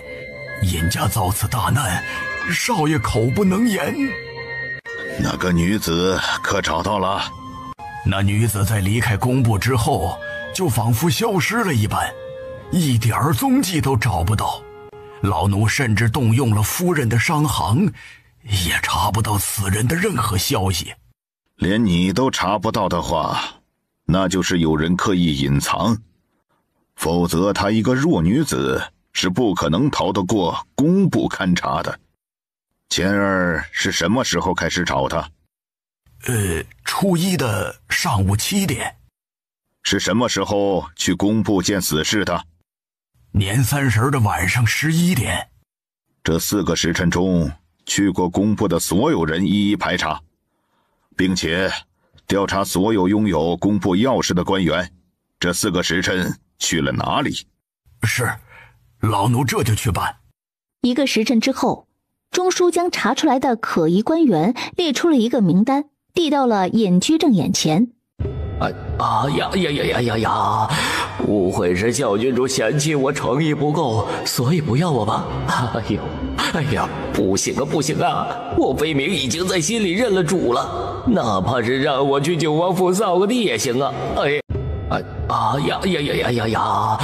误会是小郡主嫌弃我诚意不够，所以不要我吧？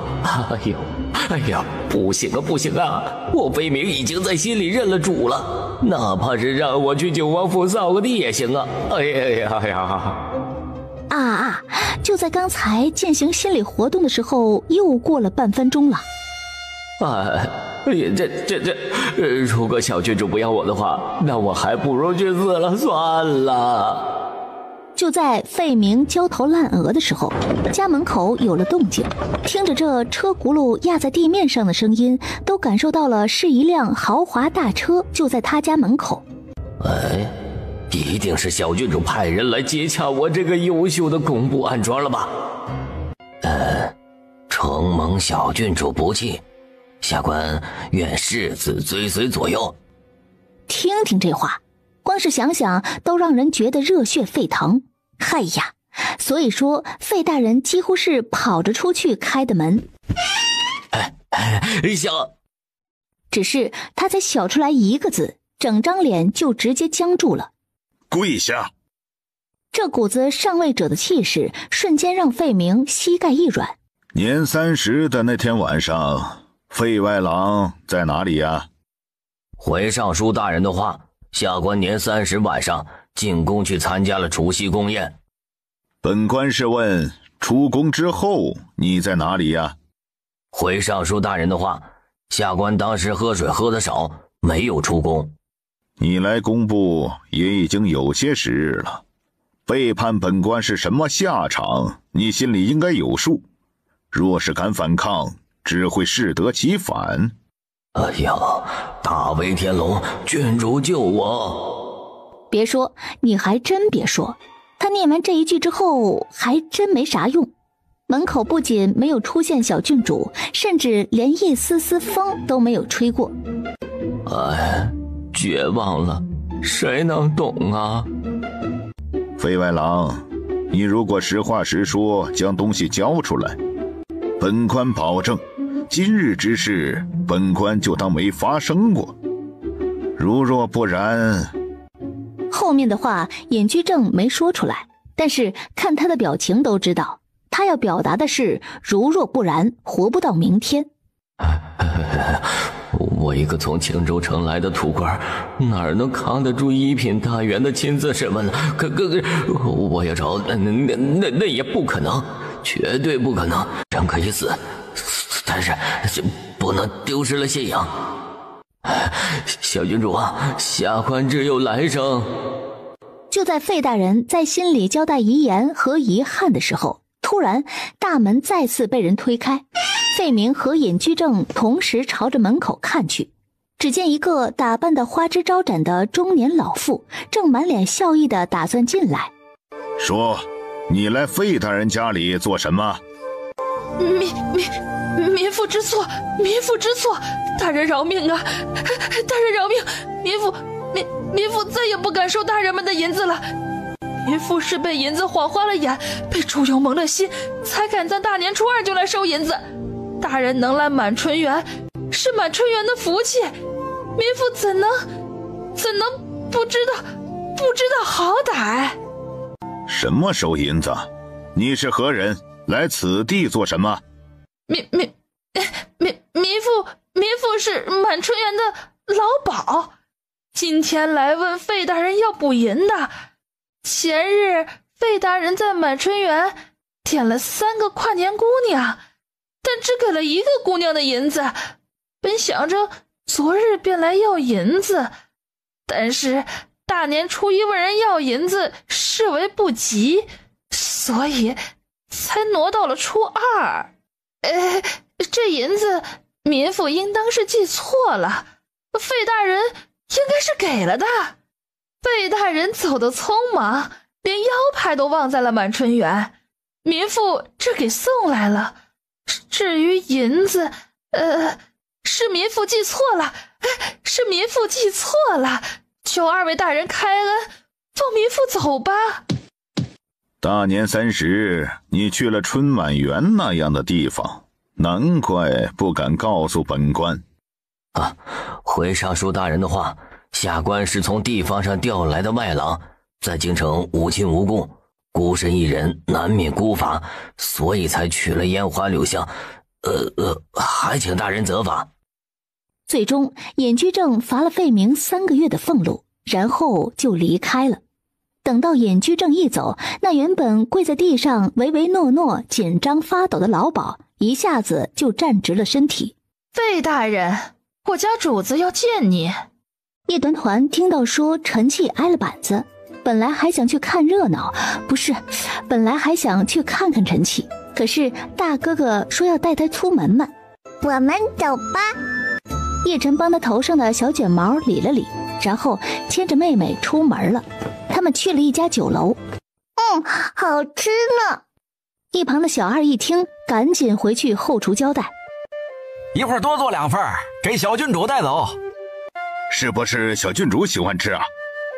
小郡主说的是好吃呢。那小二哥帮我问问小郡主，九王府还需要甜品厨师不？你是不是问的有点明目张胆呢？我估摸着你不行。我听闻九王府现在的甜品师傅是宫里的江南御厨，江南的甜品那可是整个大楚之最，而能从万千江南厨子中进入宫廷的，更是厨中王中王。我做的是小吃，不是甜品，咱不正面刚。小吃吗？我听我师傅说，九王府里哪怕是个做面的厨子，都能把豆腐切到薄如蝉翼的地步，鸡丝更是能穿针而不断。这跟选御厨有什么区别呀？比选御厨还要复杂一点，因为去九王府还要考虑小郡主喜好。好了，知道了，我多做2份给小公主带回去吃。大公子，小郡主，费大人到了，快请费大人进来。是。下官工部外郎费明，见过大公子，见过小郡主。下官多谢小郡主救命之恩。这就认定是小郡主救的你了？难怪父王说要用小团团的名义去接触这位费大人。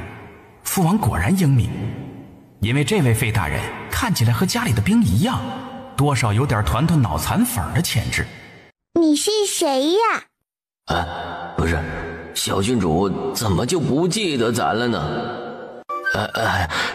小郡主啊，可还记得您去过一个地方叫做青州城？记得呀。您可记得青州城的官员？是那个管爹爹叫叔叔的官吗？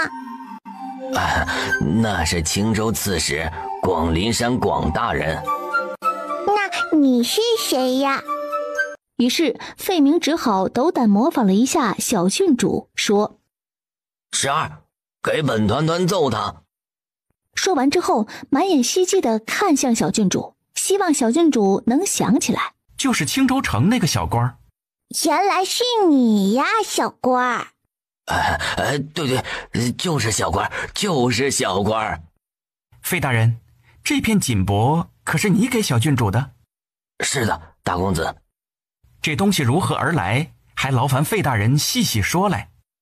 是。费明将那天发生的事情详细的说了一遍。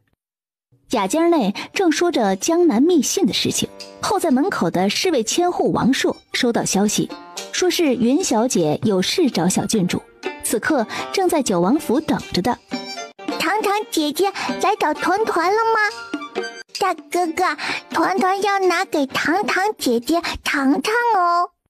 好，还请费大人继续观察工部的动向，我会安排人跟你接洽。云小姐，小郡主和大公子出去了，应该一会儿才回来。你要不要先吃点东西呀？好，师傅让我跟你说一声谢谢，谢谢你照拂小郡主。若不是云霓裳提议让带上陈气的话，殴打尹足谦的事情还真没那么容易接过去。说到这个，云霓裳略微有些惭愧。那天他原本只是想拉陈气下水，想着小郡主若是被追究的话，兵部还能因为陈气的参与而帮小郡主说话。可谁料这把开大了，陈气直接挨了20大板。云小姐，云小姐。云霓裳回神看了看外面的天色，他该回去了。若是晚了，大夫人又该责罚他了。云小姐说陈小公子挨了板子，这个是给陈小公子的平安符，是想要问问小郡主能不能以小郡主的名义给陈小公子送去。是要把这个再给陈气是吧？是，小郡主说的对。于是刚回来的小团团又再次出门了。他不是刚回来吗？又上哪儿去流窜？别家的男娃都没有他流窜的勤。应该是去陈家看陈小公子去了。的确应该去看看，毕竟陈家的小儿子是替他挨的打。若是不去的话，容易暴露他没良心的本质。咱小郡主怎么能是没良心呢？人那是天真懵懂，不谙世事，可爱单纯，总之非常乖，和没良心完全没关系啊。也就是咱小郡主出门去了，不然我不信咱王爷敢说这话。就是。暗卫正在房顶上小声逼逼，突然一道谋刃朝着他们这边扫来。那个属下现在去熟悉一下最近需要接洽的人。给小郡主喂着的萝卜炖牛腩好像熟了，属下去看看。属下去个茅房。属下最近口舌生疮，这就去吃一颗闭嘴丸。只听嗖嗖嗖嗖的几道破空声，暗卫跑得比狗都快。明日给嫂嫂下人放一天假，暗卫司负责王府清扫，尤其是茅房。小郡主救命！小少爷，九王府的小郡主来看您来了。快，扶本公子去房间里休息，本公子疼得下不得床。小少爷，小郡主才刚到门口，还没进来，您演戏是不是有点早啊？早说呀！于是一个侧翻身从软椅上下来，然后将手里的鸟往旁边一扔，疾步回了房间。疼胖气呀！哎呀，好了，不用装了，我现在是真的身体和心灵都遭受到了双重的伤害。别以为带盒御厨做的点心就算是来看望我了。这个是小郡主给陈夫人带来的香酥小麻花，还麻烦管家伯伯帮忙转交一下。你给我娘的东西，你带到我房间里干什么呀？好的，这就去转交。说完就带着点心出去了。管家伯伯一走，叶团团就迈着小步子走到陈气的床头。胖七，你被打板子啦？被打板子的事情先放一放，我们先说说名字的问题。有没有一种可能，我姓陈不姓胖？你这满脸无所谓的小表情，分明就是一个字也没听进去呗。我还不是因为你挨的打。不是，这板子就白挨了。那不能啊，现在整个朝堂还有谁不知道本公子替你挨了打的？你和你哥把引租签放上天的事情，挨罚的人是我。为什么要挨罚呀？是他先到12的哦。本团团是个讲道理的小孩哦。我要是被打了，你会给我报仇不？不会哦。小爷这顿板子果然是白挨的。想到这里，陈气露出一个痛心疾首的表情。这表情落入叶团团眼里，小家伙以为他是痛。陈气，你是哪里疼呀？你要干什么？帮你揉揉呀。上回小风额头撞到了门框，团团给揉揉就不疼了哦。叶团团这个娃，你别小看他，但他向来是说得出做得到的。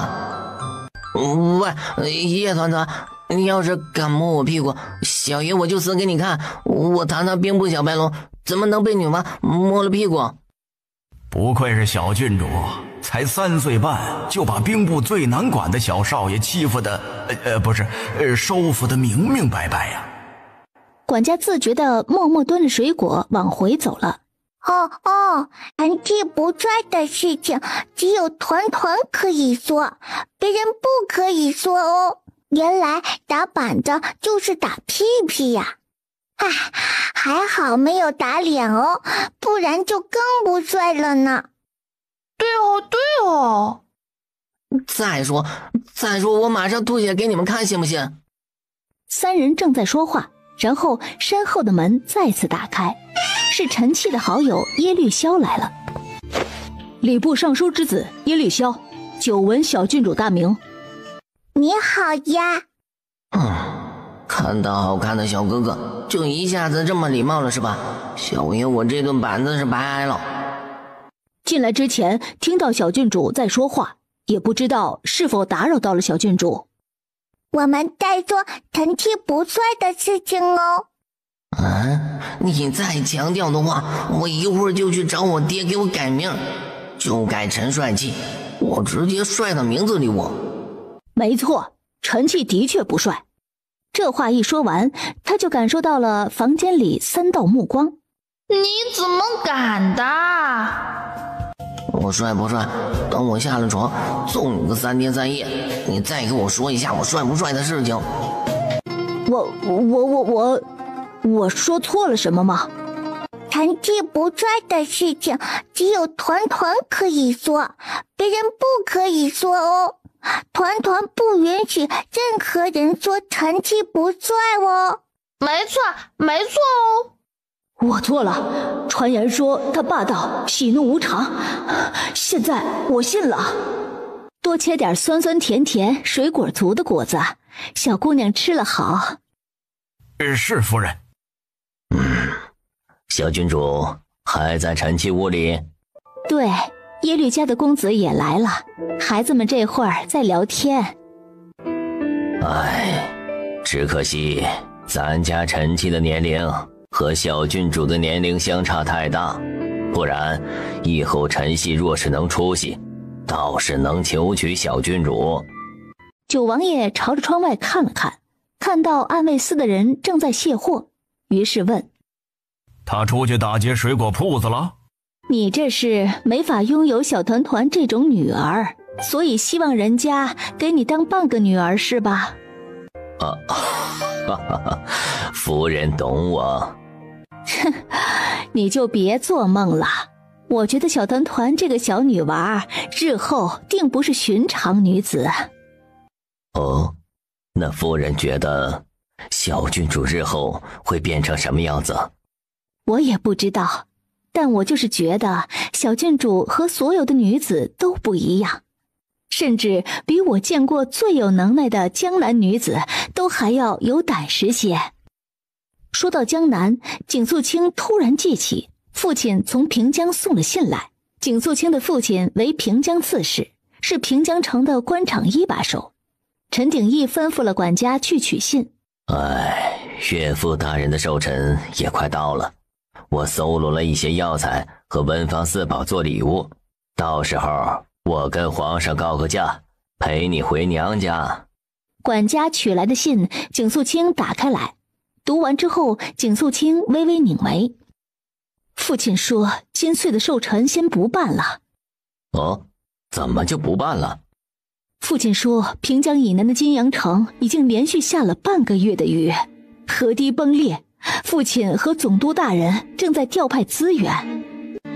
夫人啊，此信是何时送来的？昨日晚上便到了。怎么了？那么也就是说江南的情况明日便会送上朝廷。金阳城前年也发大水，今年应该也能和前年一样平安度过吧。九王爷朝着窗外看了看，看到暗卫司的人正在卸货，于是问：他出去打劫水果铺子了？是兵部的尚书夫人送的。小郡主还非常乖巧懂事地推辞了一下，最终拗不过陈夫人，这才拿了一点水果回来。是吗？院子里的暗卫都已经在用木板车往厨房推水果了，这叫一点儿，还推辞了一下。爹爹，你就不能少吃一顿吗？嘿嘿，这下终于可以坐在爹爹身上吃果果了。马上就要吃晚膳了，你把这一点水果吃完，你还吃得下？团团已经吃过晚饭了哦，现在吃的是餐后水果哟。陈夫人留了小郡主吃晚饭。陈家今晚上的菜色比较多，其中虎皮大肘子最得小郡主的喜爱，所以小郡主和陈将军两人一起分吃了一份大肘子。怎么个吃法？陈将军一半，小郡主一半，很公平。九王爷伸手摸摸他好大儿的肚子，实心的。这都已经实心了，都还在吃水果。想到这里，九王爷干脆捏过他的小手手，带着往上一举，水果就顺利地进入了他的嘴里。叶团团就这么看着自己的小勺勺一上一下，果果就没了。好神奇耶！于是小家伙又插了一块果果，小手手一举，等他拿回来的时候，勺柄上果然没了果果。小家伙快速将勺柄举起来，又快速将勺柄收回来，这嗖嗖的就把他爹的头给拉了下来。爹爹，你是不是骗团团的果果吃呀？今晚上广新湖那边会有舞狮，很多人都会去看。爹爹，什么是舞狮呀？是舞狮。是舞狮。舞狮。舞狮。狮。狮。狮子的狮。狮子的狮。好，无锡。爹爹，那我们什么时候去看呀？一会儿去。为什么不现在去呀？因为本王还没用膳呢。没关系哦，团团可以等爹爹哦。九王爷见他这么乖，心里在想，刚才教他说狮子的时候，本王是不是太没耐心了？娃都可以耐心的等他吃饭，那他为什么不能多教几遍？九王爷默默反思自己。白白，舞狮什么时候开始呀？现在就应该已经开始了。爹爹，你就不能少吃一顿吗？本王为刚才的反思而感到后悔。这是湖，不是家里的鱼池。团团想看看湖里的鱼长什么样子呢？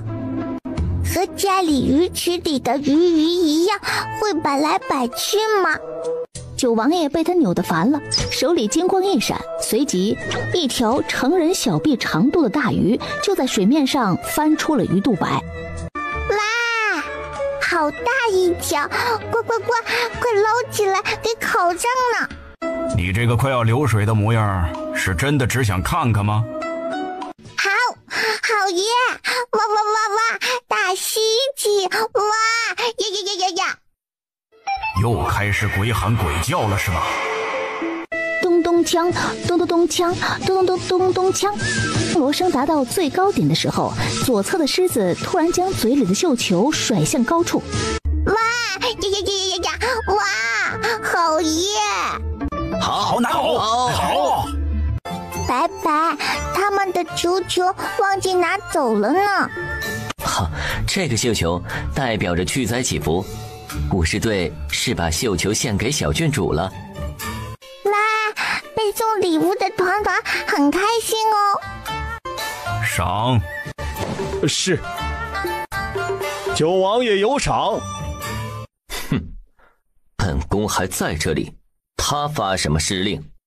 殿下所言极是，九王府的人就是没规矩。上回在除夕宫月宴上，九王府的那个小女娃还将羽毛插到我鼻子里。殿下，你可要给我做主啊！好，本宫给你做主。太太子嘴上虽然这么说，但是目光却是放在左边的一艘载人小舟上。左边那艘大船是九王府的船只吗？大公子来了吗？我刚刚就看到了，坐在中间的好像是九王爷，没看到大公子。苦练了半年的舞蹈，还以为能在今日见到大公子。见到九王爷也不错呀，他好帅呀！我刚刚偷瞄了一眼，果真和传言说的一样，气宇轩昂。可是九王爷和我爹的年纪一样大，虽然很帅，但是总觉得怪怪的。我就觉得九王爷比大公子帅，那种位高权重的掌控感。不，我还是觉得大公子是全大楚最好看的男人。队长，你评评理，是九王爷帅还是大公子帅啊？小郡主太可爱了吧，抱着一个绣球蹦来蹦去什么的，哎呀，怪死我算了。今日是给太子、九王爷和三皇子表演，不能出任何岔子，哪怕是一根手指放错了位置，都仔细你们的皮。是，嬷嬷。叫锦雀是吗？回嬷嬷的话是。动作可记熟了？回嬷嬷的话，锦雀记熟了，绝不会有半点出错。玉教嬷嬷赞赏的点点头。快跟上！出去之后走到中间划线的位置，跪下给3位皇室问安。原本叶团团是要趴在栏杆上看小姐姐们把身子弯来弯去的，可是还没趴好，就闻到一股清香的花生味道。不是俺不想交出来，主要是王爷说小郡主吃了半个肘子，晚膳已经严重超量，最好是啥也别吃了。所以俺是真的憋了很久，才憋住了要剥一把花生偷偷塞给小郡主的冲动。可是眼下已经被发现了，这种小投喂又不能投喂的痛，到底谁能懂啊？简直让人难受到掉秤。白哥，这个家不能没有你呀！白姬学着小风无耻的样子，将一盘花生端到王爷面前。王爷，姐姐，这个好吃的哦，捏可可，吃米米，吃到嘴里糯叽叽。叶团团拿出来一颗，乖巧懂事的就放到了自己嘴里。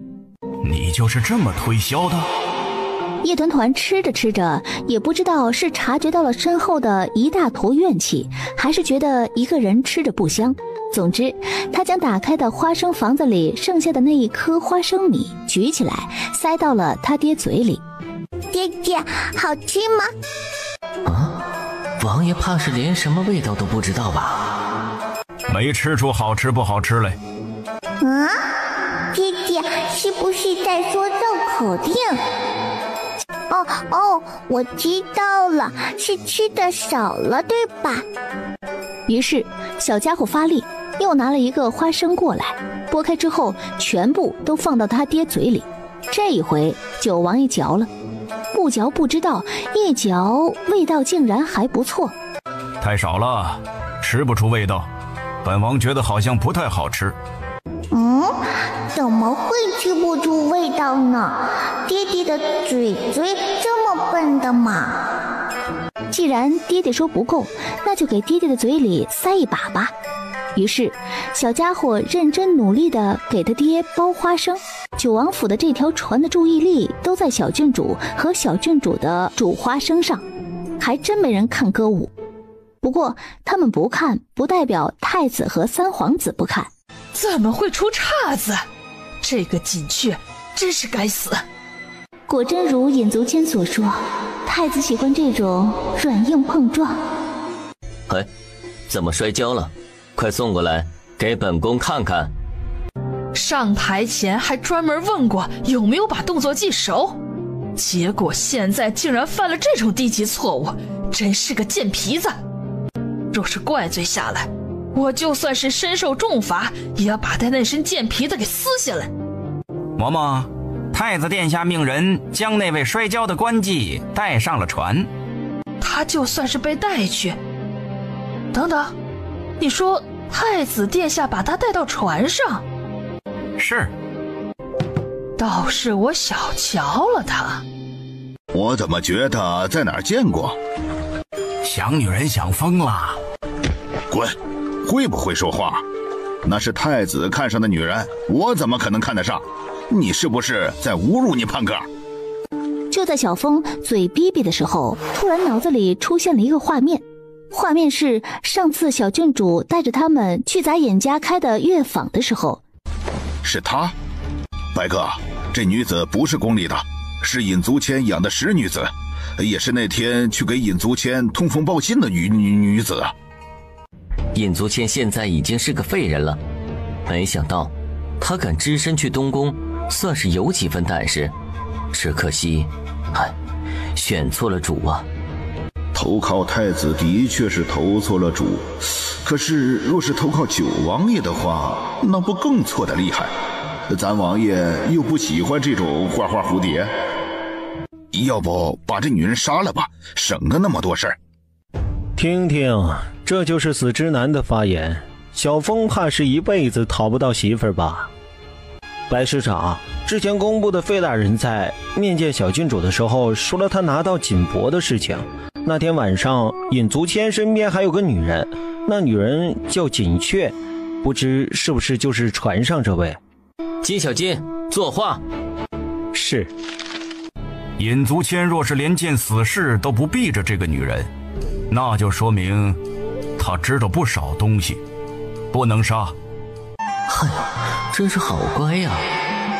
谁不想身上多个小挂件啊？王爷果然是全世界第一幸运的男人。于是九王爷就收获了一大堆羡慕的眼神。小郡主小胳膊小腿要是给撕坏了，那整个安维斯都得去自杀了。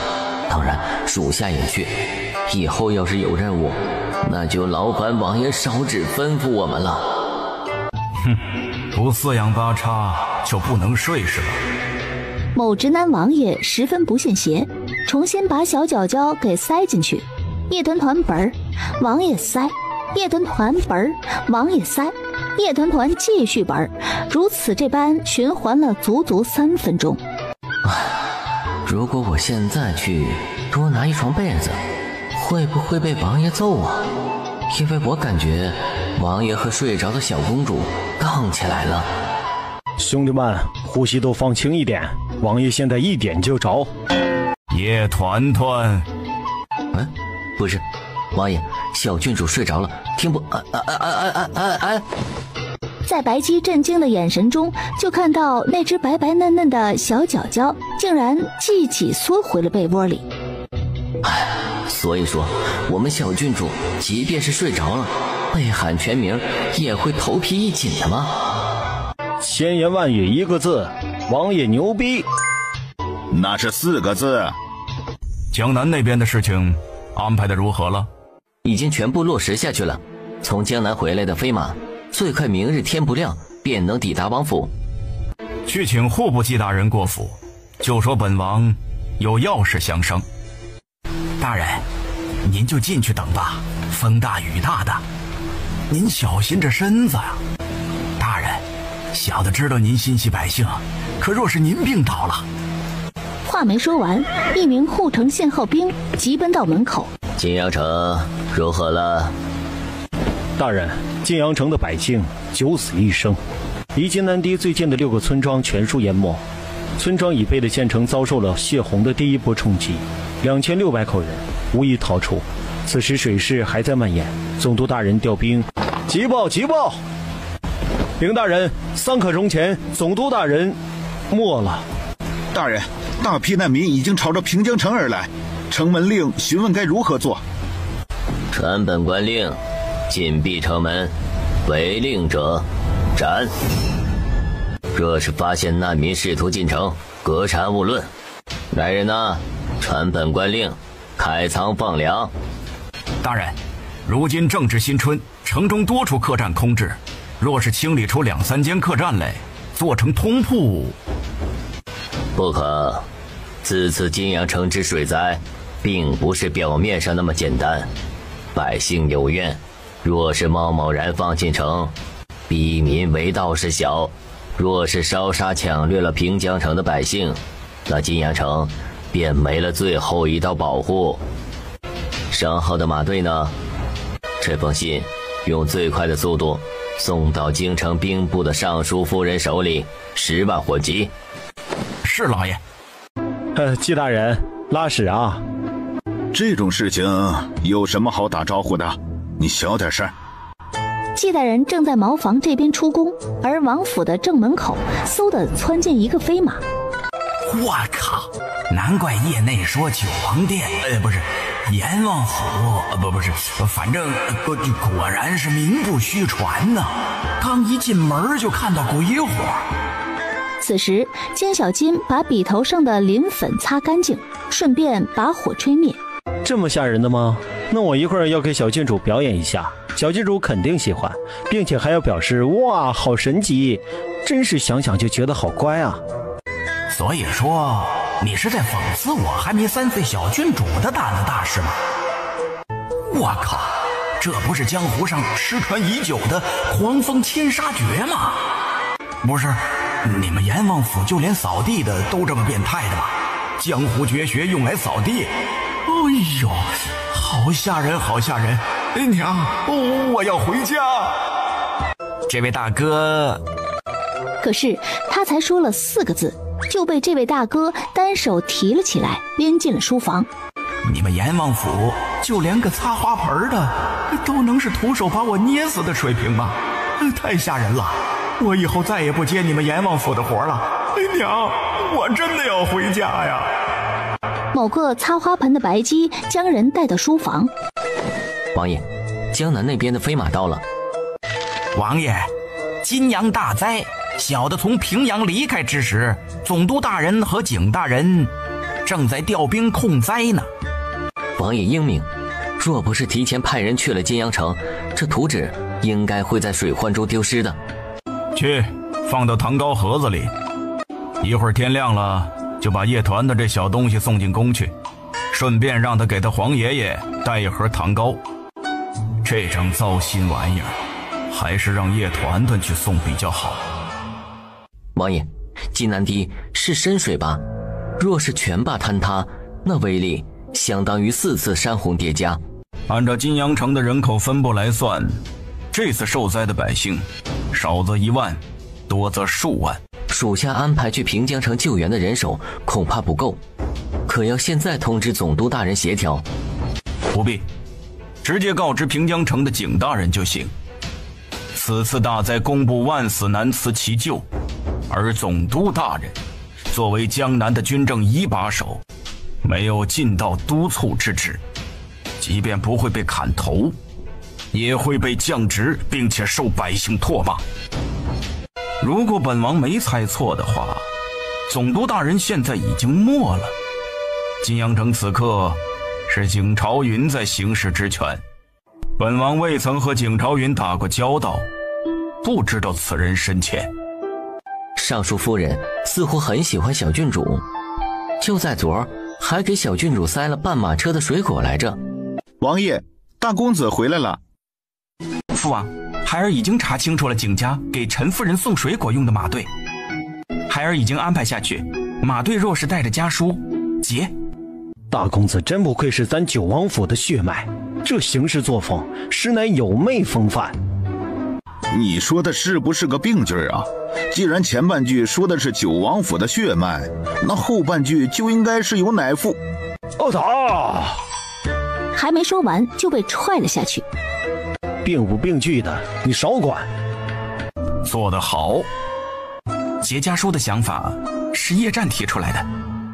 查马队的确是叶晨决定的，但是查清楚之后，叶晨本打算请示父王要如何做。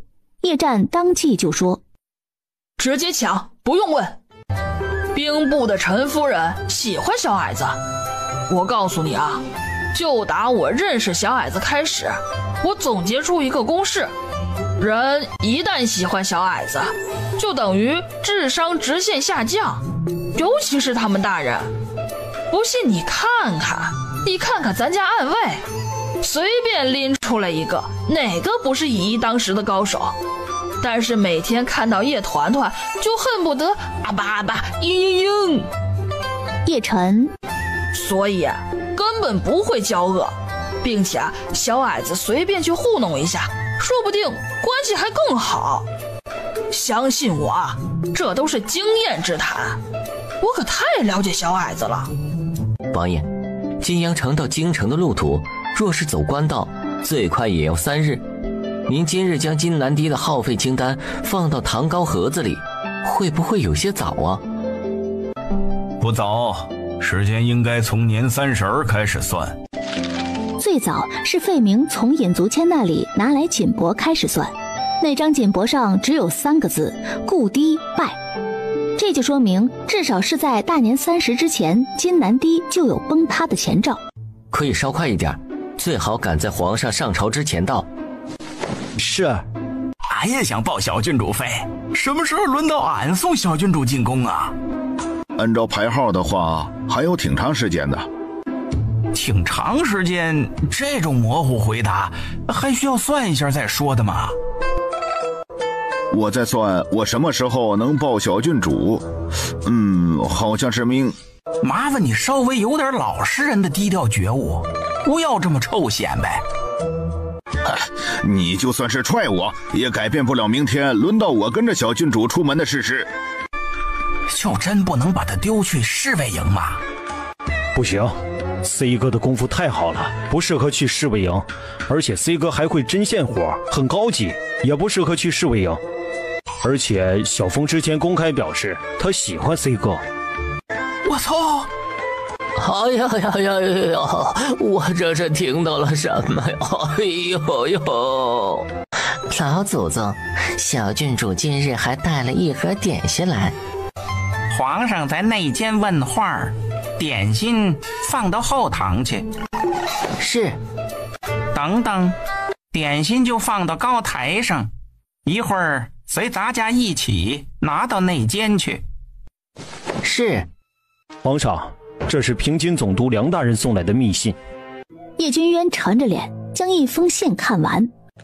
好个梁思远，此等大灾竟敢隐瞒不报，直至救无可救才呈递密信，这是欺君罔上，朕要摘了他的脑袋。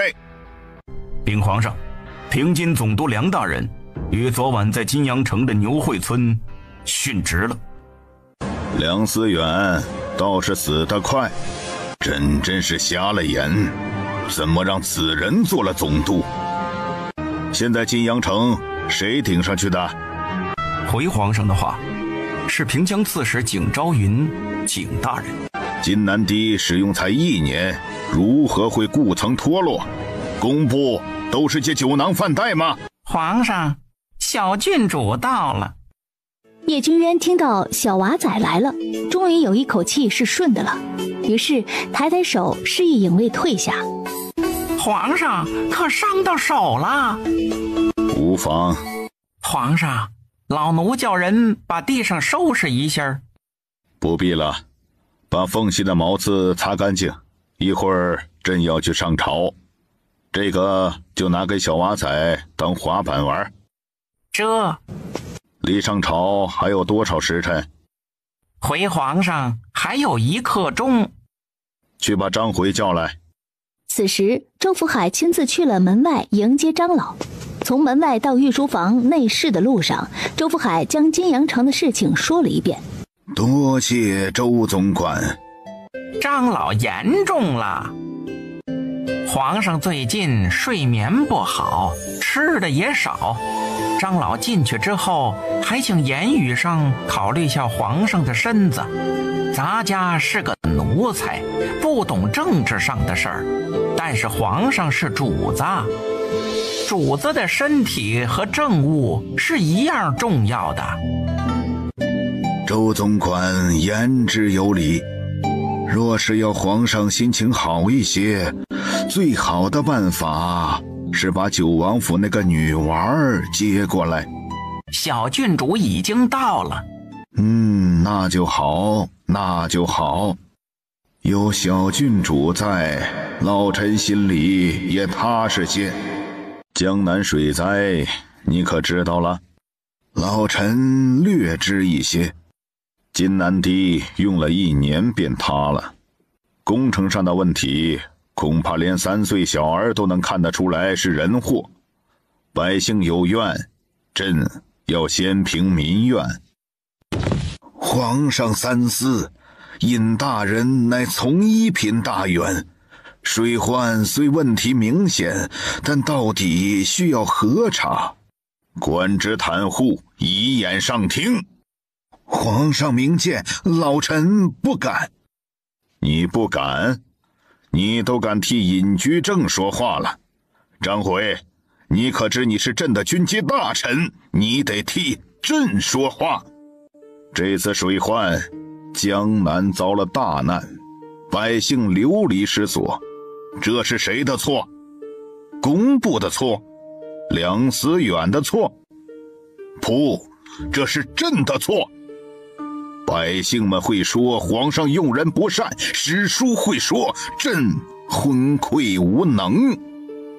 皇上息怒，是老臣思虑不周，可是老臣听说前几日小郡主把尹大人的儿子放上了天，现在想来真是十分有远见。皇上，您该上朝去了。皇上，这是小郡主给您送来的，您可要尝尝。周福海将盒子打开，正要拿糕点，可是一伸手就卡住了，因为他看到里面整整齐齐的小白糕旁边放着一张纸，看纸张的样式似乎是公布出来的东西。老臣告退。老九是要造反吗？消息比朕还快，简直岂有此理。朕还在想要怎么走工部的流程，这老九倒好，直接把金南堤的耗费图送来了。看看，这是耗费图吗？这根本就是工部的砍头名单。今天干脆叫老九替朕上朝好了。哎呦，不能听啊！若不是老夫腿太长，都要学小郡主的旋风小跑了。朕今天收拾了工部，就整顿朝纲，顺便废了老……皇爷爷早呀！哦，朕的小娃仔醒了。刚才朕说到哪里了来着？皇上，该上朝了。朕现在要去上朝，你自己乖乖在这里等朕，知道了吗？妈，王爷爷好酷哦！于是模仿能力超群的小郡主学着他皇爷爷那股子朕要去杀人的气场，踩着4方步朝着门口走。哎呦，小郡主啊，你有何吩咐？怎么这里还有个结巴呀？团团是一个礼貌小孩呢，应该和结巴公公进行一个友好交流。团要吃饭哦。呀，小郡主好乖，说话还自带回音。今天请务必让我给她洗脸，求求了。我不行了，她太乖了，我要写信回家告诉我娘，我今天给小郡主洗脸的事情。有事启奏，无事退朝。皇上，老臣死罪。尹大人，这是怎么了？怎么突然说到了死罪？尹爱卿何罪之有？皇上，臣有本要奏。江南连日大雨，积水严重，金南堤因不明原因坍塌，致大坝提前泄洪，济阳城水患成灾。老臣死罪！皇上，臣有本要奏。江南连日大雨，积水严重，晋南堤因不明原因坍塌，致大坝提前泄洪，济阳城水患成灾，老臣死罪。尹爱卿说是因不明原因导致晋南堤坍塌。朕很好奇，到底是什么不明原因能让才使用1年的蓄水大堤坍塌？灭亡的前朝都没修过这么不经用的蓄水大堤。这，尹居正，你好大胆子！皇上息怒！皇上息怒，老臣罪该万死。当初是谁主事修建晋南堤？晋南堤乃3年工程，还请皇上容罪臣下去查询一番。不必查了，朕问你答便是。是皇上。3年前派遣到金阳城的工部主事是谁？回皇上，是尹足谦。斩！叶君渊继续问了几个职务，尹居正每回答一次，后面跟着的都是斩。尹尚书可有异议啊？诸位可有异议？回皇上，罪臣领旨谢恩。皇上英明。对于救灾，众爱卿可有建议？父皇，儿臣愿往。名单都是你给朕的，还要装出这一副毫不知情的模样。若不是朕顾及小娃仔，朕定要废了你这个装模作样的逆子。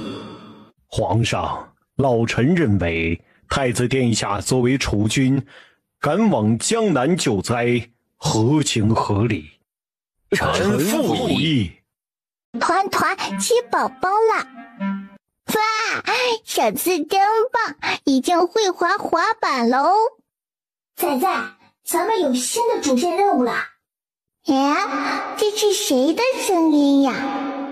不是吧，不是吧，我就是去做了个资料，我家小宿主直接不认识我了。哎呀，我是不是全世界最没存在感的失败筒子啊？都怪主系统，没事让交什么资料嘛？我一个女地图，又不是公务图。哼，呸！鸡鸡呀，你这段时间去哪里了？团团还以为你死掉了呢。谢谢哦。言归正传，仔仔，咱们有新任务了哦。是什么呀？任务就3个字，去江南，任务完成有50积分。鸡鸡呀，为什么这次去江南会有这么多积分呀？还能是因为什么呀？当然是主系统智商下降填错了积分。没关系的，仔仔，咱们就当白捡啦。嘿嘿，原来鸡鸡的主系统是个笨蛋哦。对，不仅是个笨蛋，还多事儿，非要让我们填什么药物销售总汇表，还说要做什么销售红黑榜，真是没事找事儿。不过这个不重要，重要的是现在有了新的主线任务了。仔仔，这个任务还有补充条件哦，是要求3日之内抵达江南。王爷爷，你回来了呀！团团在等你哦。就在前日，朕还在朝堂上说要老九把小娃仔送到宫里来，朕要亲自教育。今日这些个臣子又开始私下议论，说什么若不是小蟒袍提前要了尹足谦的大半条命，尹尚书今日在朝堂之上怕是会有灭顶之灾之类的。哼，真是善变呐！王爷爷，你回来了呀！团团在等你哦。就在前日，朕还在朝堂上说要老九把小娃仔送到宫里来，朕要亲自教育。今日这些个臣子又开始私下议论，说什么若不是小蟒袍提前要了尹足谦的大半条命，尹尚书今日在朝堂之上，怕是会有灭顶之灾之类的。哼，真是善变呐！这帮臣子算计功名利禄的时候，个个都削尖脑袋往里钻，可到了为百姓做实事的时候，就欺上瞒下，畏首畏尾。皇爷爷说的好深奥，团团听不懂呢。皇爷爷莫生气，莫生气，气出病来无人替。别人生气，皇爷爷不气。皇爷爷天下最英俊，最英俊。哈哈哈，真乖！想要什么奖励，朕来安排。团团想去江南玩，皇爷爷会给安排的吧？团团最喜欢皇爷爷了。再等几个月，等到金阳城重建好了，朕亲自带你去江南。仔仔，怎么办呀？回京4虎蛋要涨到10万了。七七，是从5变成10吗？不是变成10，是变成10万，是一个比10大很多很多很多很多的数字。为什么要涨那么多呀？从5变成10，真的不是在打劫团团吗？还想让我涨到10万？我家的小做主，你给他涨到10，估计都不行。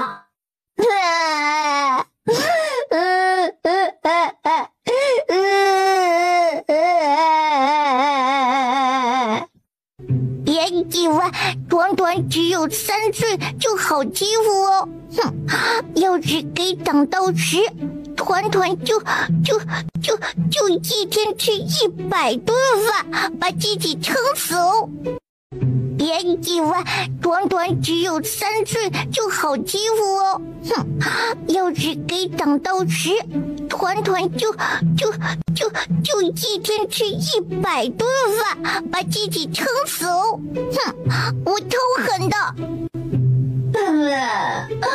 不是我要涨价，是主系统这个笨蛋暗示我要涨价。哎呀，不对，现在是明示了，还把我的按钮给我换了。哎呦，主系统，主系统是谁呀？就是我们这里最大最厉害的头。皇爷爷，你是不是最大最厉害的人呀？好个小娃仔，为了能去江南玩，已经开始给朕戴高帽了吗？不过朕的确是啊，没错。明白了，那就用对付皇爷爷的方法对付主系统就可以了，是不是？七七，你会哇哇哇哇哭吗？会的话，我们可以把价格打下来哦。什么是哇哇哇哇哭？七七，从现在开始，团团说一句，你就学一句哦。好。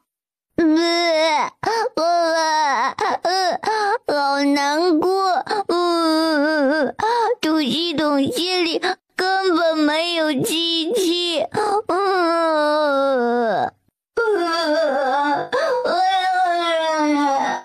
好难过。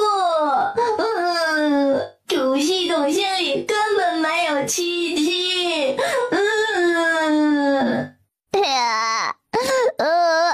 七七就是个捡来的筒子吧。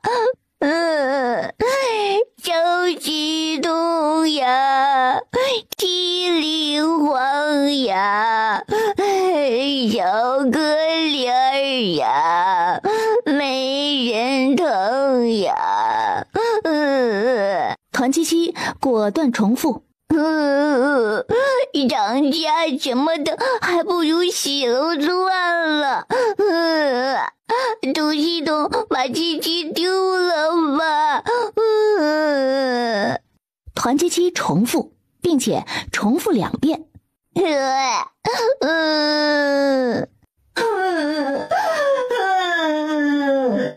于是主系统就发布了一个新的积分玩法——积分大转盘。光听这个名字就知道是一种赌概率、赌运气的玩法。小激动呀，机灵慌呀，小可怜呀，没人疼呀。仔仔，快做任务！做了任务我们能抽奖。有一种预感，我能5积分抽中回剑速古代。咱以后不用买的，咱要抽的。真的吗？真的吗？对对，我觉得作为黑衣是具备着和其他桶不一样的运气的。仔仔，相信我。不知道为什么，叶团团觉得团七七说的非常有道理，以至于团上头团此刻觉得自己斗志满满。王爷爷，团团要去江南拿。去东宫传旨，就说江南一事有变，让太子不必动身。是，皇上，东宫那边大事不好了。说，太子殿下被去世了。什么？谁做的？回皇上，是太子带回来的侍妾。让太医院的院手去，快！叶千珏到底是朕的儿子，若真被阉割了，朕定要诛那官妓9族。皇爷爷，脸疼。还疼吗？不疼了。发生什么事情了？怎么感觉皇爷爷一下子变凶了？你牛叔怎么了？这要怎么说呀？你牛叔去不成江南了。那团团可以去吗？王爷爷呀！皇上，九王爷在边塞已有势力，江南乃大楚腹地。九王府已经在边塞驻军，若是又在江南此等经济中心立足，恐怕会形成鼎立之势。这并不利于朝堂，更不利于皇权。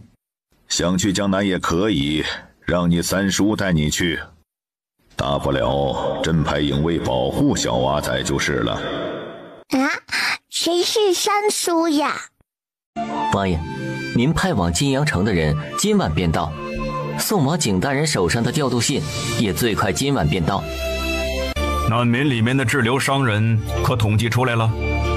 已经在办了，等到分清楚了人，到时候安顿难民，就把这部分人单独划分出来。太子此番去江南，恐怕会和金阳城的官员沆瀣一气。金阳城的地方官和工部勾结之处颇多，至少是在金南堤的事情上，绝对有勾结贪腐。太子去江南，应该是想收纳党羽，而非整治官场。那他应该会带上锦雀。之前太子带走的官妓，属下派人和费大人核对过了，就是锦雀。王爷，此女可要斩杀，她可是会帮助太子拿下江南官场。我说什么来着？就说这女人要杀吧，留着就是碍事儿。越是好看的女人呢，越是碍事儿。有道理，屁之有理。不是，这怎么有点夫唱妇随的味道了？父王，锦雀的身份有问题。父王，名为锦雀的女子，似乎是5年前被杀的城防军首领袁锦之女。锦雀的身份，孩儿目前只查到一种证据，尚未复核。禀报王爷，出大事了。说。1刻钟前，东宫遇刺，太子被侍妾用利刃去世。看来不必复核了，锦雀就是袁雀。大公子说的袁锦，可是从东南山一带迁徙到京城来的。没错，白市长认识。当初属下还在兵部任职时，袁锦是属下的百户长。袁锦是你的人？是属下的人。那就安排人把他女儿救回来，即便已经死了，也要把尸首抢回来。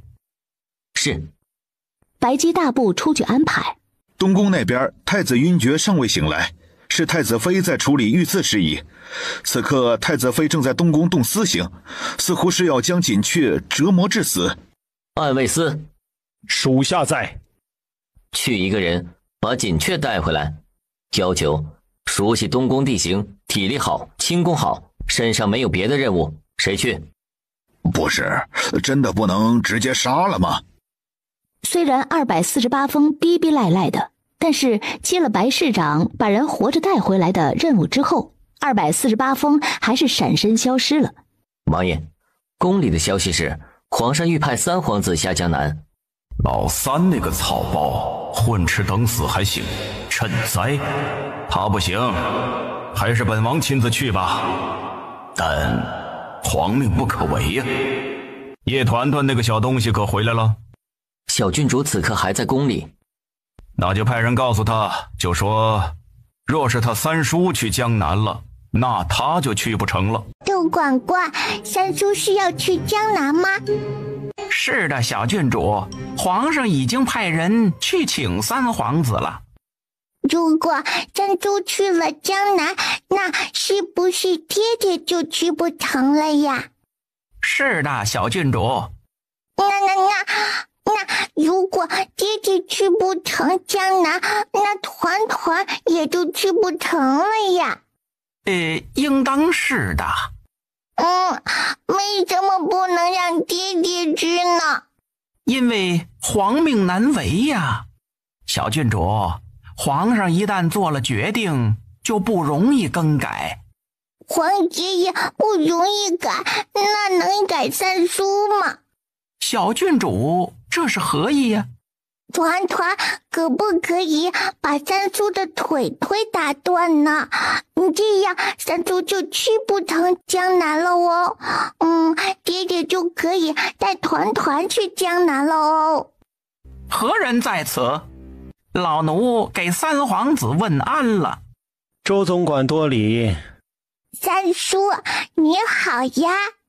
2刻钟之后，宫里传来消息，说三皇子突发头疾，需要卧床休息，所以三皇子主动放弃去江南赈灾的机会。消息很快便传到了九王府。你怎么你三叔了？给他吓成这样？团团没有怎么三叔哦，团团今天还有礼貌的和三叔打招呼哦。嗨，真羡慕三皇子，我们今天都还没得到小郡主的正式打招呼呢。就是，真没有，本王不信。团团今天和皇爷爷在御书房，然后1刻钟过去了，他都还在说皇上头上的鸡毛丑不拉几的问题。说你见到你三叔的时候，你怎么你三叔了？给他吓成这样？团团才刚问完能不能把三叔的腿打断，然后就看到了三叔哦。你就说咱们郡主牛不牛吧？原来是威胁。不是威胁哦，团团是认真的哦。小郡主真诚实，真不愧是全世界最可爱的小乖乖啊。九王爷正惊异于小女儿的土匪行为，然后宣旨的公公就来了。儿臣接旨。白姬拿了一包碎银子，打算送宣旨公公出去，可是公公并不走。公公可还有什么事情？皇上还有口谕给小郡主。是什么呀？初7是上书房开学的日子，你父王此去江南几天定回不来，所以朕决定你就不要跟着去了，留在京城念书。那怎么行？我们家仔仔是要去江南做任务的。那公公见小郡主答应了，于是躬身告退。可是刚走到门口就被多塞了一包银子。白市长，您刚才已经给过赏钱了。无妨，还请公公多担待。谁把裤衩子放进来了？是不是想干架呀？真以为老实人没脾气是不是？而且这裤衩子都已经破了5个洞了，能不能直接扔了？还补什么补啊？你们能不能讲点卫生？这都是洗过的，不是脏的，可能就是收衣服的时候给混到了破衣服里，而且这尺寸一看就是小峰的。哎呀，小峰最近不是嚷嚷着要减肥吗？他为了增加运动量，还一个人接2个人任务，所以说他这个月的月钱也是拿双倍啊。安维斯的双倍月钱，那可是别的兵营的兵1年收入了。都这么有钱了，他大红色的裤衩子破5个洞都舍不得换。哎，你说小峰是不是不会花钱呢？他要是实在不会花钱，能不能找个媳妇儿帮他花呀？C 哥竟然觉得小峰找得到媳妇儿，滤镜是不是开得有点大呀？对，小峰这种死直男是找不到媳妇儿的。小峰完了，连老实人都知道他是个死直男了。阿爹，女儿替你报仇了，纵使是死，纵使是受尽万般折磨，女儿也甘之如饴。太子妃看到锦雀脸上的笑，顿时怒火中烧，夺过太监手上的鞭子，亲自上手，啪啪连续2鞭子之后，太子妃可是没吃饭不对，现在应该是废太子妃了。哎呦，不得不说呀，这娘们找死的功力还挺强。娘娘，您消消气，她这么说就是一心求死，死了便不疼了。想死是吧？本宫偏不如你意。你这贱人，不是会勾引太子吗？不是床上功夫了得吗？哼哼，来人，把他衣服扒了，再去叫10个侍卫进来。本宫今日赏他们。今夜，本宫要看他一刻不停地伺候男人。若有半分停顿，便是共犯。不，你有本事就杀了我！小峰动作很快，并且丝毫不恋战，砍断锦雀身上的锁链之后，学着二爷扛小郡主的动作，将锦雀当成一条抹布，朝着肩膀上一甩。就这点伤就站不稳了？瞧瞧，我就说小峰这辈子都娶不到媳妇儿吧。是你。这娘们儿把我胖哥认出来了，哎呦我去，那不行啊！作为一个暗卫，若是轻易被人认出来，那绝对是缺点。住嘴！哎，他是真的没药医了。没药医的小峰将锦雀扛回了九王府的后院。锦雀多谢王爷大救之恩，对于尹足谦和江南官场的联系，锦雀定知无不言，言无不尽。哼，好个聪慧的女子，知道自己的价值在哪儿。不过王爷救人从来不是为了利益。咕咕鸡呀，你真的不能再给一个蛋的吗？呀！明日你跟着王府的队伍一起出城，出了城你便自由了。九王府并不是收容所。我自幼在江南求学，又跟在尹足谦身边5载，若王爷要下江南倾倒，我能提供信息。九王府没有利用女人的规矩，而且也不是谁都能进九王府。一会儿会有人给你拎热水过来，你自己上药，明日一早便出城。我怎么觉得这个姐看上小峰了？他看咱胖哥的眼神就跟小厮看牛肉干一样，恨不得一口吞。我不同意这门婚事。啊？咋的了？小峰是 C 哥的。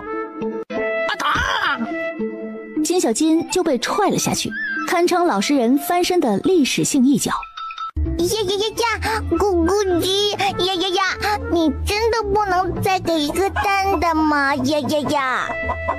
我靠，小四爷速度又变快了，还好我刚才没眨眼，不然看都看不清四爷是怎么闪过去的。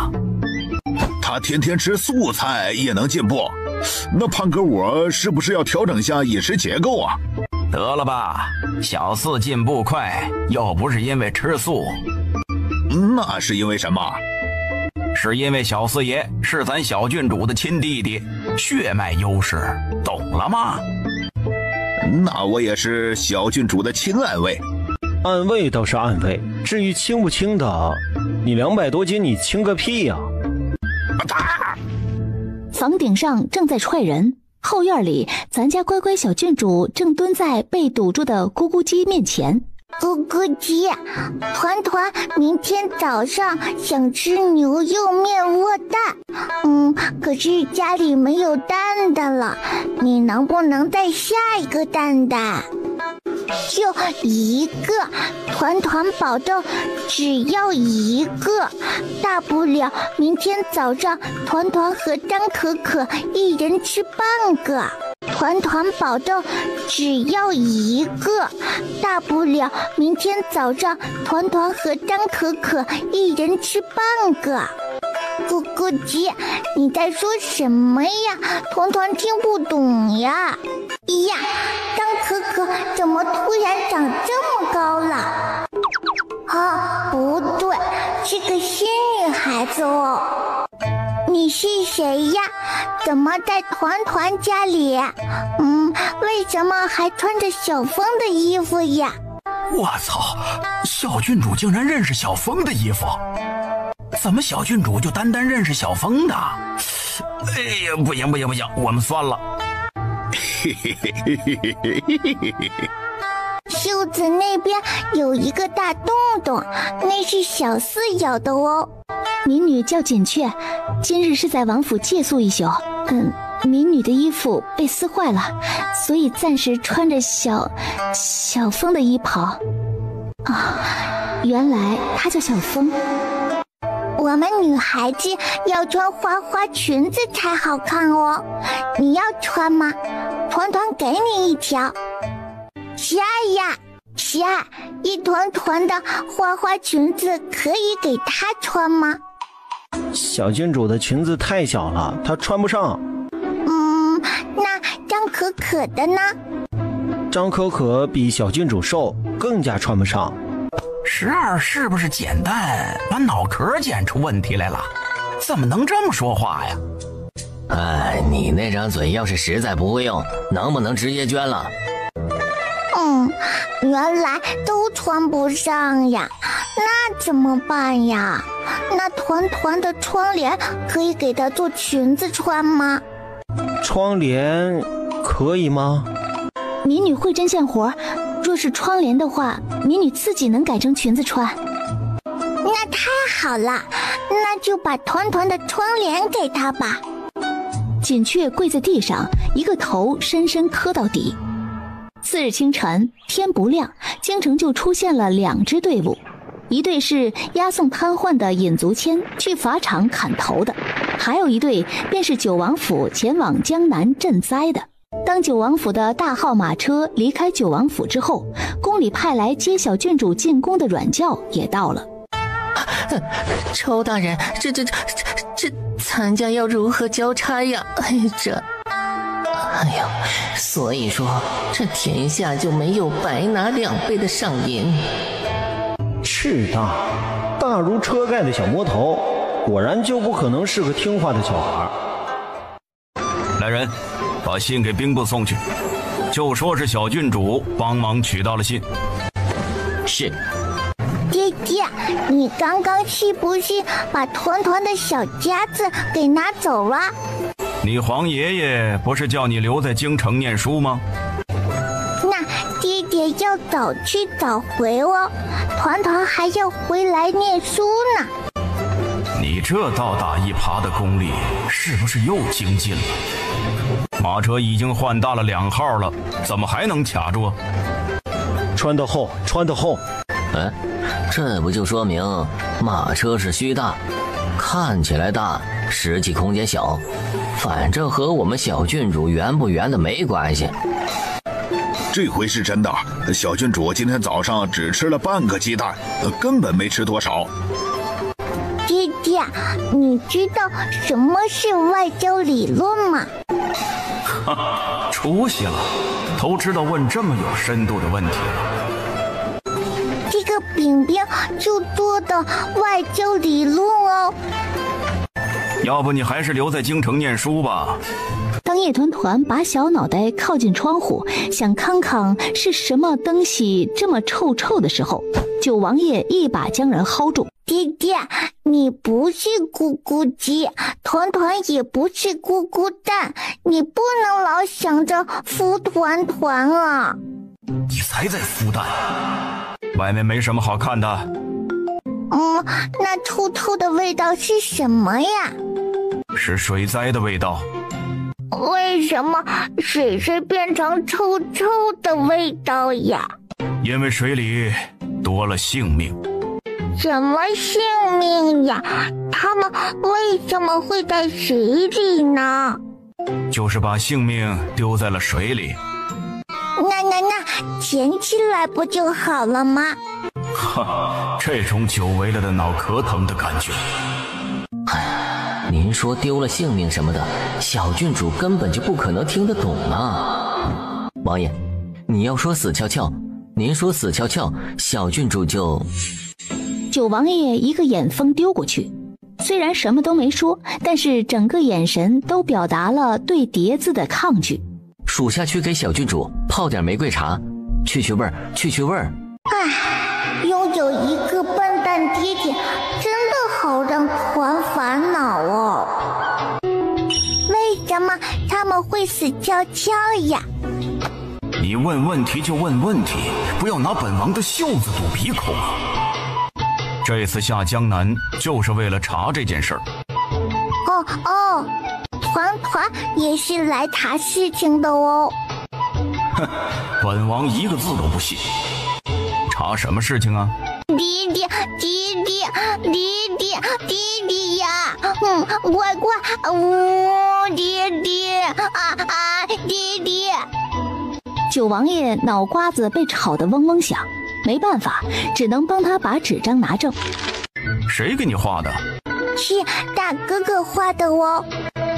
叶晨作为九王府唯一一个能和妹妹通过纸笔交流的人，这幅江南美食地图可以说画得十分通俗易懂。这里是卖卷饼的，这里是卖炒栗子的，这里是卖水果冰冰的。就一堆乱七八糟的波浪线，上面加几个半圆不圆的块块，他是怎么看出来那是水果冰的？这里是卖胖子的，这里是江南第一楼。那为什么画个胖子？是说去这里就会吃胖吗？拥有一个笨蛋爹爹，真的好让团烦恼哦。说话。这个胖胖的人是家里的江南御厨哦。哼，竟然还真的讲得通。到了再看。刚刚的图图是大哥哥给的，现在的钱钱是二哥哥给的哦。你二哥就只给了银票，没说别的？说了哦，二哥哥说不可以花别的小哥哥的钱，要花只能花二哥哥的。大公子是真的懂咱们小郡主啊。不过二爷就还不够了解咱们小郡主，主要是小郡主若是看上了哪个小哥哥，那第一步根本就不是花人家的钱，而是拉人家的手。二哥哥还说，团团要是拉了别的小哥哥的手，就把那个小哥哥的手给砍掉哦。我们错了，是我们低估二爷了。二哥哥还说，团团要是拉了别的小哥哥的手，就把那个小哥哥的手给砍掉哦。下官平江刺史景朝云，携平江、金阳两城守城官，跪迎九王爷，跪迎小郡主。九王爷千岁千岁千千岁。起吧，前面带路。王爷有话，诸位大人请起，前面带路。是。爹爹，为什么不让团团看看外面呢？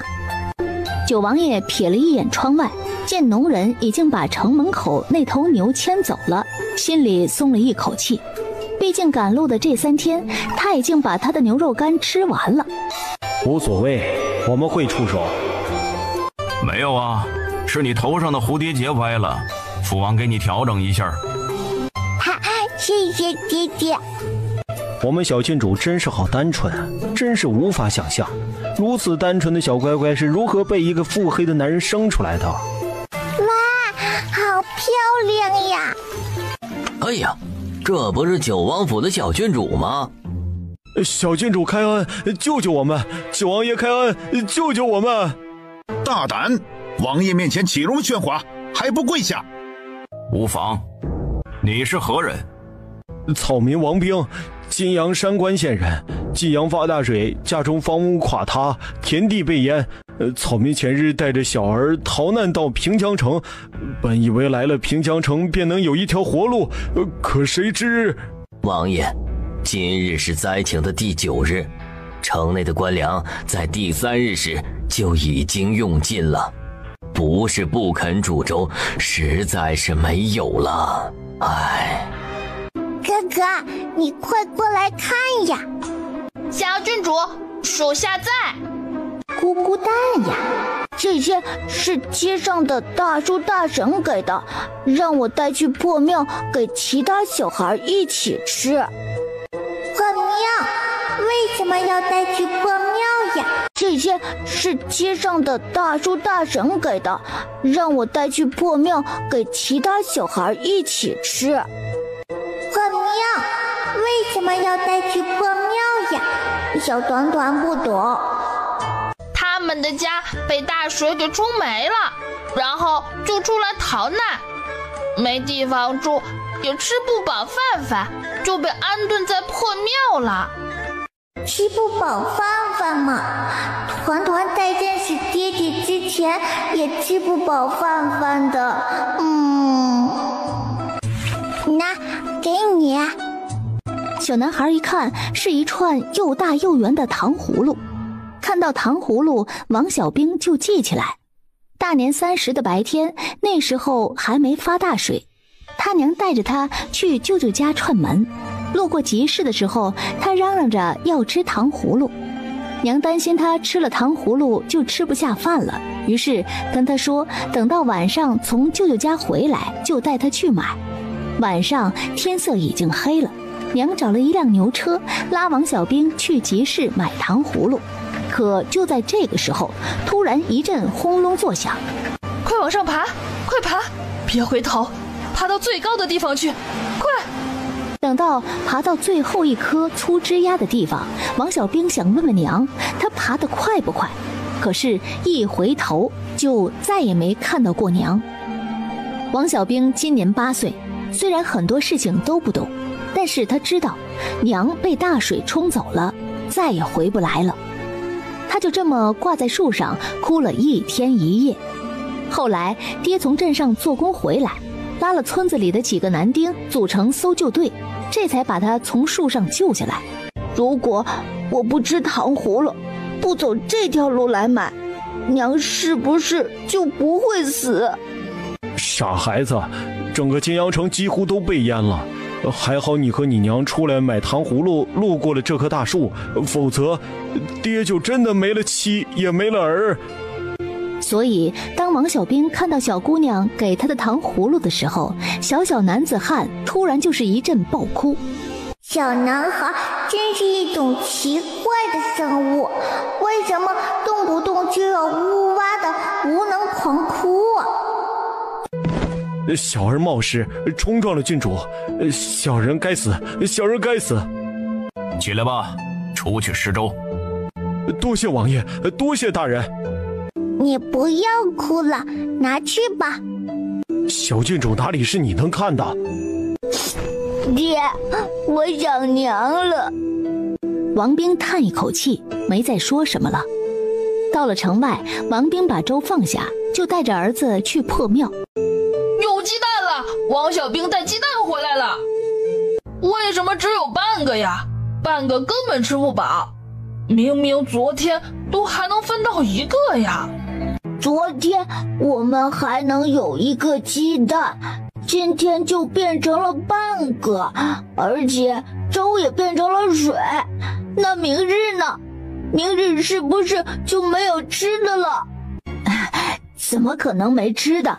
你们看，这是什么？这是小郡主给我的。谁是小郡主啊？小郡主是一个仙女。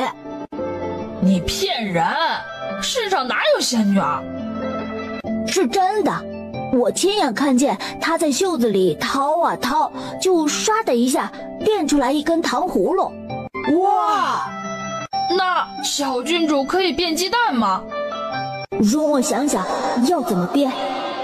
有粮食来了，是不是小郡主变出来的？小郡主肯定是个福泽四海的人，不然为什么一提她就真的有用？有救了，有救了，我们有救了！太好了，有粮食了！那旗帜是九王府的，是我们的战神九王爷来救我们了，我们有救了！苍天有眼，苍天有眼呐！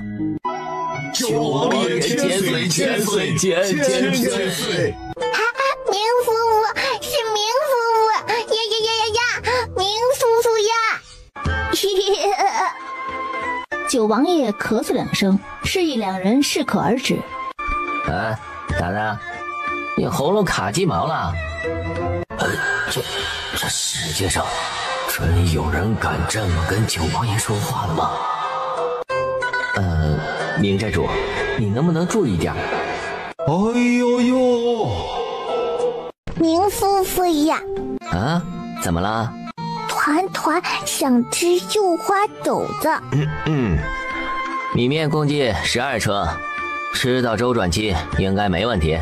水灾之后人容易体虚，所以拉来了3车伏羲果，熬成水喂给难民，能避免他们得传染病。这伏羲果那不是南蛮国特有的东西吗？而且因为产量极少，所以他们并不对外出口。的确是南蛮送来的。这下官记得去年的时候南蛮还差点打进来，怎么今年还会主动送国宝果子来了？实在是费解。刀架脖子上也就送了。感情是打过去抢的。九阎王果然是九阎王啊！王爷，眼下平江城的难民共有16057人，按照今日送来的粮食计算，大约能吃够4日。 4日之后，其他城池送来的救济粮应该也到了。王爷所言极是，但金阳城如今大半农田都被水淹没了，这时间一长，哎呀，终于又抱到我们家小乖乖了。太娃工具人罢了。明寨主到底要抱多久？他是不是越界了？送小郡主回客栈什么的，明明是我们的任务。明夫妇呀！啊？怎么了？团团想吃绣花斗子，就是12以前讲的绣花大娘和牡丹库塔故事里面的绣花斗子。晚上就去吃。团团想吃绣花斗子，就是12以前讲的绣花大娘和牡丹库塔故事里面的绣花斗子。晚上就去吃。啊，不对呀，我们小乖乖还在青鸾城的时候就说过想吃绣花肘子来着，怎么这都快过完年了还没吃到？啊，你爹怎么这么没用？你想吃个绣花肘子都要等到现在。他一个再字还没说完，就听到一道轻微但刁钻的破空声起。这过完年才买的新衣服，不是，叶九，你这人怎么就回了趟老家，性格变得越来越烂了？以前至少还能说2句才动手，怎么今日才说了1句，你就直接动手了？切，果然是年纪越大，性格越烂。恭喜宿主完成任务，获得50积分，当前积分余额为210。仔仔，我们要不要花5积分抽一下？好，团团想抽那个一包牛肉干呢。仔仔乖，咱们抽回肩素骨丹，那玩意儿现在已经涨价到了一种令人发指的地步。好，那我们就抽回肩素骨丹丹哦。啊，那我现在就点击开始抽奖了啊！仔仔，快给我点运气！爹爹呀！怎么了？快给牵住呀！爹爹！又在胡闹什么？嘴上虽然说他胡闹，但是还是捏住了他的小手。快给牵住呀！爹爹！姐姐，美男大法已经用上了，快，现在可以开始抽奖了，冲呀！仔仔，你再念一段咒语，叠一下 buff 呢。妈咪哄咿呀呀呜嘻嘻啦嗦咿呀嘿呦呦。这是在诅咒谁呀？哎，我说，你到底是不是小乖乖亲爹呀？亲爹怎么能这么说话呢？哼，小乖乖，你在超度谁啊？不是，明寨主，你到底会不会说话？要是实在不会说话，能不能把嘴缝起来 ？C 哥那里有针线，不要钱。真是，咱小郡主这能是超度吗？能是诅咒吗？这明明是仙女的可爱小仙咒，小仙咒。这就是吃奶的劲儿吗？哇，中了！我真不愧是黑榜第1，我可真黑！哇，七最黑啊！我要跳草裙舞！呀！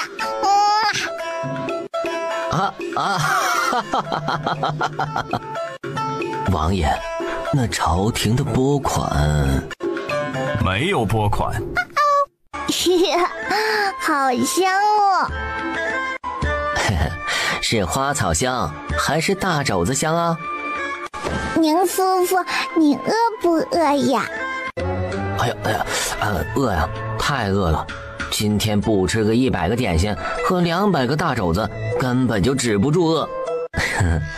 可是2个大肘子我吃不完，要怎么办呢？团可以帮忙吃一个哦，不用谢哦。好，那我们1人1个。哎，小乖乖，你干嘛去啊？去喊爹爹吃饭哦。只有2个肘子，没他的。王爷今日舟车劳顿，下官就不叨扰了。下官给小郡主问安。这位大人你好呀，爹爹，去不去接受？我去。团还没说完呢，爹爹怎么知道团要问什么呀？难道爹爹把团的小脑瓜子撬开看过了吗？小家伙总觉得爹爹好像有一点点的生气气了，不过不确定，再看看。于是小家伙哒哒哒的追上去，然后趁着他爹还没防备，然后快速托起他爹的袖子，就狠狠地擦了一把小圆脸。擦完之后，还非常自觉地把2只小手手抬起来，就准备着一会儿咻的一声，然后他睁开眼睛之后看到的就应该是白白了。爹爹是真的生气了，都不和团玩丢丢小游戏了。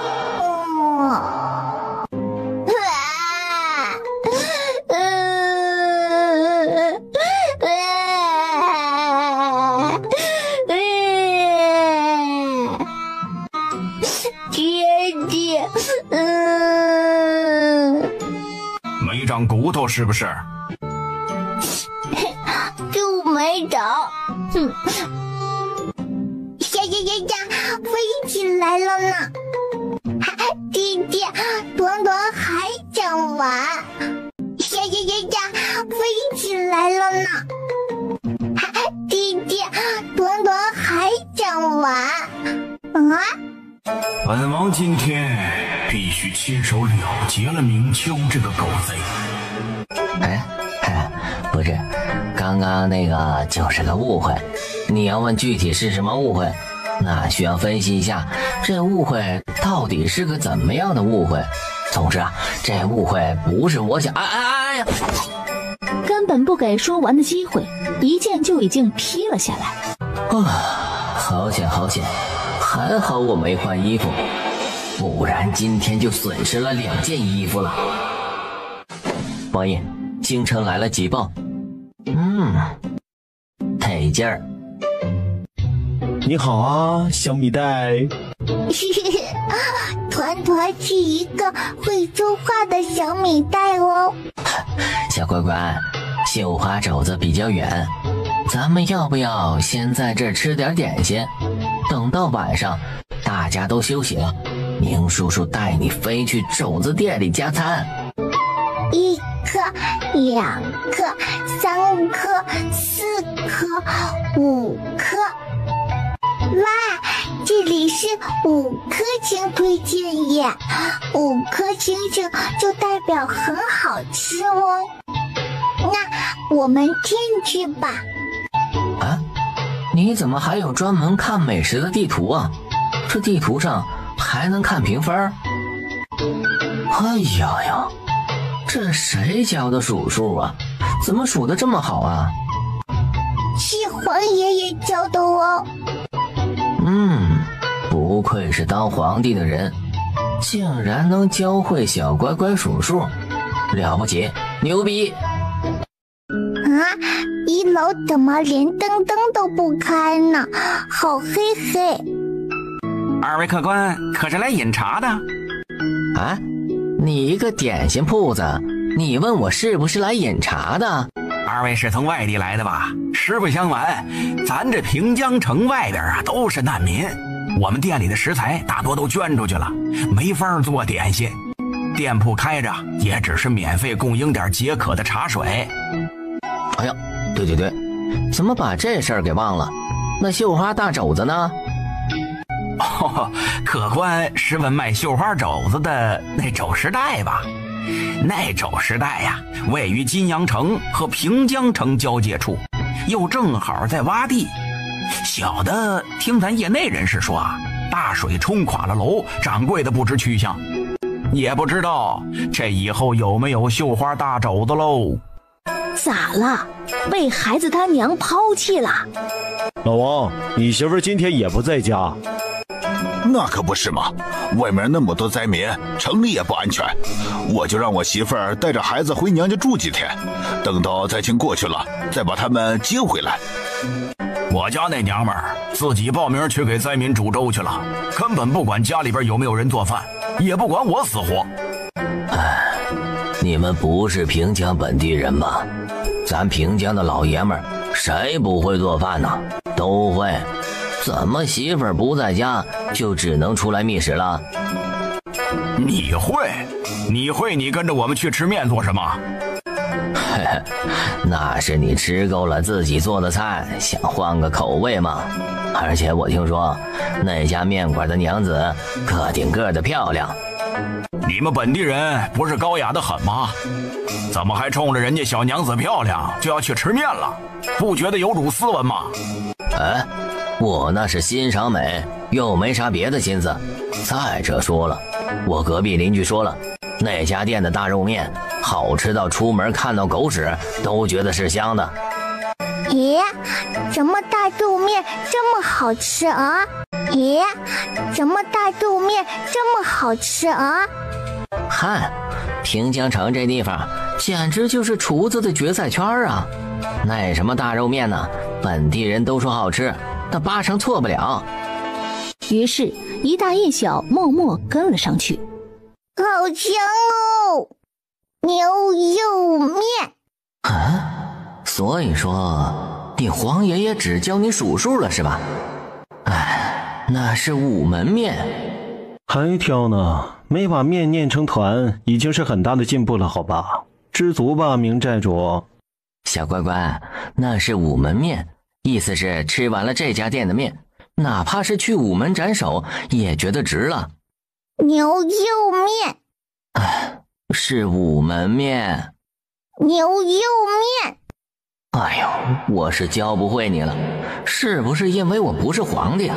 哎，行，牛肉面就牛肉面吧。二位客官吃点什么？牛肉面。我的个乖团团，在大处杀牛是犯法的，就没人会点牛肉面。打算和点单娘子说一下，孩子太小乱点的。可是他还没说，那点单娘子竟然真的在纸上写了牛肉面，甚至还贴心的备注了客人年纪小，面煮软一点。哎，这他喵的是什么违法乱纪的黑店呢？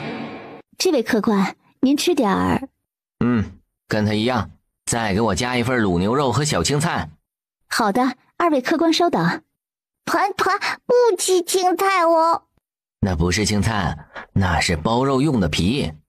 明夫妇，你是不是把团团当成小笨蛋骗骗？哎呀，我的小乖乖，怎么回趟京城还变聪明了？不行。二位客官，由于菜色原因，劳烦二位楼上请。给你实习时间，说清楚你是谁，接近他是何目的。说不明白，死。六娘说，这碗面是煮给小郡主的，就是把尹足谦放上天那个小郡主。我也不知道，不过能正大光明点牛肉的，应该就是那位小郡主吧，不然一会儿问问掌柜的。掌柜的，姐妹们，我们等的人来了。面太细了，重新煮，要煮那种快刀削出来的宽面。郡主应该爱吃有嚼劲的东西。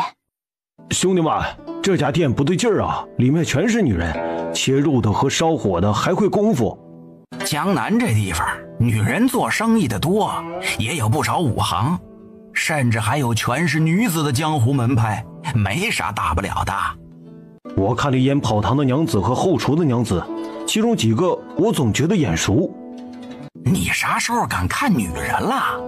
我认真的，而且其中一个很像是锦雀，就小峰救回来的那个女人。我就算是看错了女人，我还能看错咱小郡主的窗帘吗？这家店是今日才开张的，名声也是今日早晨打出去的，而且取名叫午门面，有问题。掌柜的的确是锦雀，而且店里还专门准备了牛肉和卤蛋，似乎是瞅准了小郡主的喜好。来两个兄弟回去汇报王爷。铜雀这娘们儿，咱把她救回来放走，她还敢故意接近小郡主，要不一刀砍了吧，省事儿。给你实习时间，说清楚你是谁，接近她是何目的。说不明白，死。明寨主牛掰，直接杀了事儿。所以你现在知道明寨主为什么26高龄还单身了吧？我怎么觉得你在点我呀？民女锦雀望投入小郡主帐下。这家午门面的厨工、跑堂、掌柜、后杂，其实都是识女子，有些是从京城跟着锦雀逃来江南的，有些是原本就被安插在江南的，都是受尹足谦迫害的女子。团团听懂了，是有坏人欺负你们，对不对？求小郡主替民女做主。说着就卷起袖子来。明秋原本碍于男女有别，还打算不看的，可是听到小团团的抽泣声，明秋赶紧转过头来。这一看，他一个大男人都觉得触目惊心。这识女子的整条手臂上都是密密麻麻的烫伤伤痕，新伤旧伤层层叠叠。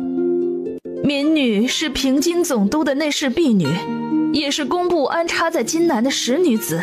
小郡主，这些是平津总督最近几年和京城的来往账目。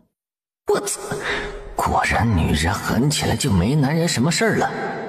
这张纸怕不是能让金平总督满门抄斩了。这东西一交出去，我必死无疑。求小郡主救命！求小郡主救救我们！团团听懂了，是有坏人欺负你们，对不对？还把手臂给打坏了，真是过分犯。是，求小郡主做主。哎，你们都是使女子，按理说多少是有些见识的，怎么会求助小郡主呢？你们难道不知道她只有3岁半吗？能听懂你们的故事已经很不容易了。你们要公道，怎么也该找刺史大人，或者是直接找朝廷下放到地方的官员吧，可不该找一个3岁半的孩子。即便他是郡主，但年纪这么小，如何给你们主持公道啊？我们不信官。啊？那你们也不能找个小奶娃求救吧？简直是病急乱投医嘛！这位公子想必不是京城人士。哦，姑娘何出此言呢？若公子是京城人士，那就该知道，当初小郡主带着人砸了工部的乐坊，将工部尚书之子打了个半死，最后还用大号的孔明灯将人放上天。天是团团打的，人是团团打的，团团是个敢做敢当的乖小孩哦。在我离开京城那天，都还能听到街头巷尾传着小郡主的事迹，光天化日阴森森，人皮坐坠猛上升，路人遥看似风筝，纨绔郡主放天灯。真是趁京本明寨主500年呢，真是你干的？团团也想飞上天，可是二哥哥不准。哼！那打人砸店的事情也是你二哥哥带你去的？店是团团打的，人是团团打的，团团是个敢做敢当的乖小孩哦。哎呦，好家伙呀，才上京城没多久就干了这么些大事了。因为他敢欺负12，简直胆大包天哦。我靠，我好想揍他呀！哥几个，咱们要是联手，能揍他一顿不？小风利用体重优势把人压住，然后咱们一顿猛揍。若是以前，那说不定可以，但是前些日子小郡主给我吃了一颗药丸，所以说我估摸着你们联手也没法揍我。你要不要听听你在说什么？刚才的逼还没装完，你就开始装下一个逼了。你干脆别叫12了，你叫逼2行不行啊？反正你一次装逼就装2个。是明某低估了几位小娘子了。团团该回客栈了呢。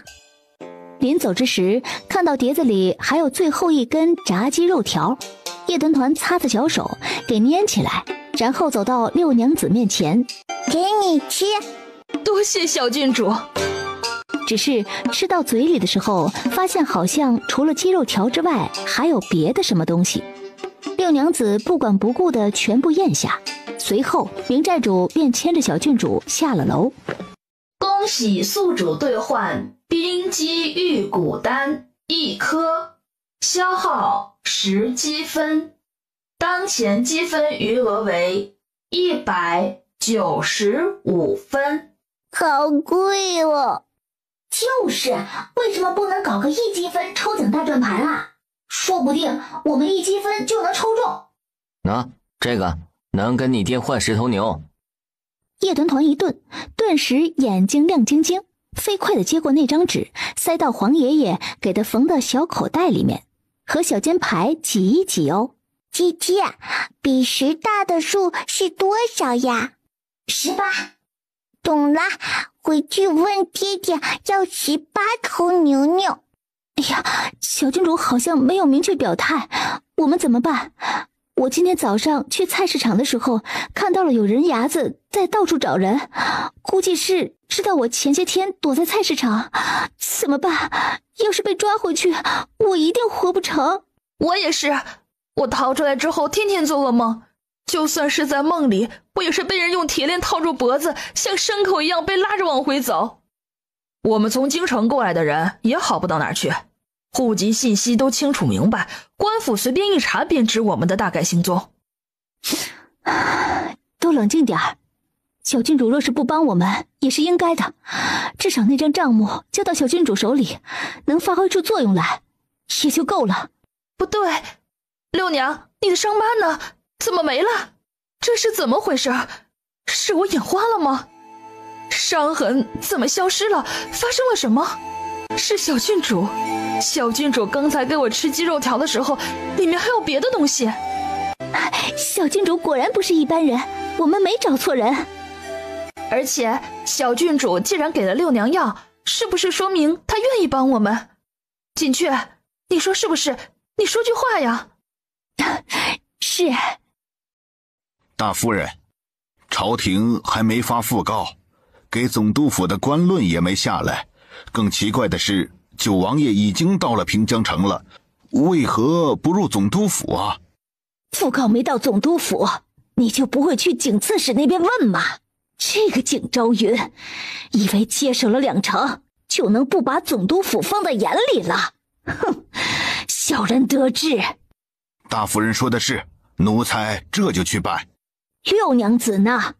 就那个老爷生前最宠爱的内侍婢女。大夫人，奴婢在三日前便没见过六娘子了。奴才打扰景大人了。梁管家说的哪里话？快请坐。我家大人身负前线，离世多日，不知景大人可有收到京城发来的讣告的消息啊？哎呀，梁总督一心为民，是我等效仿之标杆，如今猝于前线，本官为叹崇敬之情，不甚言表啊。是啊，老爷为官几十载，也操劳了几十载。总督大人的布告，本官并没有收到消息。如今正值新春，兴许京都那边的人手不够，流程走得比较慢，再加上平津两地泥地湿滑，路上亦有所耽误。梁管家呀，可要再等等。多谢梁大人，奴才这就回去回大夫人的话。备马。大人，您都忙了一天了，这会外面也黑了，您有什么事不能明日再说吗？明日恐怕要变天呐。那您说您要去哪儿？小的去安排马车就是了。近得很，用不着马车，本官骑马去。大人，您都60了呀，能不能别这样啊？当初小姐远嫁的时候就交代过小的，一定要看好您的人身安全，不让喝酒，不让骑马。就没一回听过。小的这就去写信去兵部告状。王爷，朝廷当真没有拨款？若是没有银钱，本官不知道该如何安顿难民呢。景大人就这么坐在九王爷对面，大有一副今晚就睡在这里的姿态。60岁的老人家，说也不好说，骂也不好骂。来人，给景大人抬张床进来，那就睡在这儿吧。如王爷所说，户部没能安排拨款，那自然是有道理的，下官理解并且服从。然平津两地需要拨款事宜，下官依然上报。既然没有直接批款，那势必该有其他办法才是。只见一道小飓风从楼下哒哒哒的倒腾上来，二话不说，直接冲到他爹面前，垫着小脚脚，把手手一举，咚哒就给他爹桌上放了一包卤牛肉。哎呦，没看到，不知道，对不起。小郡主，可吃饱饱了？那小郡主要不要去洗脸睡觉觉？王爷还有正事没说完。团团也有正事要和爹爹说啊。什么正事啊？这个换80头牛牛不讲价啊，这岂不是要吃光一个村了？我听到了什么？咱小郡主是懂赚差价的，嗨，真不愧是我们青鸾富商钱团团。仔仔，你是不是记错了？我怎么记得我说的是18？谁教你说的？明夫妇说的。不是，怎么看热闹看到自己身上了？这天不怕地不怕的奶娃子还会后退？这天不怕地不怕的奶娃子还会后退？这里面是什么？这里面是好多好多数字，团团看了会头晕晕哦，所以要退一点点哦。听听小东西这文盲发言还头晕，你怎么不说你数字过敏啊？不过数字。九王爷长指滑动，快速将纸张打开，扫了一眼之后，神色没有任何变化，但是手已经控制不住的去抽屉里拿本子。你要问什么本子？那必然是从户部带过来的3年前的金南堤工程批款簿。将本子上的数据和手上的数据一对比，别说，你还真别说，叶团团这小玩意儿出门一趟还真能解决拨款问题。过来，干得不错。爹爹，如果不给巴西牛牛的话，就要把这个还给团团哦。你不是说你看数字头晕吗？你把它要回去做什么呀？团团可以闭着眼睛搜起来哦。这自欺欺人的行为到底是跟谁学的呀？跟大公子学的呗。大公子明言，本公子心善，见不得人挨打。你们把他拉到屋里去揍。咱小郡主不是本来就这样？怎么又打人呢？下官年纪大了，这么晚喝茶，恐睡不着。无妨，景大人今晚不喝茶也应该睡不着，毕竟水灾拨款有着落了，并且是要多少有多少。您之前不是说朝廷没有批款吗？怎么突然又有了？都在这里。景昭云沉眉想了想，小郡主刚才说里面是数字，王爷又拿了户部的册子出来核对，再加上已故总督大人的讣告迟迟不下，景昭云觉得他好像懂了。小本生意，概不还价哦。你这个纸对父王没什么用，父王是来救济灾的，管不了1、2年后的灾后重建，所以你这笔交易应该和景大人做，知道了吗？明白了，就是不讹爹爹，讹旁边这个有点帅的老年人，是不是？我可聪明了呢。小郡主，80是不是有点多了？能商量吗？小本生意，概不还价哦。 80是很多的，小郡主一个人也吃不完，要不然少点儿。咋的？我们不是人？喂，还有我今天受惊了好几次，怎么也要给我分一头补补。 80条牛牛很多吗？小郡主啊，牛的量词是头，不是条。 应该是一头牛，而不是一条牛。不对，不是一条牛，是80条牛牛哦。牛的量词是头，牛这个字前面应该是头啊，而不是条，所以应该是80头。80头条条。 小郡主啊，跟下官一起说一头牛。不对哦，不是一头牛哦，是80头哦。对，是80头牛。成交哦。本官是不是被套路了？景大人已经和团团撞拳了哦，景大人已经和团团撞拳了哦，君子一言，4个听风也记不到哦。景大人，小郡主是说君子一言驷马难追。这不就是把路封死了吗？所以说本官果然是被小郡主套路了，对吧？这有啥？咱小郡主又不是第一次套路2品官了，常态。不是，我是不是有点跟不上潮流了？小乖乖现在这么能拿捏当官的了？不行，我必须得想个办法，把小乖乖拐回山寨去。毕竟山寨最缺的就是能拿捏当官的人。于是明秋又开始他人生的第一难题，如何才能让叶九把娃给本寨主养？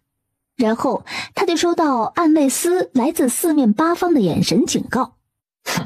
你们是暗卫，不是丁丁狂魔。下官可否分期？日后每半个月送1头牛上门，连续3年零4个月就能还清了。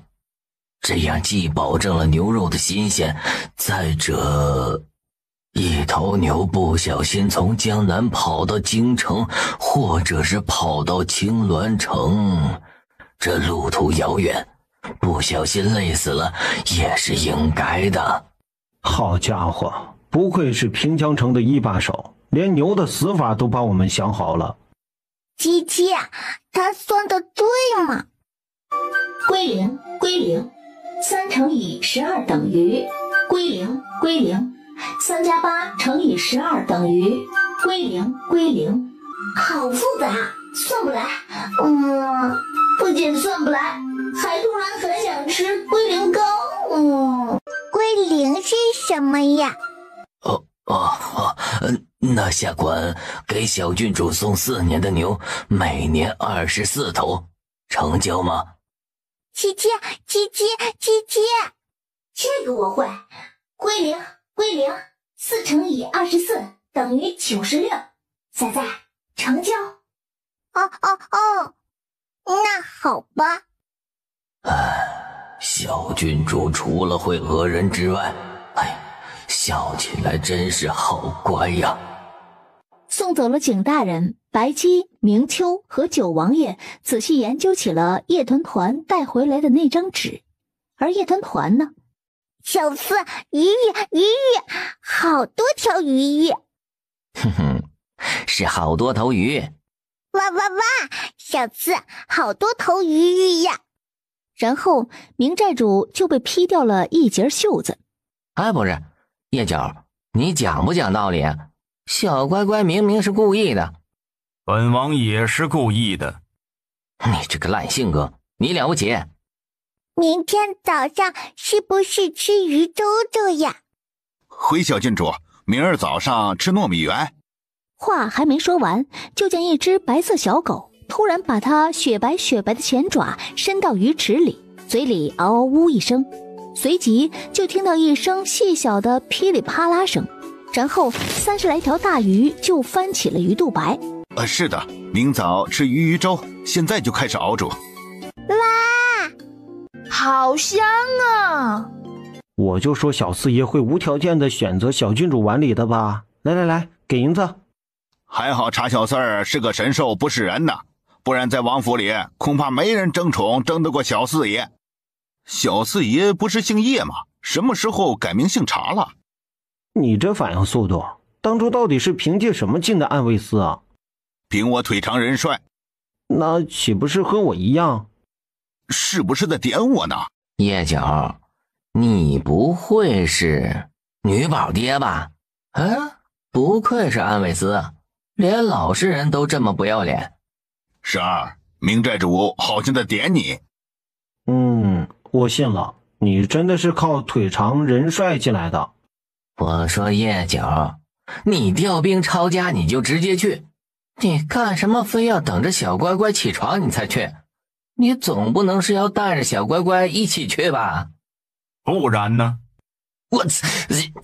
你还真要带着他去啊？他才3岁半，抄家多半是要见血的，万一吓到他怎么办？他会怕血？他养的咕咕鸡都不怕血。那你也不能因为小乖乖不怕血，就带他去那种场合吧？叶角，你不会是女宝爹吧？话音一落，九王爷直接一个业火掌。哼，你这是被我说中了吧？这该死的叉的火话！哎呀呀呀呀！什么是女宝爹呀？你不知道女宝爹，总知道娘宝男吧？是一个道理。那我就是团宝卫。那我是团宝峰。你见过谁家宝宝248斤呐？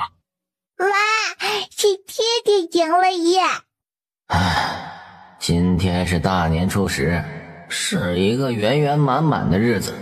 今天的我也有所收获。你要问收获了什么，那自然是身体和心灵的双重伤害。想不想去抄家？老爷，老爷。叶角，你到底会不会当爹呀？有你这么问的吗？想不想去抄家？老爷，老爷。叶角，你到底会不会当爹呀？有你这么问的吗？这是男人的衣袍吧？对，是一个大英雄的外袍，也是我的救命恩人。什么大英雄？什么救命恩人呢？锦雀只好把那日在东宫的事情说了一遍。这一出英雄救美，听得几个小娘子又觉惊吓又叹浪漫。那这外袍就是锦雀的心上人的，所以你在他袖口缝了一把刀，是表示君之刀刃，妾之斗心的意思吗？他袖口本就是破的，我缝刀也只是因为那位英雄用刀而已。我能做的就只有效忠九王府，效忠小郡主。我们也是，我们也是。掌柜的，出来！发生什么事情了？不好了，是大夫人来了，是大夫人来了，她肯定知道我在这里，怎么办？怎么办？锦雀，我要是被抓回去，肯定会被活活打死的，怎么办？怎么办？别害怕，你就在楼上别下来，我安排人去后面墙搭梯子，等半刻钟，你就从后墙的窗户爬下去，然后朝着小郡主下榻的客栈跑，知道了吗？好，我知道了。光天化日的，你们怎敢抢劫？救命啊！救命啊！放肆！总督夫人在此，还不跪下？这两位大娘真是胆大包天，竟敢冒充总督夫人。如今水灾困城，总督大人为国为民，身负一线，即便身死也要为水灾做出官家贡献。而总督夫人竟然在大灾之际不思为民谋生，却滥用兵力为难我一个开店百姓，这不是冒充是什么？还有你们是府兵，吃的是军饷，是皇粮。此时此刻，你们应该在救灾的路上，而不是砸一个平民百姓的店。难道总督大人一死，你们就要变成私兵强盗吗？王府令在此，谁敢造次？难道总督大人一死，你们就要变成私兵强盗吗？说得真好，只是你一个普通百姓是如何得知总督大人死了的？糟糕，说漏嘴了。把人交出来，本夫人就饶你一死。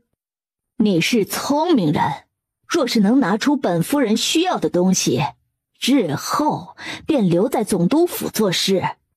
这位大娘，我不知道你在说什么。别以为生了张巧嘴就能在本夫人面前放肆。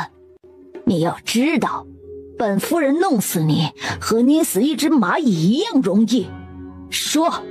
崔琦旁边的老妈子见这个掌柜的敬酒不吃，吃罚酒，于是上前一步，抬手就是啪啪，继续2耳光。禀大夫人，六娘子抓到了。刚才本夫人给过你机会，你不肯说，现在抓到了人，你也没有说话的必要了。来人，拔了他的舌头。是。大夫人您消消气，千错万错，都是小六的错，您就饶过他吧。若是要拔舌，您拔小六的吧，求求您了，大夫人。动手。为什么我如此努力的活着，还是逃不过被人欺凌致死的结局？就在锦雀绝望的时候，突然面馆前门轰的一声，一块门板塌倒而下，随即一道黑光嗖的划过，然后一支箭矢就直直插入了府兵的手臂之中。王府令在此，谁敢造次？我家小郡主说什么来着？哦，对，说要抄你家大娘。王府令在此，谁敢造次？不错不错，可越来越有郡主贴身护卫的样子了，真不愧是全世界最可爱的小郡主的小护卫。哎，棒呆！小姑娘，虽说你是九王府的人，但是眼下是本夫人在处理家事，家中有奴婢私自逃出，本夫人只是将人抓回去而已。即便是九王府，也不好干涉家事吧？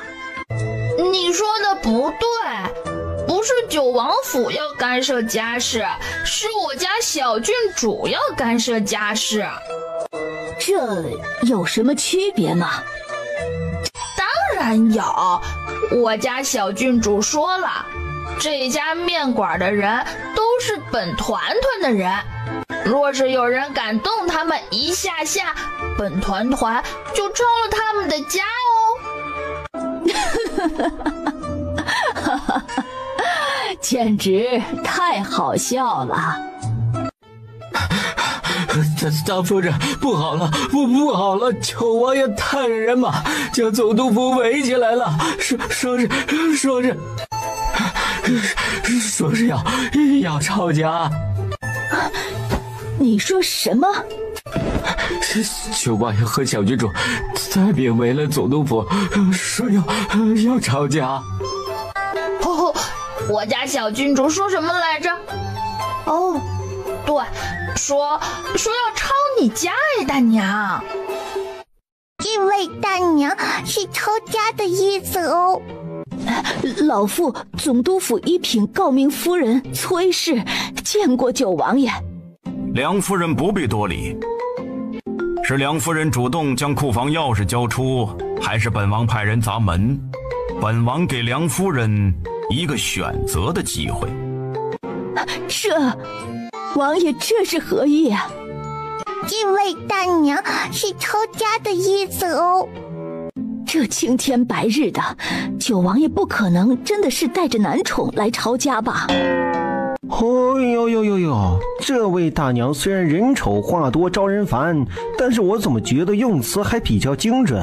哦呦，宁夫妇，男宠是什么呀？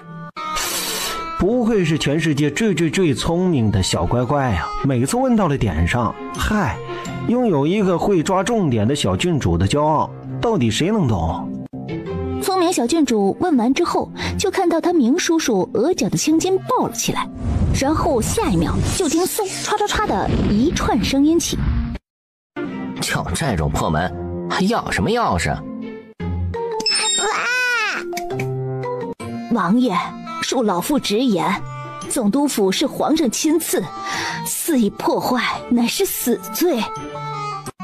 我这是无偿的协助抄家，不是什么肆意破坏。而且，什么叫做直言呢？就是用把肠道捋直了，从嘴里拉吗？根据大楚律例，若是查抄一品大员宅邸，需要皇上亲笔手谕，否则任何人无权闯入私宅。九王爷今日就算是带兵前来，也只能侮辱老妇罢了。若是想抄家，你应当还没有这个资格。拉货用的马车可到了。回王爷的话，前后门都安排了3辆大马车。爹爹，什么时候到家呀？拉货用的马车可到了。回王爷的话，前后门都安排了3辆大马车，还有1辆小型入院马车也刚到。好，那便可以开始了。梁夫人，可要看看皇上的手谕？团团，把你的宫刑令拿出来。啊？什么呀？哎，我怎么就忘了叶团团这个笨蛋小孩听不懂这么官方的名称。把你的金牌拿出来。啊？金牌不是在张可可身上吗？哎呀，王爷怎么就说不明白呢？小郡主的东西都是有特殊名字的，就比如他的玩偶小兔子叫小兔兔，他养的鸡叫咕咕鸡，大公子给他那一对小夹子叫小梅梅，皇上给他的夹子叫小捉捉，以此类推，皇上给的金牌就叫小金金。小金金，王爷，小金金呐！男子汉大丈夫，拒绝碟子。爹爹，什么时候到家呀？把你的小金金拿出来。哎呀，都奔3的人了，还要这样说话，真是好变态。哦，原来爹爹是要看小金金呀！见此牌，如朕清明。吾皇万岁万岁万万岁！撞门，抄家。是。明夫妇，团团想去库房哦。明秋抱着娃掂了掂，正想说总督府很大，不容易一下子就找到库房。可就在这时，总督府内放出了一道暗卫司的信号。昨晚就开始踩点暗卫，精确地给了库房的位置信息。好家伙呀，叶九的病，抄家的能力快赶上打仗的能力了，非常的具有奸佞邪王的爪牙的气质啊！啊，脏！说完，正要找帕子给他擦擦小手，然后下一秒，叶团团捧起他明叔叔的袍子，一脚擦吧擦吧。也行吧，反正我也没你爹那种变态的洁癖。哇，小风好厉害！嘿嘿嘿嘿嘿，空心的。小郡主，能用一下你的小发夹吗？好家伙呀，好好的库房珠宝，愣是给他俩淌出了一种陪葬品的味道。哎，对，就是这个味道。小乖乖，快起来！好开心哦！哎，你倒是开心了，给我下一激灵。明夫妇，好不好看？好不好看呀？很好看。我们的小乖乖简直就是一个小搭配师。没错。我是不是跟不上时代的审美步伐了？为什么我觉得奇丑无比的配色，他们这么多人都一脸认真，觉得好看呢？难道我这个去年的共识，今年就要被时代所淘汰了吗？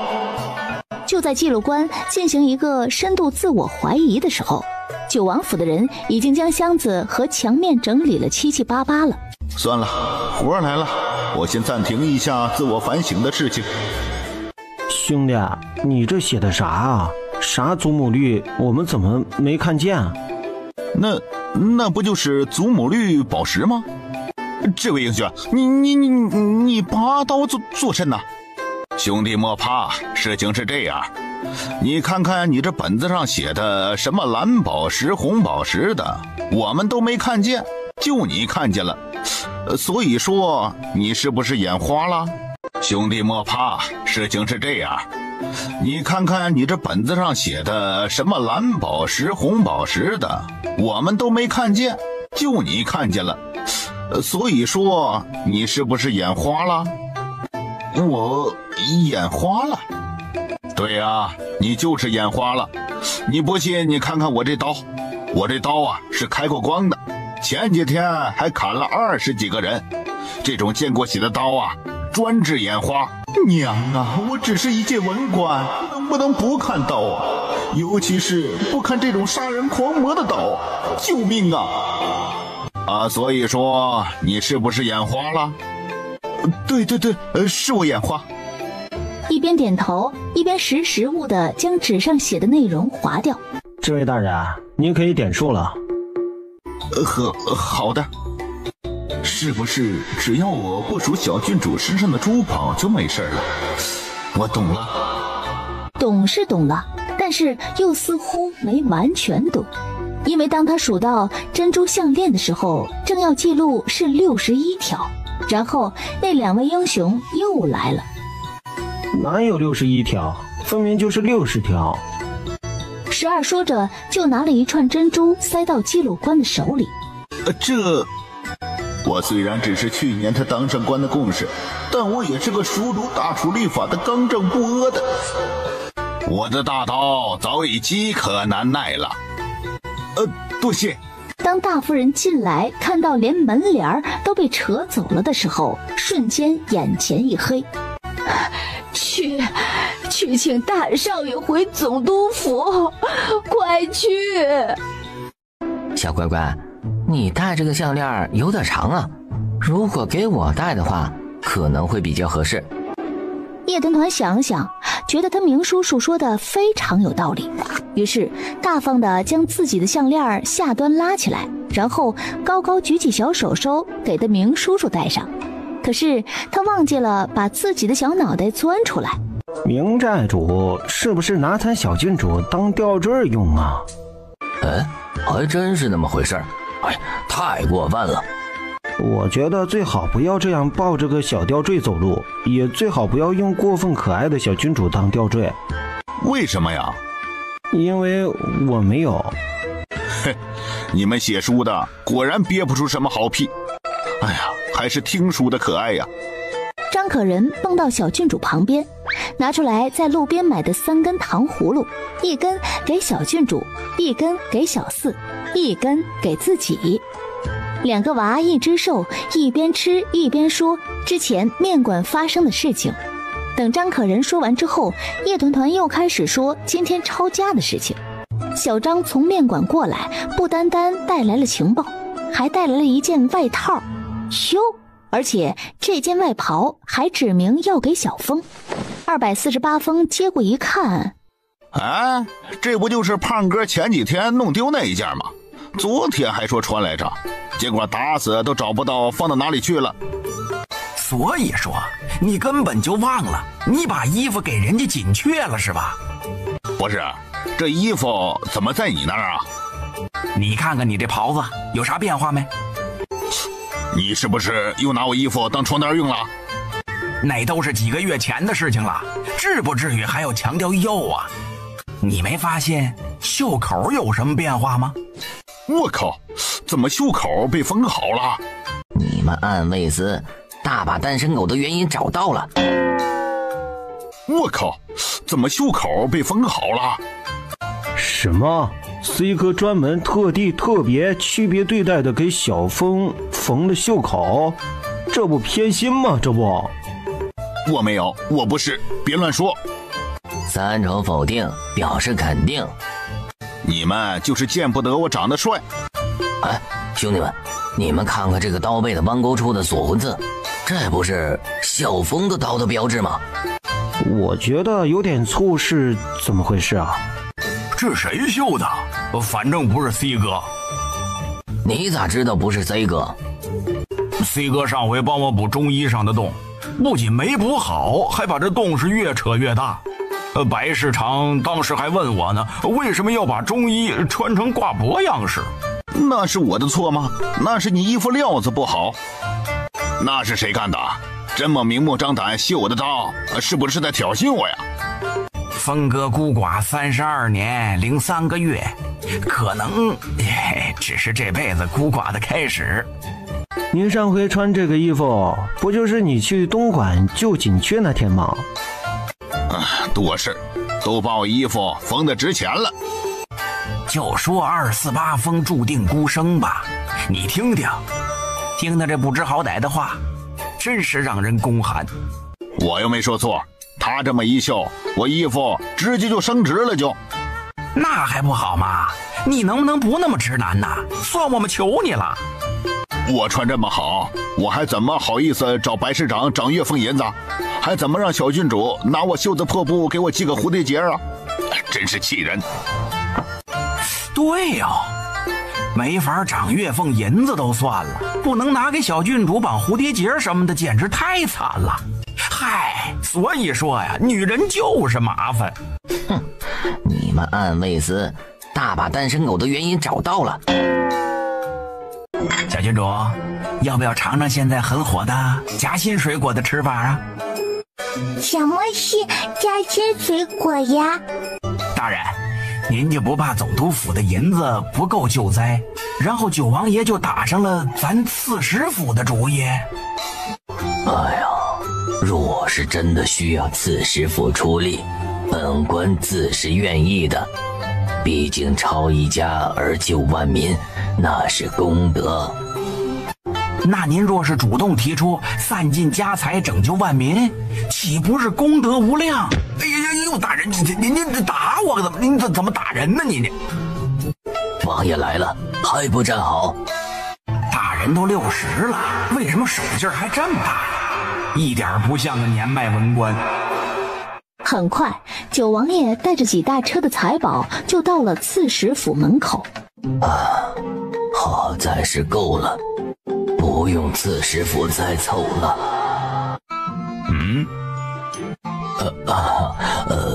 王爷，这些数量完全够供给难民过渡难关了，多出来的部分还能用于调节平江城内的物价水平。这些门框是浇筑故地。王爷的意思是要熔成铜水，然后进行浇筑。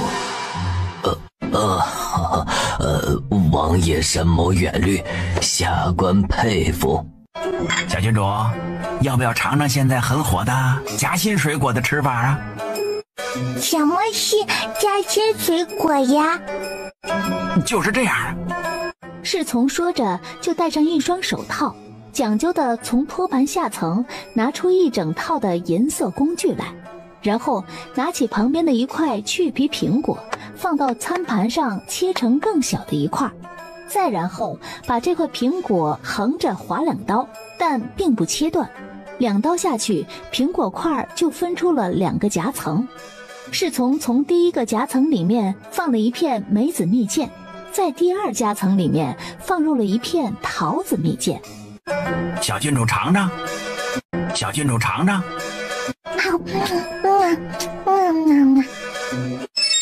好吃耶！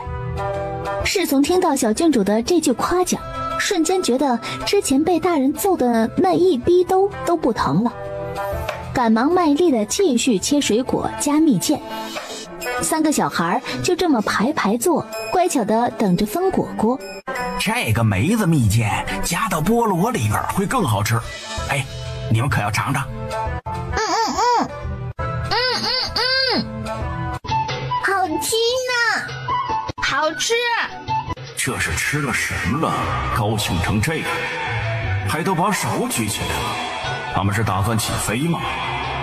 哎呀，难怪肃清的家书里说小郡主可爱无匹，今日一见，果真是可爱呀，还会举手手。哎，又是羡慕皇上有孙女的一天呐。去金阳城的事情到底什么时候说完呢？我要去抱我女儿了。小郡主真可爱，顺便小子也把前爪举那么高，她真的不会栽个四脚朝天吗？侍从笑盈盈的继续切，3个小孩乖巧坐着等。孩子不吵闹了，九王爷这边继续说事情。今日已是水灾的第11日了，但但是整个金阳城依旧大半都泡在水里，损毁的人身财产目前都还没办法统计。城池的地下排水问题比较大，金阳城的地势起伏很大，要彻底排水并不困难。今天召集平津两地所有工部专事人员，要做个临时的排水引导。九王爷正在说话，突然膝盖上就多了一只小手手。本王还在说话。可是人家小团团才不管这些，给爹爹进行了一轮投喂之后，就抱着小碗眼巴巴地看着他爹，等着被夸好吃呢。小乖乖呀，小水果什么的，难道没有你帅气的明叔叔的份儿吗？完蛋了，把明叔叔给忘记了。小四把嘴一松，咚哒，一块凤梨夹心就这么精准地落在了明寨主的手里。小四嗷嗷呜，拿去吧。小四，你的心意明叔叔领到了。哦，意思就是不吃嘛。怂就一个字，我只说一次。哎，小四快看，那上面是什么？单纯小神兽果然扬起小脑袋，然后明寨主就飞快地将手里的凤梨放到了小神兽的嘴里。哼，瞧瞧，这不就糊弄过去了吗？就在明寨主得意洋洋的时候，小神兽发现他明叔叔手里的凤梨没有了。小四也没多想，就直接掉头，并且目光坚定地看着对面那个桌上的凤梨夹心。他不是又要去拿一块给我？不是叼一块？不，是吐一块给我吧？想到这里，明寨主连忙伸手，一把扯住小神兽的后腿子，把狗子扯回来，扯到腿上坐好，顺手捏住他命运的后脖颈。刚刚说到哪儿来着？他不是又要去拿一块给我？不是叼一块？不，是吐一块给我吧？我就说小四和明寨主一脸母子相吧，你们看看，这多和谐！哎，就是啊！安慰毕应和之后，还要喊金小金一起过来吃瓜子儿。金小金正在奋笔疾书，别打扰我。安慰 C 凑到金小金面前，悄摸摸地看一眼他本子上写的东西，这一看直接就惊了。什么？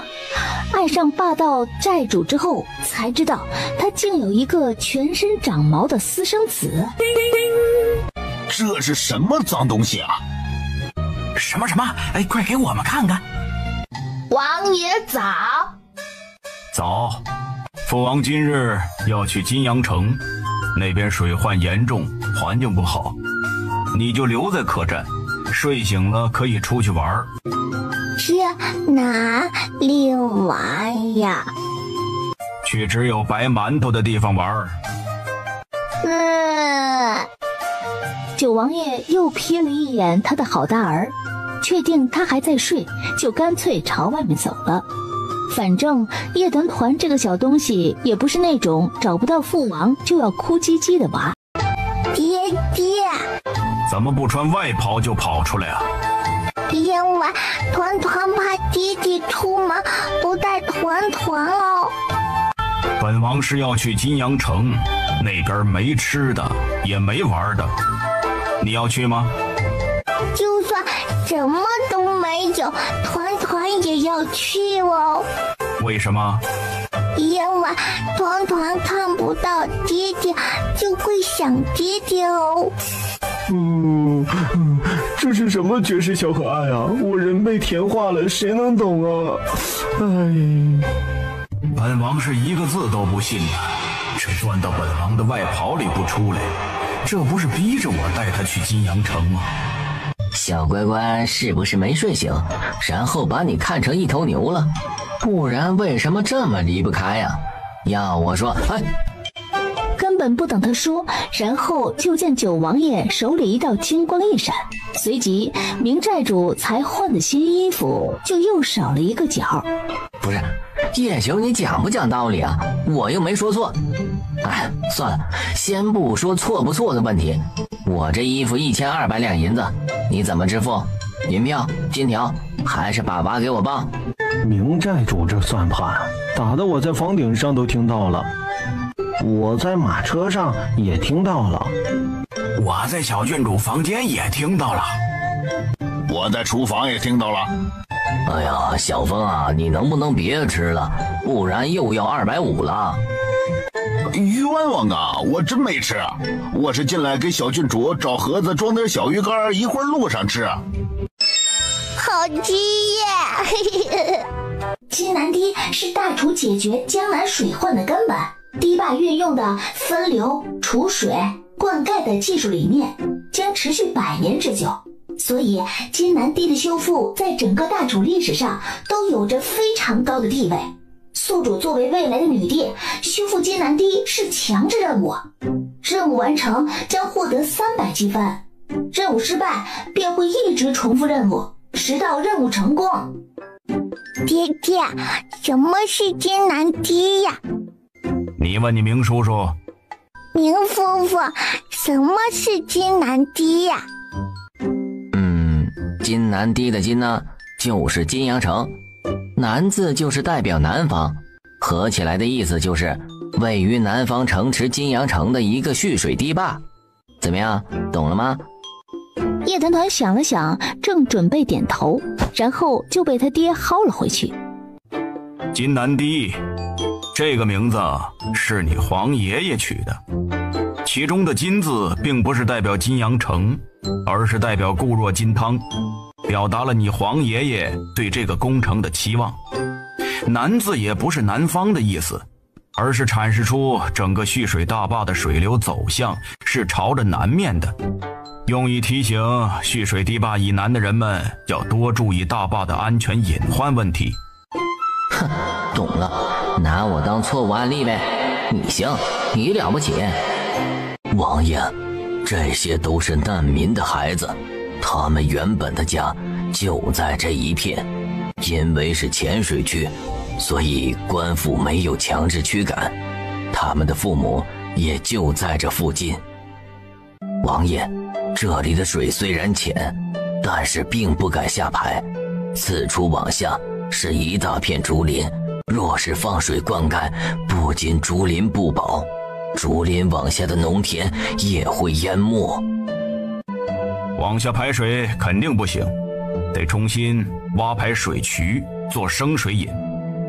正说着话，前方不远处，一个正坐在木盆里划水的小男孩，手里的划水扫帚一个用力过猛，人直接从木盆里栽了下去，把人都吓了一跳。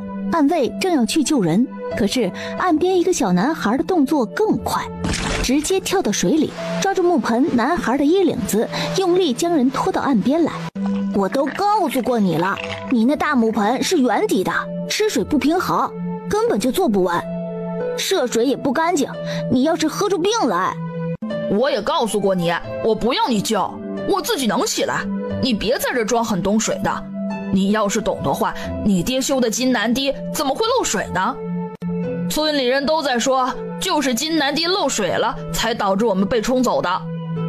王小兵，你和你爹都是罪人，要不是你们没把金南堤修好，就不会漏水，我娘就不会淹死。哼，都怪你。说着就捞起水面上的东西，开始砸那个叫王小兵的救人男孩。你们不要胡说，当初修堤坝的又不只是我爹，就算我爹有责任，也轮不到你们在这里指指点点。你们的命还是我爹救的呢。你爹就是个害人的泥水匠，你是个害人的小泥水匠。你爹就是个害人的泥水匠，你是个害人的小泥水匠。我家房子被冲垮都怪你，难怪你和你爹会被其他村民赶出来，因为你们呐都是害人精。我不是害人精。你还说不是？你和你爹都被其他村民赶出来了，你胡说！你们这些忘恩负义的人！就这样，两个男孩就扭打在一起，你给我一拳，我踢你一腿。小男孩真是一种奇特的生物，为什么要突然嗷嗷叫的抱着滚来滚去啊？说是打架吧，可是他们手里连个刀都没有。就只是滚来滚去而已呢，好嫌弃！放开我！放开我！我要揍死王小兵！两人吵着，然后被丢到九王爷面前来。工部驻金阳城的主事可找到了？如今连百姓都知道水灾的源头是金南堤，工部的人断然不敢于众怒之中冒头啊！明日就全城张贴告示，金南堤的第一负责人工部外郎尹足谦已于3日前午门斩首。工部驻金阳城的主干若是藏匿不出，一斩。是。两人说话间，房屋那头王兵带着几个同村的壮年男子回来了，看到儿子跪在九王爷面前，赶忙飞奔过来。草民见过王爷，不知犬子犯了。你参与了修建金南堤？回王爷的话，是。随后王兵便被安排到了马车旁问话，叶团团也从爹爹身上滑下来，去了小马车里喝水。4年前金南堤开工动土，工部的大官亲自下来指挥。王兵讲述着当年他们这一批泥水匠是如何被召集起来的。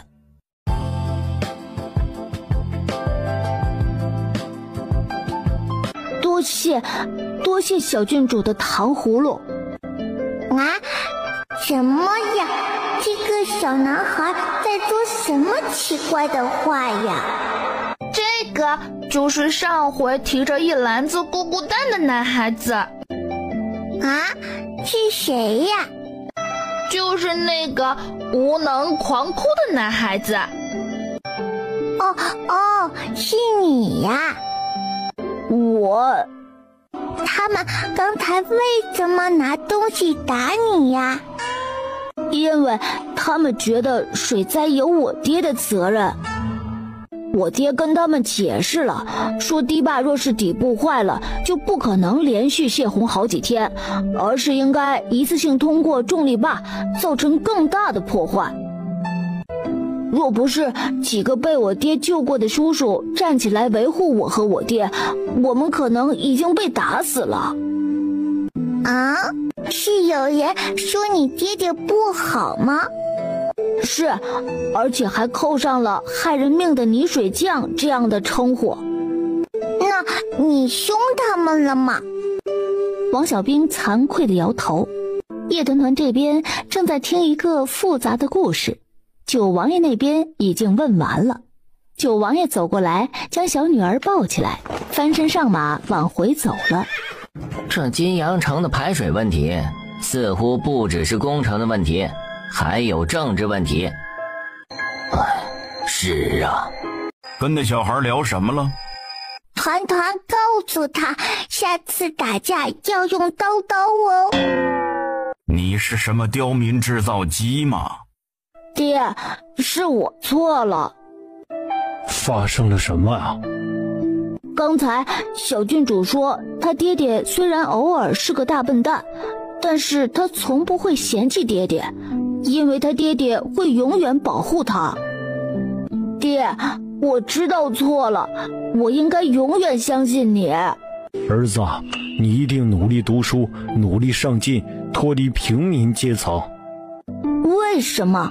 是因为他们不分青红皂白的打人吗？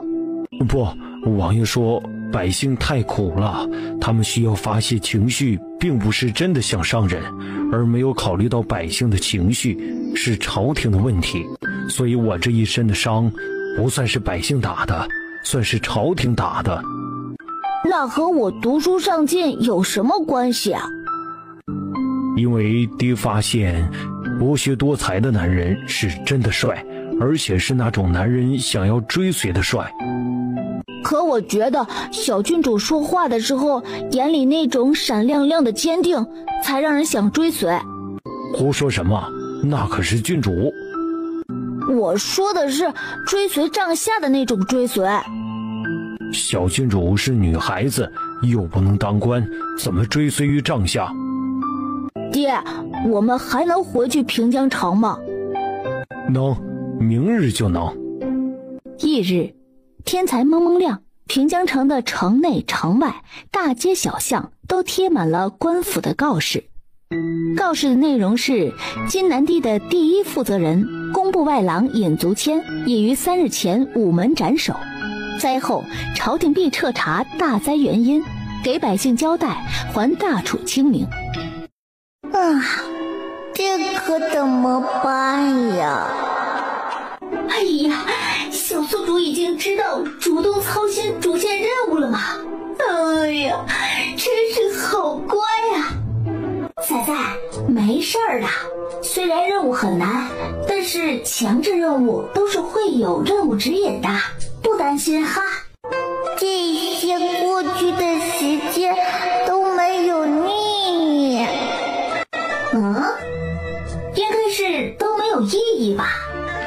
仔仔，任务的时间其实没有绣花种子的日子根本没有秘密。仔仔，是意义不是逆。等等，小宿主说什么来着？说没有绣花种子就……哎呀，就说小宿主突然这么上进，好奇怪来着。能让他这么上心的，果然只有吃。哎呀，小郡主，绣花大娘找到了。真的吗？真的吗？真的。可属下没法把绣花大娘带出来。那我们现在怎么办呀？只能等着积水被排空，然后才能救人出来。爹！走了2步之后，小家伙突然记起来，爹爹不在客栈呢。喜儿，团团要飞去找爹爹哦。是。有人吗？团团可以进来吗？爹，团团想着绣花大肘子呢。不是一直都想吃吗？为什么今天要专门说呀？一旁的白姬听完暗卫司的汇报之后，赶紧凑到王爷跟前，把暗卫找到绣花大娘的事情说了一遍。九王爷了然的点头。你不是想知道多久才能吃上绣花肘子吗？正好，今天说的就是这个事情。你问问这些大人，排水需要几天？要几天呢？回小郡主，等到做完生水局就可以彻底排水，大约是4天。4天？这么久了吗？2天哦。小郡主，下官说的是4天。可是本团说的是2天哦。2天若是不行的话，那就……王爷爷那句话怎么说的来着？对，记起来了，那就提头来见哦。一屋子的人听到那句提头来见之后，便立刻出去做事了，一刻都不敢耽误，甚至知道自己晚上也没得睡了，而且极有可能拉屎都要卡着时间。爹，等绣花大娘出来了，团团要吃3天3夜的绣花大肘子哦。爹，等绣花大娘出来了，团团要吃3天3夜的绣花大肘子哦。你的小肚子装不下，那就用爹爹的肚肚装哦。你吃的东西怎么会进本王的肚子？小女孩的思维真是好奇怪。那团团去找明叔叔借肚肚。找你明叔也没有用。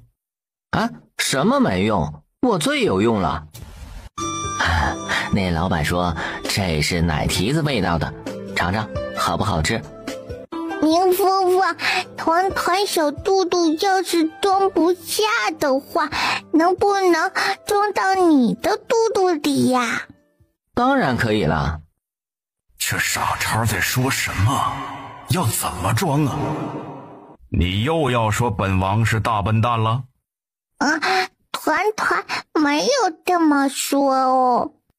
这还差不多，哪有说父王是笨蛋的？真是没大没小。姐姐只不过是个笨笨的男孩子罢了。江南必须有你一顿打。九王爷脸色一黑，伸手就要把娃抓过来揍一顿。好在明寨主早有准备，才笑到一半，抱起小乖乖就跑。小乖乖，要不咱们就此浪迹天涯，做个流浪剑客？小家伙正准备答应，暗处突然传来一阵暗卫的集体咳嗽，顺便还用刀鞘在地上划了出声音，用以表示我们不介意立刻布置生杀大阵。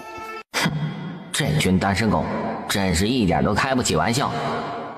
他们是不是要做铁板烧烤呀？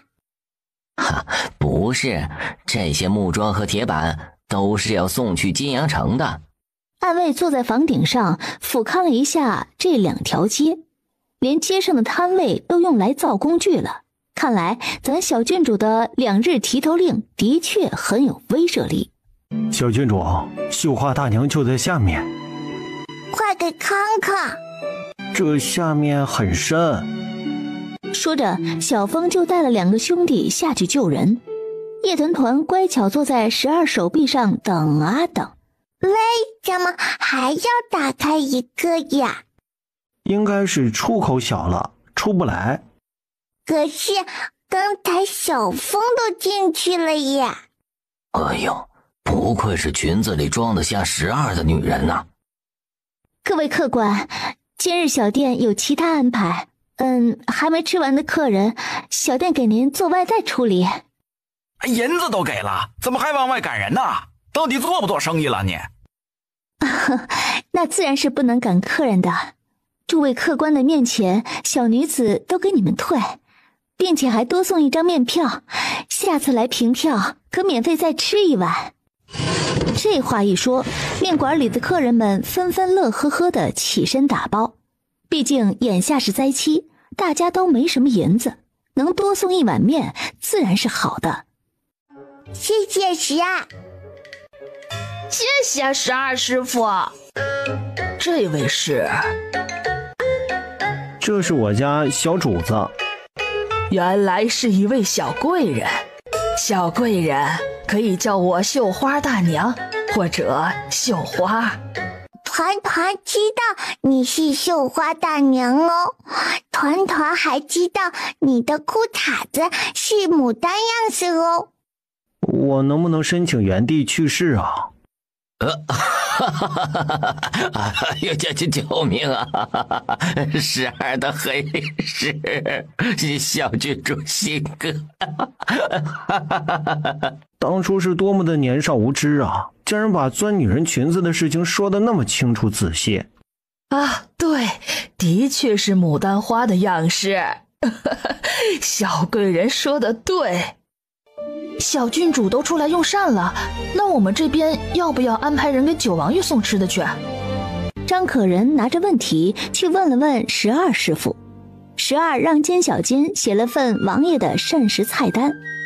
六娘子看了看菜单上的复杂菜品，面露难色。张可人安慰道：你别担心，有绣花大娘在，应该能做。实在不行，还有小峰师傅。是按卫司那个用大刀的小峰吗？对。姐夫真厉害，还会炒菜。不是刚才还在说我吗？怎么突然扯到他姐夫了？有木有可能姐夫就是在喊你啊？别人的红线是红线，你的红线是红铁丝吧？你别管，就算是铁丝，我 C 哥也能用来弹琵琶，风 C 大旗永不倒。这是什么邪教啊？小郡主，厨房那边的绣花肘子还需要腌制半个时辰才能开始做，你要不要现在梳个头？小郡主，可要挽个小姑娘的辫子髻。会好看吗？会非常非常好看。于是乎，2楼上锦雀仔细地给小郡主梳头，她动作很轻，力求不扯痛小郡主的任何一根头发。1楼后厨，绣花大娘和小娘子们忙得热火朝天，小护卫张可人时不时地进来督促小郡主的膳食。房顶上的暗卫一边观察屋子里的情况，一边放风。放着放着，突然记起来九王府现在多了一个明寨主，一会儿做饭的时候是不是还得多加一份明寨主的？不用，明寨主铁定会过来蹭饭。你怎么知道啊？今天早上出门的时候，明寨主专门问了我行程，所以肯定会跟来。得，今天回去客栈，我又抱不成小郡主了，真是好悲伤啊！手里的饼子都吃不出味道了，本来就是白味儿的。暗卫正在房顶上插科打诨。1个时辰之后，明寨主果然翩翩然的来蹭饭了。哎呦呦，这是谁家的小仙女这么漂亮啊？是弟弟家的哦。是明叔叔家的。是明叔叔家的哦。哎呀，不行了，我要被我们的小乖乖美晕了，站不稳了，要晕倒了。那个小仙女过来扶我一下呀！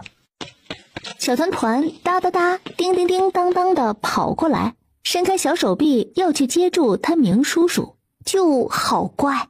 这是谁家的小仙女这么漂亮啊？是明叔叔家的哦。呵呵，这回是天庭里的小仙女下凡了吧？这是天庭里最好看的小仙女下凡了吧？这位英雄，小贵人喜欢什么小动物？蝴蝶还是兔子？赖皮蛇。啊？照着它绣就行了。好香呀！尝尝。好好吃哦！江南真好哦！劳烦大娘再做一份，得给王爷送一份去刺史府。好，马上就做，正好多腌了几个肘子。哎，等等，做给谁呀？你说做给谁？大娘您还不知道吧？吃您肘子的人是九王府的小郡主。什么？是小郡主？这个应该是知名的江南绣花大肘子。你们江南的大肘子属于是儿童套餐？这不管九王爷有多嫌弃吧，反正在听到暗卫说这肘子是小郡主给王爷点的之后，九王爷就把肘子吃完了，然后起身回去客栈，下午还有很多事情需要处理。与此同时，叶团团揉揉圆圆小肚肚，吃得饱饱的，也准备回去客栈叫叫哦。就这样，父女俩同时抵达客栈门口。姐姐，正迈步打算进去的九王爷闻声顿住脚步，朝着四周看看。姐姐，再往外看看，的确没有看到叶团团啊。难不成本王吃完儿童套餐产生幻觉了？就在九王爷疑惑的时候，5步开外突然出现一阵粉红色的小飓风。姐姐，九王爷看了看腿上的小女娃，努力地辨认了一会儿。姐姐，团团今天好不好看呀？爹爹呀，你看看团团头上多了什么呀？多了几根辫子。那爹爹数一数，到底多了几根呢？多了8根，左右各4根。不对哦，多了4根哦，左右各2根哦。4根。那爹爹看看团团的头发有什么变化吗？变长了。哼！小家伙没听到爹爹说任何好看的字眼，顿时就气得像个小皮球。这又怎么了？哎呀，咱王爷怎么就不懂呢？人家小姑娘刚换了发型，当然是需要一顿夸夸才能开心的呀。王爷怎么就这么不开窍呢？哎，真是。杵在那儿干什么？京城来的急报呢？那爹爹看看团团的头发有什么变化吗？变长了。哼！杵在那儿干什么？京城来的急报呢？九王爷看了看文书的封面，是京城工部送来的，而且右下角的公章显示，这文书8成出自于工部尚书尹居正之手。于是九王爷郑重打开，然后就看到第一页的一张白纸上有着几个墨迹还没干的大字：小团团的新发型真好看啊。哎呀，王爷您别看我呀，您倒是念呢。您看看，咱小郡主都气成一个球了，我稿子都给您写好了，您倒是念出来呀。九王爷无语地看着自己的侍卫长，心想白姬是不是有点什么大病，然后无情地将那张纸揉成一团，丢进了不远处的废纸篓。这是尹居正的手稿。那这手稿来得很及时，现在金阳城的积水问题已经解决了，接下来便是修复金南堤了。算他还没老糊涂，尹居正能从一介平民当上工部尚书，也是真有本事的。哎，只可惜生了个拖后腿的儿子。两人一边说话一边坐下来仔细看注解，而九王爷腿上的一团团呢，小家伙已经生气很久了，但是爹爹并没有哄他，并且还一直在桌上和白白嘀嘀咕咕，根本就是冷暴力本团团。这么一想，小家伙就更气了。九王爷看工程图看得认真，突然头发被扯了几下，以为是叶团团调皮捣蛋，也没管，就只是把娃抱正了一点，然后继续看图。下官见过下官携平津从4品以上官员见过九王爷。下官见过下官携平津从4品以上官员见过九王爷。都坐下吧。话音一落，连同景大人在内的7名官员火速坐下。除景大人之外，你们都是负责不同部分的救灾事宜的主负责官。今日本王叫你们来，是要听具体进度，精确到精准数字，什么大可、兴许、左右、约莫这一类的词汇，如果非要说的话，那就放下乌纱帽再说。是。九王爷眼神微微一眯，总觉得哪里很奇怪，但是又说不上来具体哪里奇怪。官员们坐姿端正，严谨务实地开始逐一汇报。就在这时，泡完茶的白姬进来，一进门正好看到自家王爷的侧面。我的个三姑姥姥喂！虽然很震惊，但是侍卫长到底是侍卫长，不仅忍住了手抖，还淡定地斟茶。毕竟王爷现在在说正事儿，不可打扰。就这样2刻钟过去了。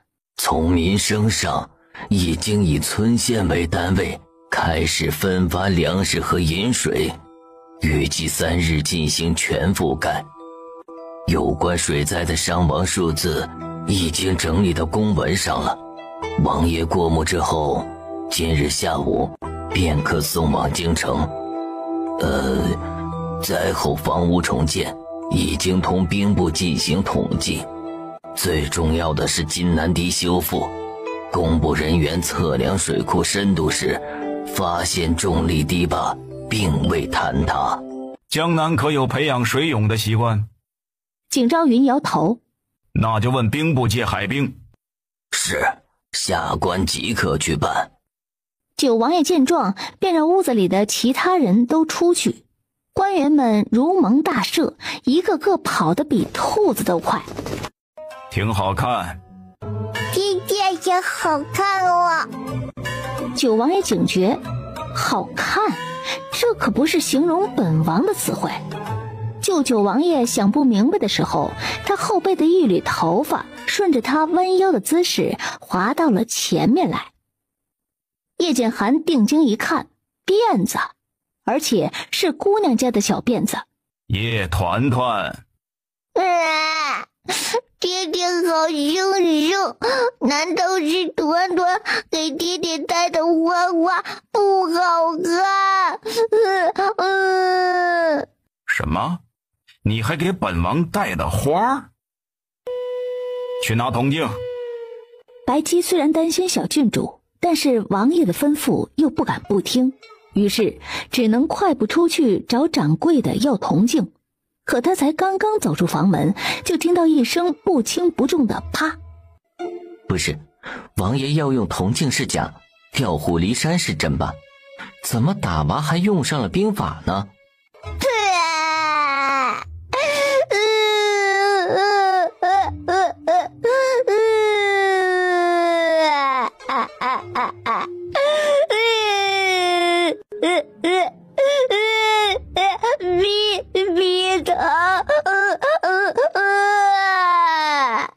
这简直叫人心碎啊！不行，我不能这么坐以待毙，快给明寨主发信号，快点！哦，对，我们还有明贤内助。爹爹快！爹爹救回小孩！爹爹有本事，有本事奏明叔叔，不要揍团团！逼逼的！哎，你干什么打孩子？他才多大，你怎么下得去手啊？说着就要找叶九理论理论，可是一抬头就看到某个黑脸王爷满头的小辫子，还有头上的2朵粉红色大花。啊！我说你怎么能打孩？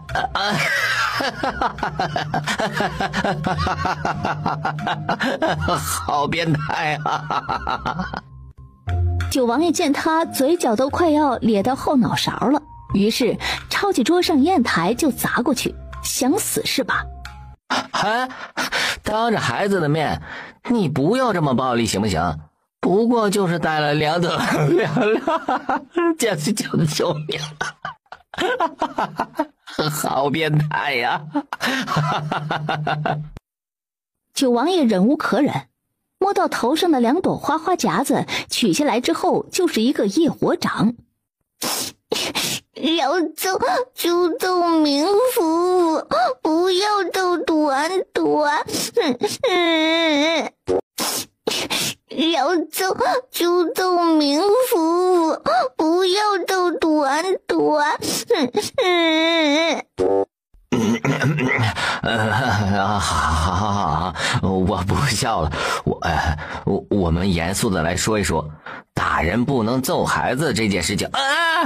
一句话根本不给说完，明寨主就被一个突如其来的花瓶砸了出去，然后叶团团就又往白姬身后藏了藏，只露出一双大眼睛，时不时的瞅瞅他的好大爹。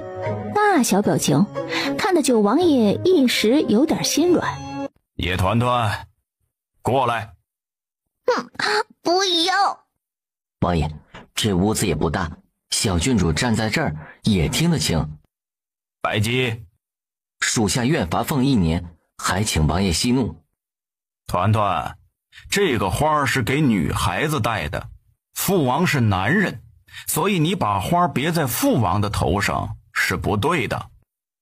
仿花才不是只给女孩子戴的，男孩子也可以戴。你看哪个男孩子戴了？小四就戴了。他是男狗，不属于男孩子。爹爹，你是不是瞧不起神兽？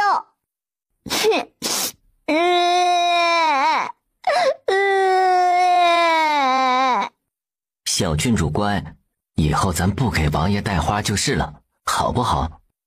小郡主乖，以后咱不给王爷带花就是了，好不好？可是爹爹刚才已经逗团团了，团团屁屁疼。就那点力道就疼了？小郡主才3岁半，要是给打坏了怎么办呢？窗台上观看了全过程，掌柜的养的一只大橘猫窝在花盆旁边，对王爷投来了不赞同的目光。所以现在还是本王不对了是吧？那你要怎么样才能不哭？除非爹爹说团团是小仙女。得，还是最初那个事儿。好，你是小仙女。没有好，只说团团是小仙女。团团是小仙女，别哭了，过来让父王抱抱。叶团团哭唧唧地跑过去，重新坐在爹爹腿上，父女俩重归于好。真好。好感动啊！哎呀，腰疼，哎呦，腰疼。金小金赶紧奋笔疾书。爹爹，团团的新头发好不好看呀？好看。爹爹也好看哦。就在九王爷不明白这种形容明秋的词汇怎么又出现在自己身上时，叶团团这个小贼娃重新拿起桌上的花夹子，手上动作飞快地给他爹夹在头上，然后呲溜一下滑下去。呀！救命呀！宁夫妇救命呀！呀！你就不怕回去以后你爹又揍你？团团玩累了才回去就直接睡觉哦。啊？睡着了，你爹就不揍你了？不对哦，是团团睡着了，就不知道爹爹有没有逗团团啦。只要我不知道，那就是没挨揍。可真是个好办法呢。你去哪里啊？出去吃绣花大肘子哦。你就这么走出去？要跑出去吗，爹爹？你自己看看你的头。有一点乱糟糟耶。爹爹，你会不会拆辫子呀？九王爷原本想说，本王一个大男人怎么可能会拆辫子这种技能，但是一看他已经准备好了的爹爹是个大笨蛋的小样子，当然会。九王爷就在这边稍微扯，然后在那边稍微扯，然后才扯了不到半分钟，就看他闺女的大眼睛包着一汪泪水。爹爹，你是不是在记昨天的仇？爹爹肯定是记仇，昨天给他带花，所以今天就报复团团。爹爹现在不打团团屁屁了，该扯团团头发了。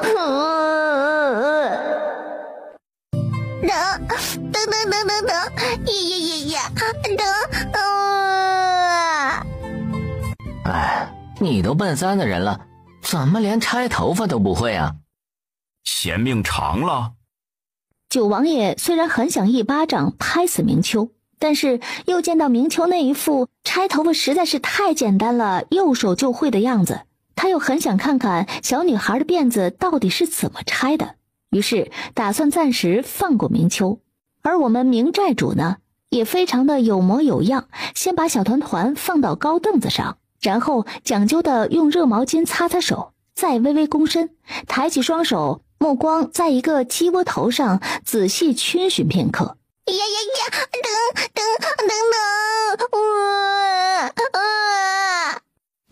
然后下一秒，明秋就被某个护崽爹爹打飞了出去。小女娃的头发丝丝一定是全世界最需要被呵护的存在。说人话，到底怎么做才能给小乖乖解开头发呀？拜拜，团团不要爹爹和明叔叔了。拜拜，团团不要爹爹和明叔叔了。好，咱们现在暂时不要他们就是了。乖，不哭不哭。你在说什么扣10年凤银的猪话？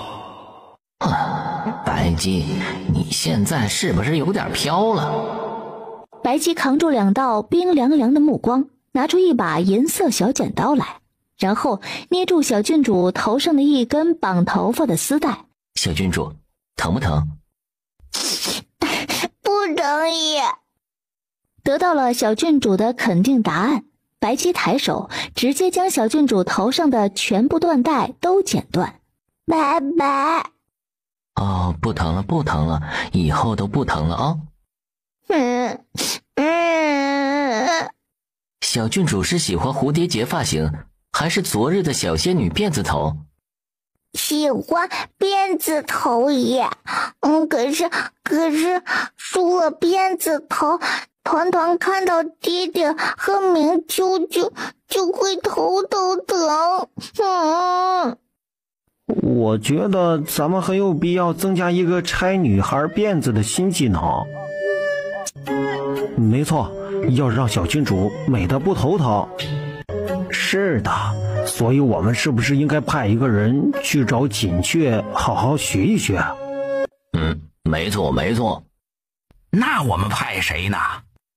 你们看我干什么？总不会想让我去吧？你们到底会不会挑人呢？拆头发这种细活应该找手指灵活的人先去偷师，然后再回来教我们。所以说呢，咱们应该派针线活好的 C 哥先去学。那不行， C 哥去找锦雀，那不是情敌见面吗？啥？ C 哥说要去锦雀那儿请你吃面。团团要抛弃爹爹和明夫妇，出去追就画大肘子了。不好意思啊，几位客官，2楼上已经被定下的。谁能定下1整层楼？多少钱定下的？也给双倍。小店的2楼包厢只需要1根金条就能定下。这位客官愿意给我2根金条，可是俗话说得好，咱江南文城讲究一个先来后到，所以我这边就不收您的金条了，给您在门口抬把椅子，您坐着等会儿可好？好，老板娘周到。六娘子早。诸位英雄早。很快就上菜了，小郡主等等哦。小风把小四从头上拿下来放到桌上，顺手扯了下小神兽的长胡须。嗷呜，小神兽被扯到嘴歪起，眼神也凶狠了起来。我一会儿分你几块牛肉。1碗牛肉面就只有几块牛肉而已。你能全分给小四爷？我今天点的是1碗牛肉面，不要面。你点个面，为什么点的这么不要脸？这么豪横，1碗牛肉很贵的。没事 ，C 哥说今天他请我。C 哥请客这件事是我胡扯的呀，你他妈当真啊？小郡主，绣花肘子还有最后一道工序，您稍等啊。小郡主啊！然后一个卤香牛肉就到了嘴嘴里，好吃呀！小郡主的眼睛怎么红红的？这是拆头发给拆疼了。怎么回事呢？咱九王府就没人会拆头发，今天早上梳头，疼得我们小郡主还哭了一场。啊，这顿是 C 哥请的，掌柜的你给记上，他明儿早上就来结账啊。你们来吃饭是给我们机会报恩，怎么能收钱？那不行，九王府的兵要是敢打白条，就是军法处置。怎么处置啊？20鞭子。锦雀听完，默默拿出账本给记账，正写着，负责在楼上伺候的六娘子下来了，疾步走到锦雀旁边，小声说了在楼上听到的事情，还哭了一场。我这会儿就去厨房拿水煮蛋给敷敷眼睛。你知道女子如何拆发吗？我教你。我想知道如何拆发但是我觉得我学不会。你学得会。你看，这里就是，还有这边，如果将手指这样穿过去，然后就这样。锦雀一边说一边教小峰拆发，在演示了5、6遍之后，锦雀重新把头发盘好，背对着小峰。你来试试，先拿我练手，以后可别再扯哭小郡主了。你来试试，先拿我练手，以后可别再扯哭小郡主了。你是女子，我不能随便碰你头发，男女授受不亲。授受不亲？可是你不瘦啊。嘿，搁这跟你胖哥玩心梗呢。小峰到底是没用锦雀练手，只认真的拱手道：谢了，胖哥记下了。锦雀看着男人的背影，脸颊上慢慢爬上红云。完了，是不是要长恋爱脑了？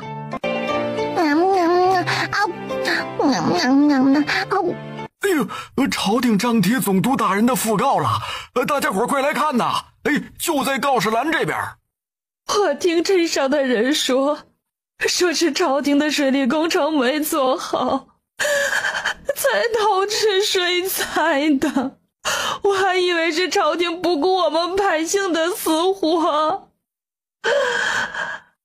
现在看到总督大人死在一线，还愿意捐出全部的家产，总督夫人居然要去法崇寺那样的酷寒之地，终生为死去的百姓超度祈福。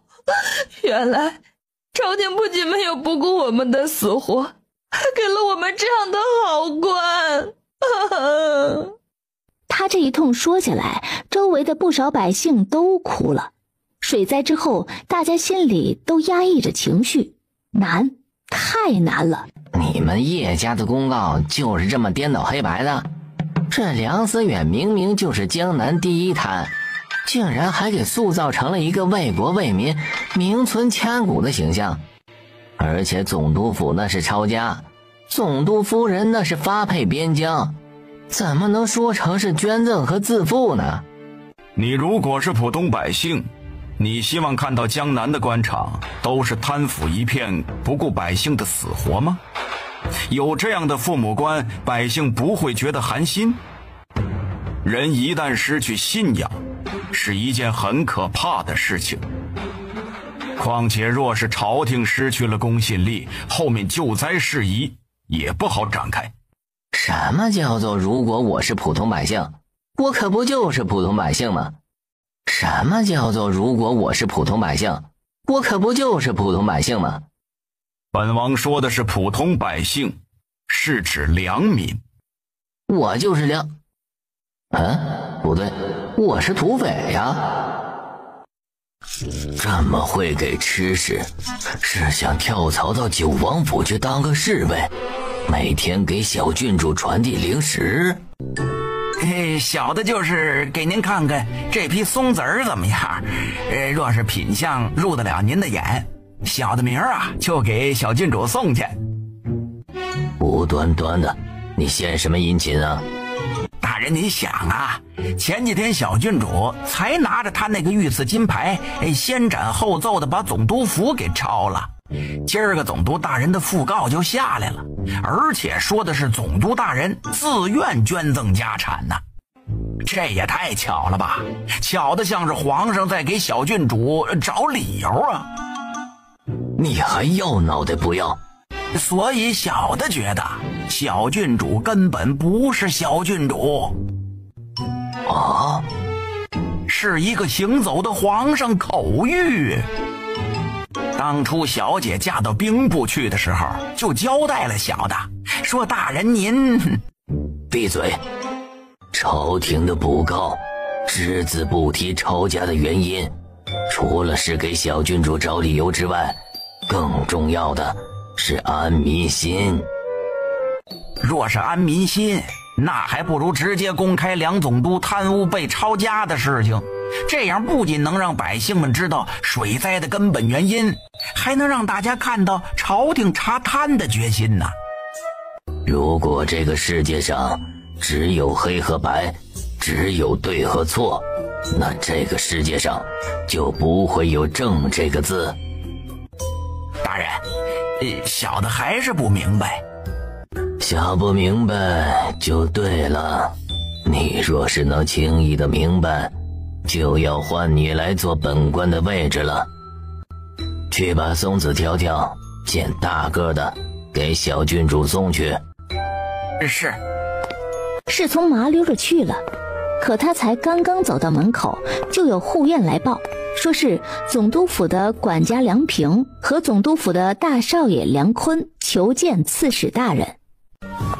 兵部水师参事梁坤见过刺史大人。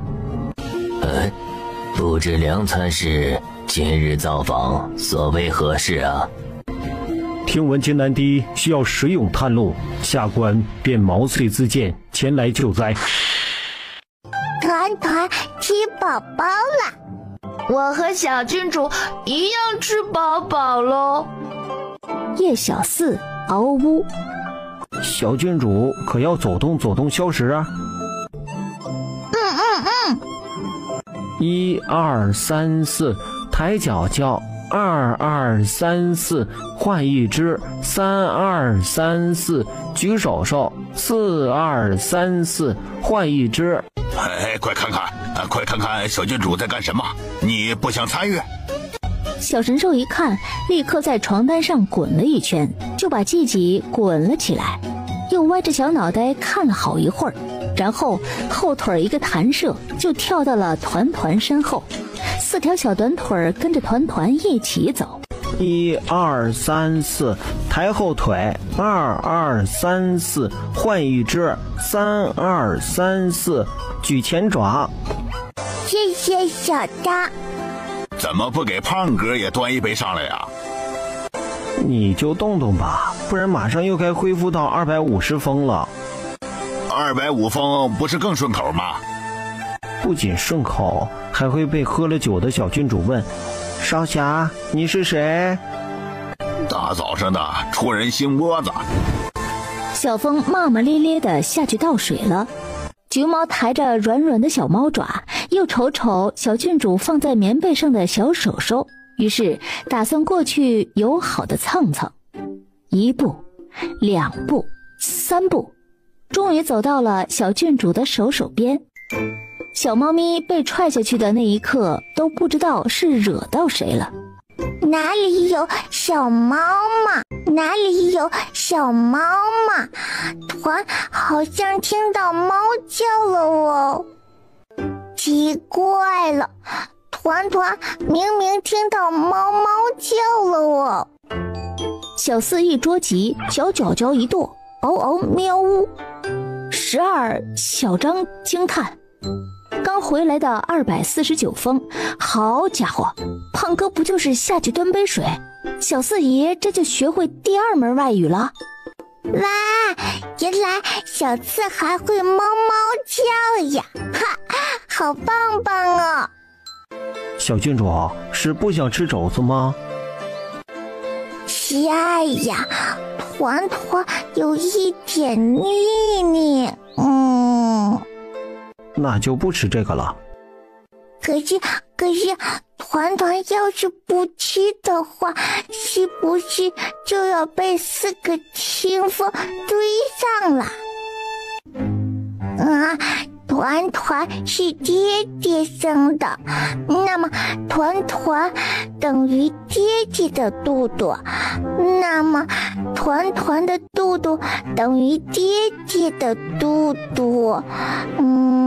所以如果爹爹的肚肚里是绣花大斗子，那就等于团团肚肚里都是大斗子。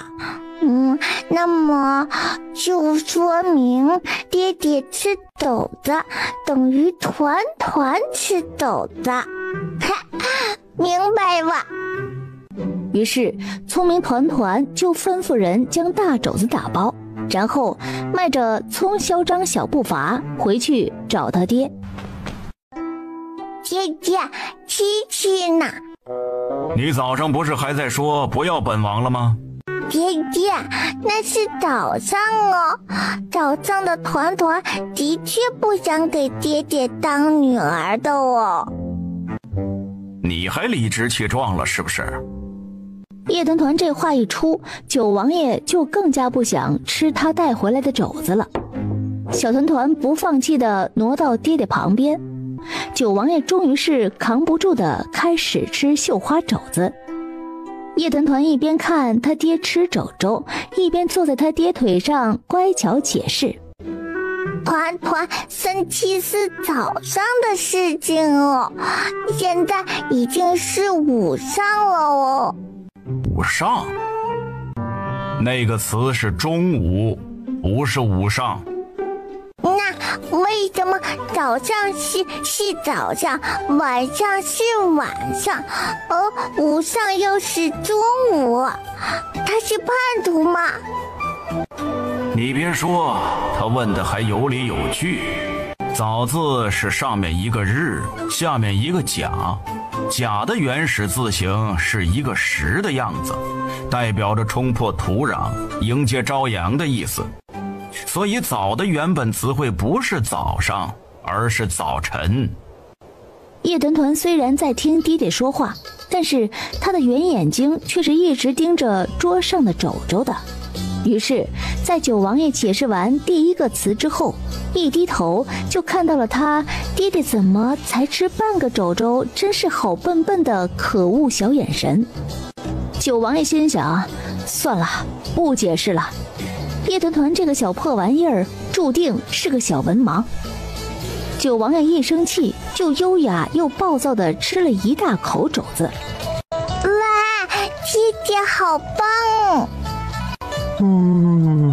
真是好羡慕王爷啊，连吃个饭都能得到小郡主爱的夸夸。王爷，总督府的大少爷梁坤回来了。梁坤现在是兵部水师参事，驻扎在浚水。此时人应该在刺史府面见景大人。总督府的梁夫人可上路去法崇寺了？上尉，公告给的限期是7日。那就正好。正说话间，出去办事的明秋回来了。金阳城的商人们自发组织了一个商会，你不是想要往青鸾城引资吗？走商会是最便捷。小乖乖睡着了？你是大脑失灵了吗？不然为什么说到一半又突然换话题啊？他好像一个可爱的小睡猪啊。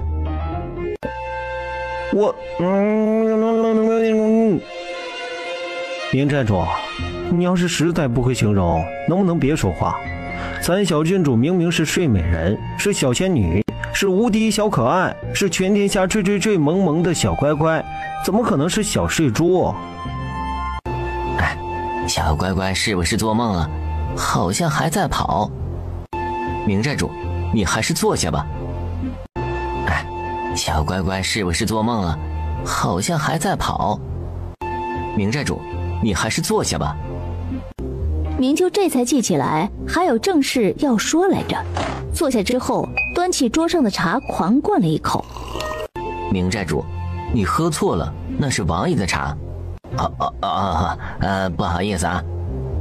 明秋又赶紧把茶水推到九王爷面前，然后就看到叶简寒的脸色由白转黑，并且越来越黑。哎，你的洁癖病还没治好啊？然后下一秒，他的椅子腿儿就莫名断了一根儿。好险好险呐！还好小乖乖在睡觉，不然要是给看见了，肯定有损本明叔叔的帅气形象。正在明秋嘀嘀咕咕的时候，某个睡在爹爹身上的小奶娃小嘴开始小声嘚啵嘚，但是眼睛又是闭着的。说梦话。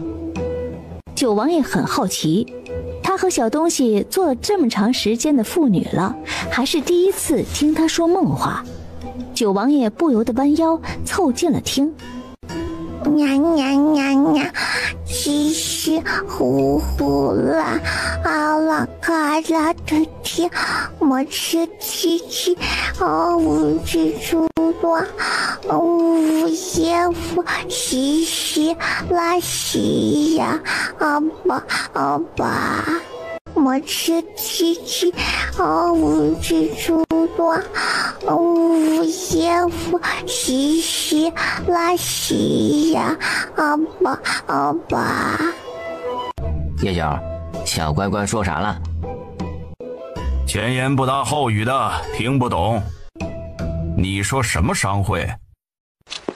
就是金阳城和周边的2座城池共同成立了一个商会。这个商会没有官府的参与，但是是地方政府默许的。爹爹，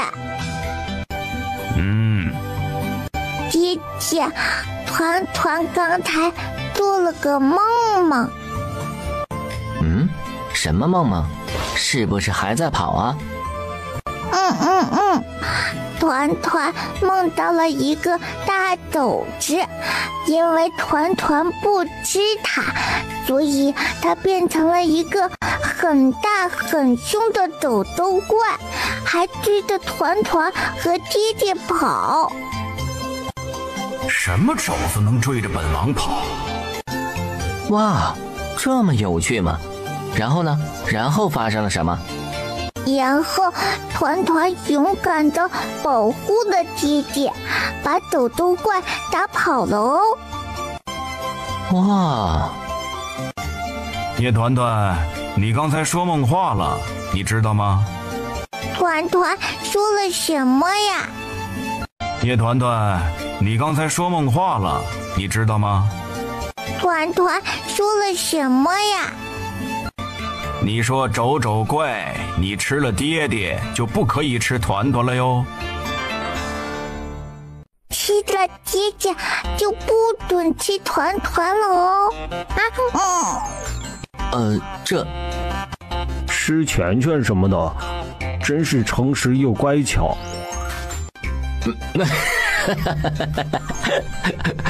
我就知道。然后九王爷直接一个业火掌就把这个哈哈怪打飞了出去。名哈哈怪秋被迫破门而出，躺到了地上。他正想再说点什么，然后就见一个粉红的小乖乖沿着他开辟出来的飞出轨迹，嗖的从屋子里也飞了出来。我说白金，你最近是不是稍微有点飘了？就在明寨主看白鸡极其不顺眼的时候，窗口处突然又传出来一声嗷嗷呜的声音。我操！白，团的头发是不是立起来了？是的，小郡主，是被风吹起来的。那爹和钱的头发是不是也立起来了？是的，小郡主。哎，那是被你给气的。哎呀，今天街上好像新开了好几个书铺子，封面都挺好看的。我是一个人去逛逛呢，还是一个人去？团团也要去哦。可是那书铺子有点远呢，小奶娃可走不了那么远，我还是一个人去吧。明夫妇如果不带团团去的话，团团就把明夫妇昨晚偷偷拔寒霜剑拔了10次也没能拔出来的丢人事件说出去哦。哎，你现在已经说出去了，而且这件事又是哪个杀千刀的说给小乖乖听的？嗨，睡前故事实时更新嘛。仔仔，咱们有任务提示了。是什么呀？去金南堤。仔仔，任务提示是现在去金南堤呢。知道了。明夫妇呀，我们小乖乖想买什么说，明叔叔都给买。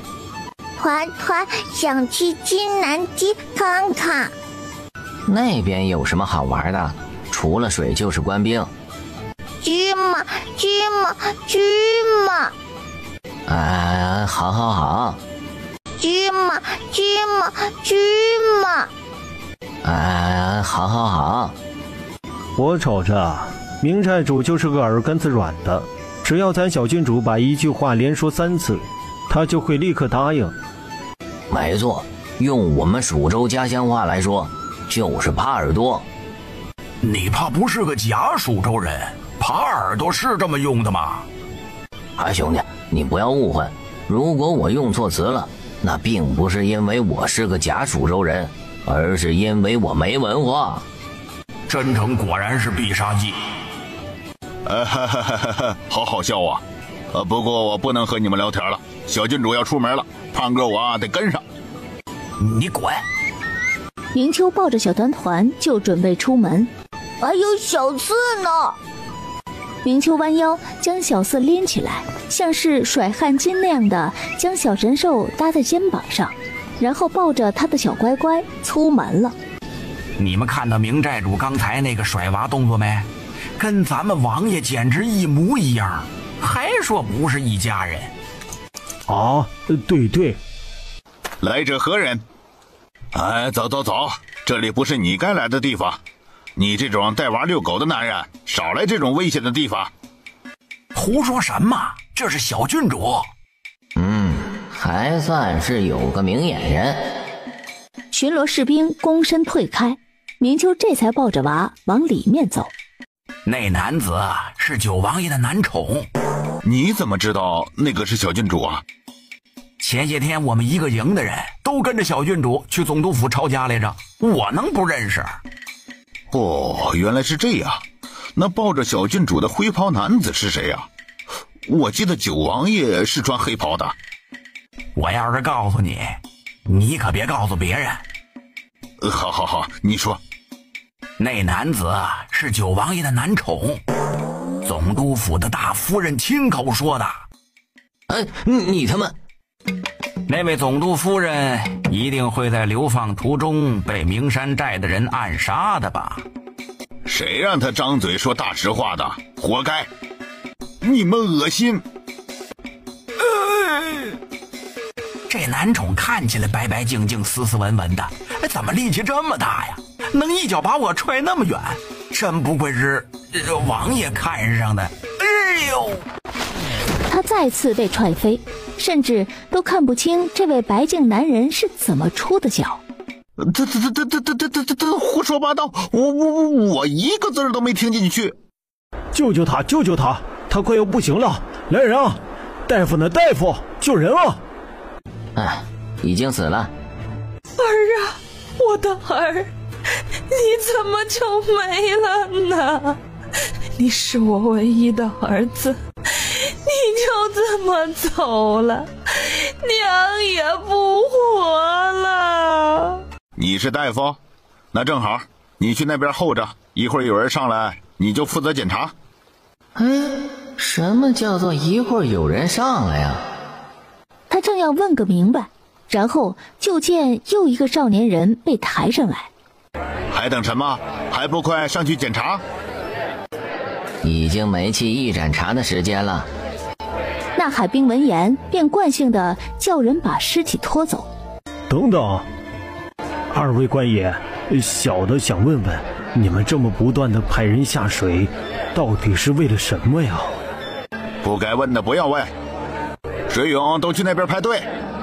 朝廷招募水勇是给你们机会，若是你们下水之后能找到堤坝的官窍所在，升官发财指日可待。官爷，您可能误会了，我们报名水勇并不是为了升官发财，而只是想为水灾出一份力，希望大家共同努力解决水患的根源问题。不管你们是什么原因加入水勇，如今这里需要人下水去试点，你们排好队继续下水就行。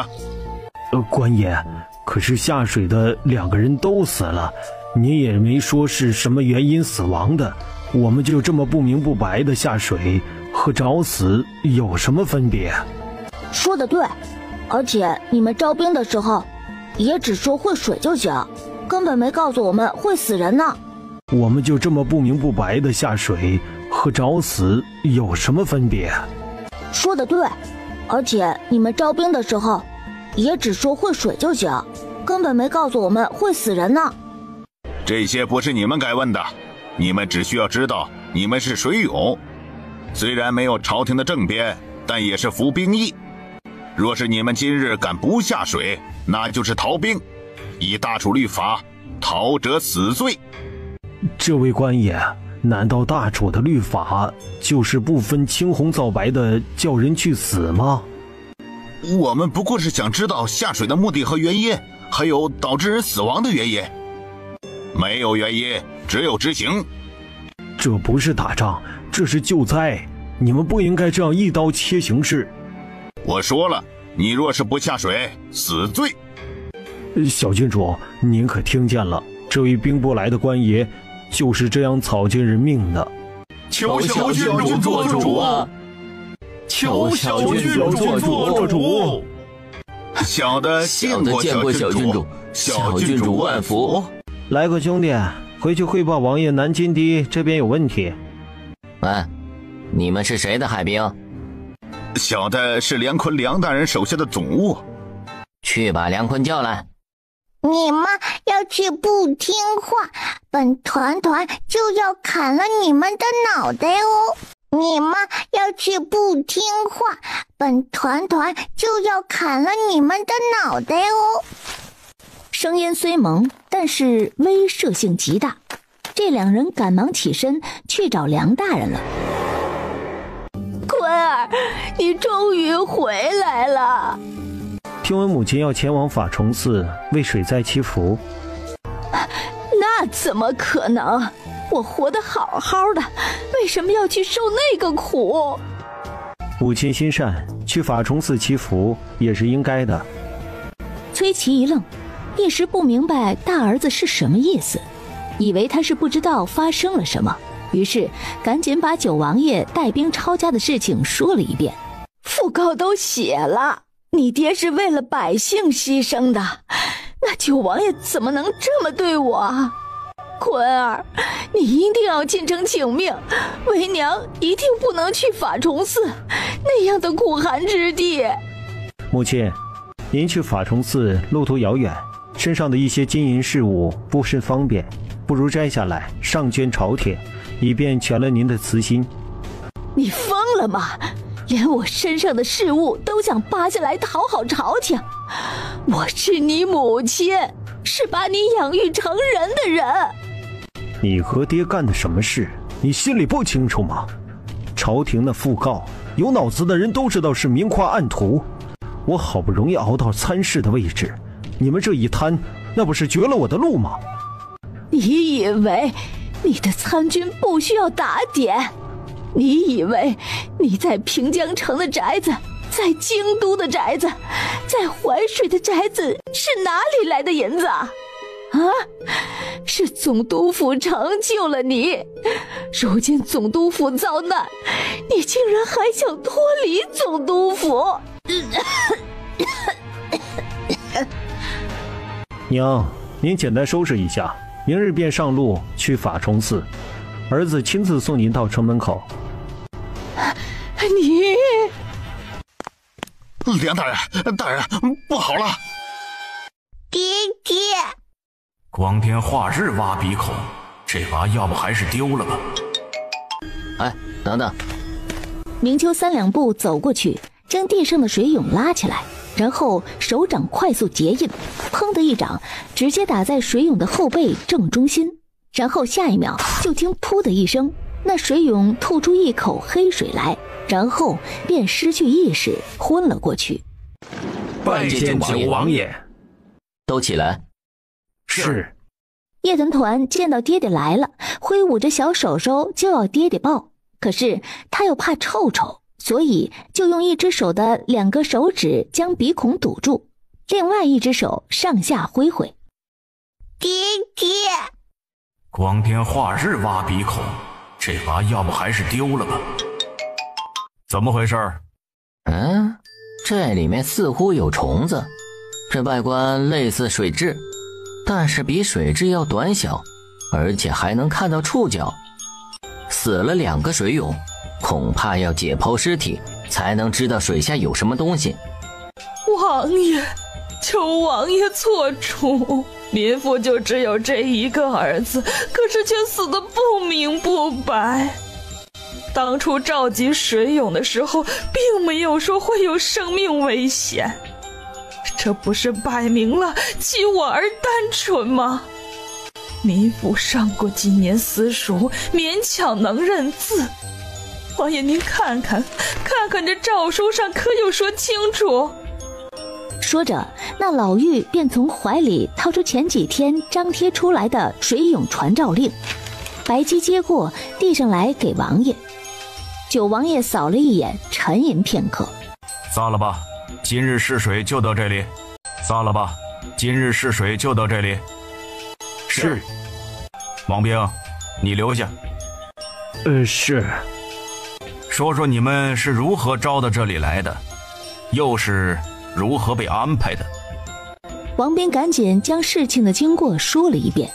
负责安排我们的那个海兵老爷还说，任务就是下水找找东西，十分容易。可说了要你们找什么东西？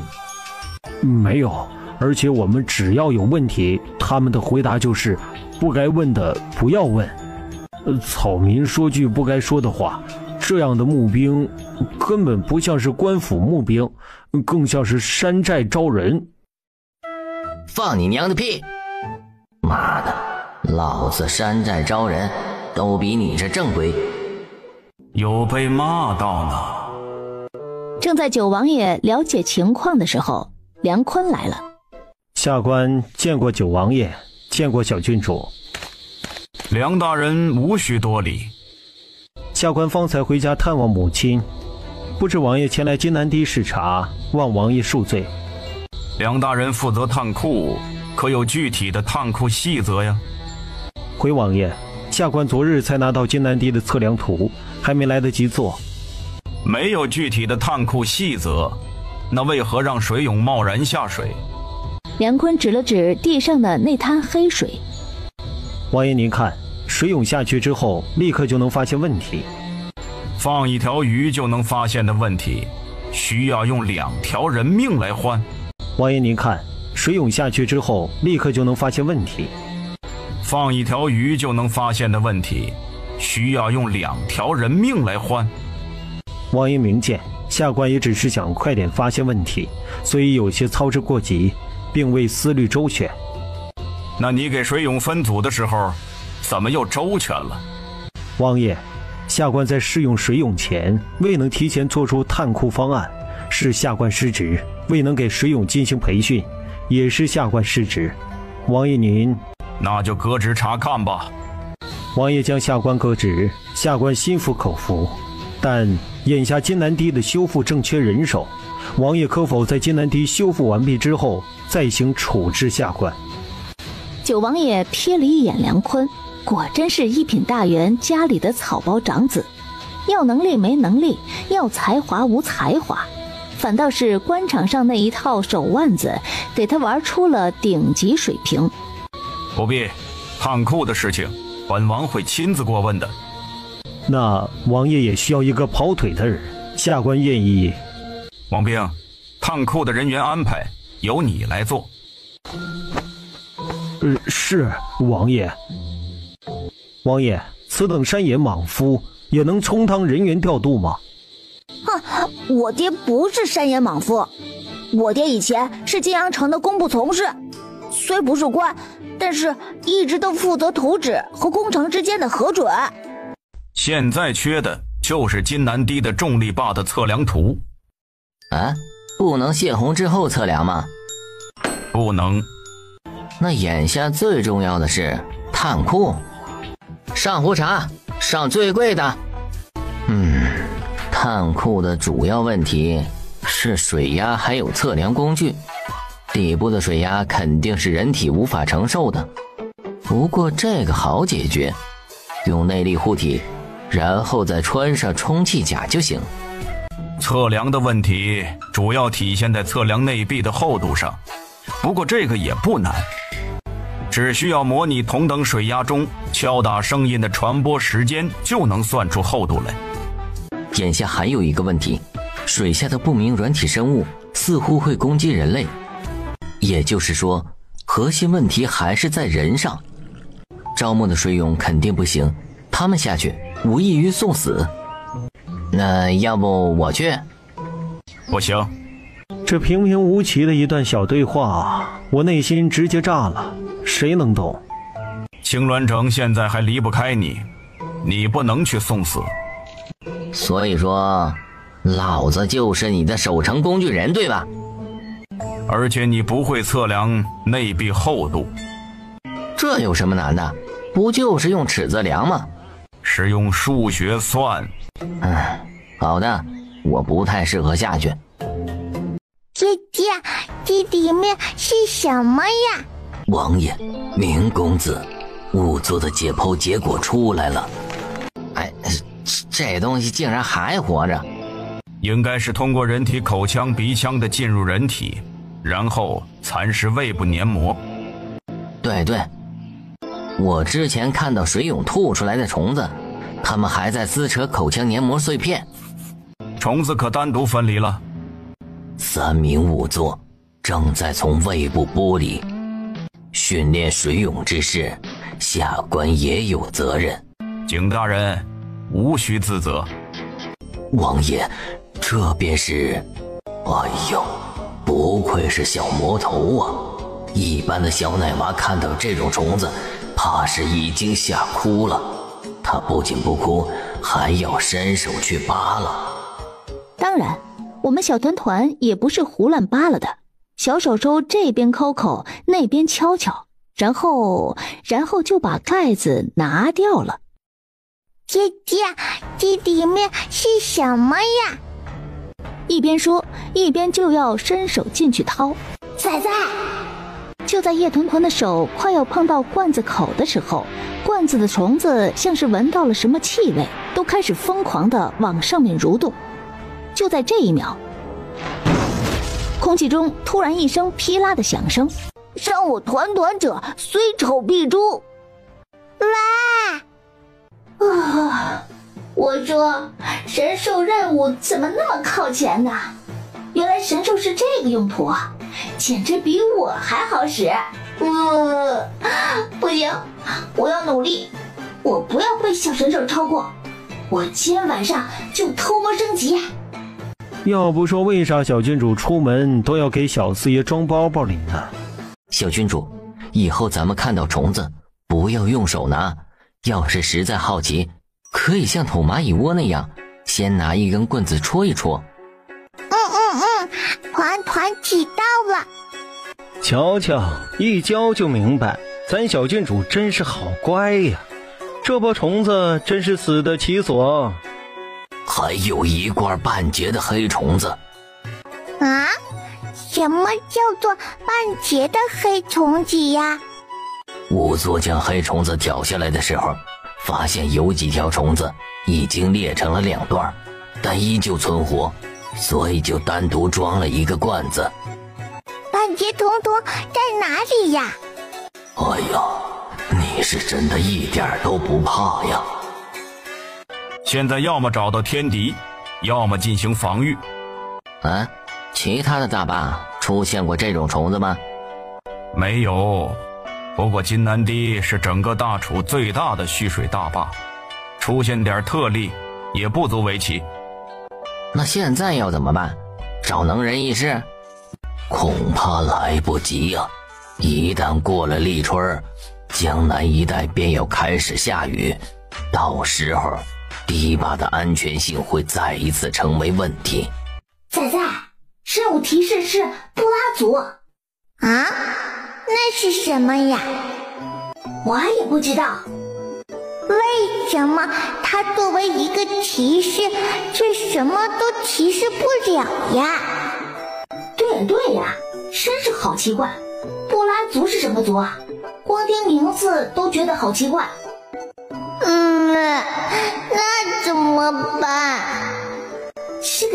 这个我也不知道啊。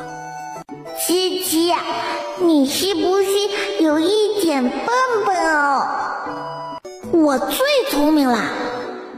才不是呢，最聪明的是爹爹，不是七七哦。他又要干什么？爹爹，什么是布拉族呀？对，布拉族。我们怎么把这个族群的人给忘了？布拉族可是天生的水蛹。传闻布拉族的人比普通人多一个呼吸塞，就藏在耳后的头发里，所以他们能长时间生活在水中。若是让布拉族的人来探库，是最合适的。没错，布拉族人靠海为生，海里的生物种类要比江河湖泊多1000万倍。他们能适应海水，大概率也能适应库底。王爷，下官有一事不明。景大人请讲。布拉族是3年前朝廷试图招兵的那个布拉族吗？皇上想当年想招布拉族人入军帐，已被他们以只效忠天女拒之。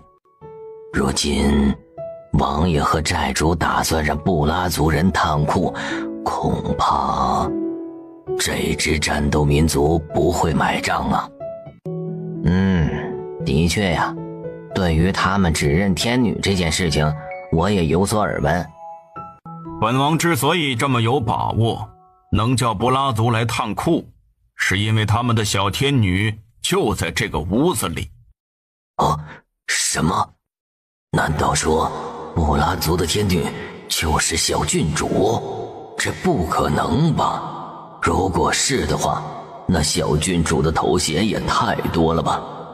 九王府的小郡主，皇上的金牌持有人，众所周知的小魔王，现在还要加上布拉族的天女，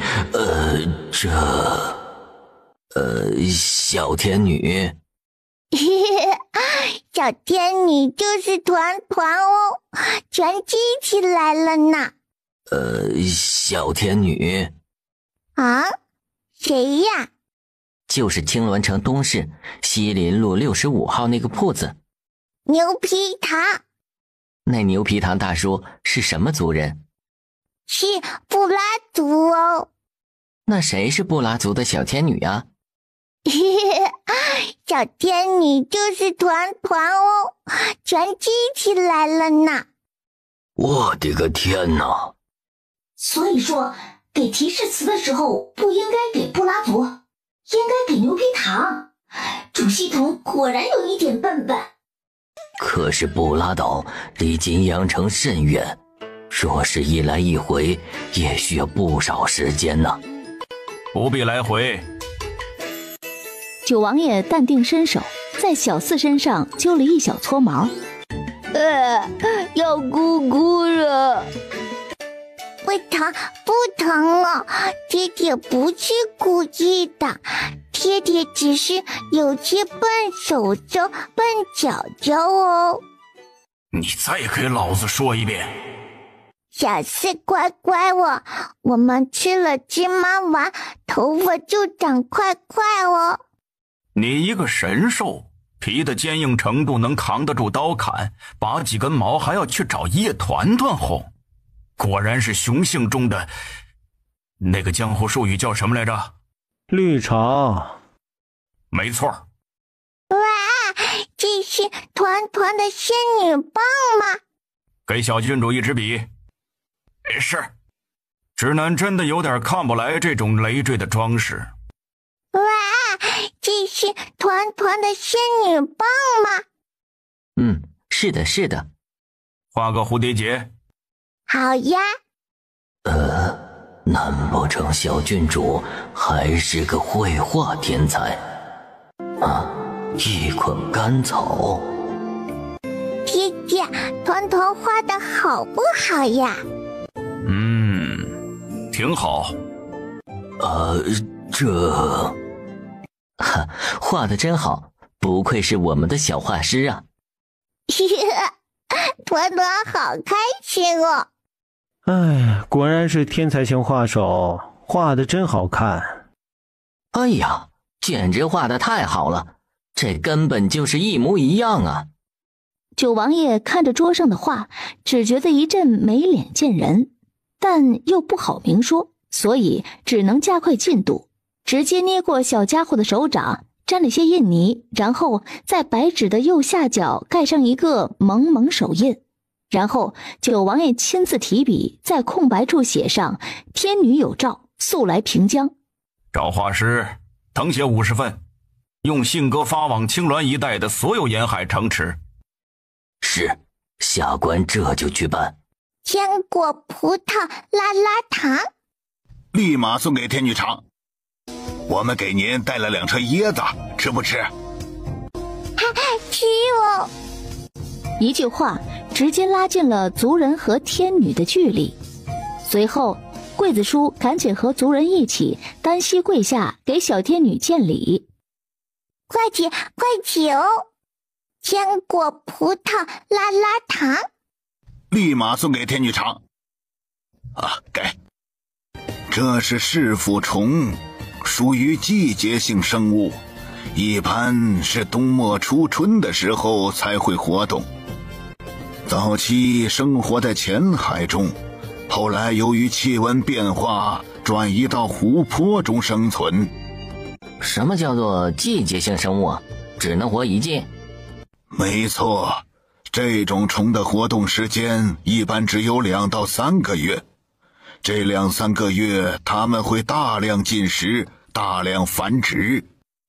等到天气逐渐变暖，它们便会分泌粘液，将身体包裹起来，沉入水中。等到了3月时，植物进入生水期，这个时候噬腐虫就不再进食，并且会随着水流被植物根部吸收。只有少量虫子能继续待在水底，等待来年苏醒。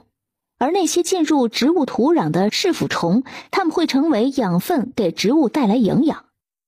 什么？竟然是益虫？没错，但它们只是植物的益虫，对于动物来说是蚕食性害虫。噬腐虫靠吃腐物为生，最喜毒物胃部的食物残渣，并且它们嗅觉敏锐，一旦闻到一丁点的腐味，便会蜂拥而上。世人都称团团为九王爷的小女儿，或者是九王府的小郡主。谁能想到，九王爷也有被叫做天女之父的时候？什么？竟然是益虫？没错，但它们只是植物的益虫，对于动物来说是蚕食性害虫。原来如此。可有办法让他们远离人类？有。从长老袖中拿出一把匕首，走到一盆盆栽旁边，切下一块粗茎来，指了指上面的汁水。噬腐虫怕这个，只要口腔处挂上一袋植物根茎的汁水，它们便不敢靠近。任何粗茎类植物之水，他们都怕。本族友善建造者就在门外，愿意下水替天女之父效劳。啊？天女之父？天女的父亲自然是天女之父。哼，世人都称团团为九王爷的小女儿，或者是九王府的小郡主，谁能想到九王爷也有被叫做天女之父的时候？又不是你生的，你在这骄傲什么？像个傻叉。小四，你今晚想吃什么呀？小神兽嗷嗷呜。想吃椰子鸡呀。小郡主，你看，真的有这个菜啊！歪过小脑袋康康，小家伙不仅看到了椰子鸡，还看到了这一页上面的其他3个菜，于是当场决定，今晚上就吃这4个菜哦。爹爹是不是疯掉了？不然为什么突然要把团团拉过去捏捏抓抓的？嗨，小峰表现的机会没有了。要什么机会？鸡今天都得用来炖椰肉。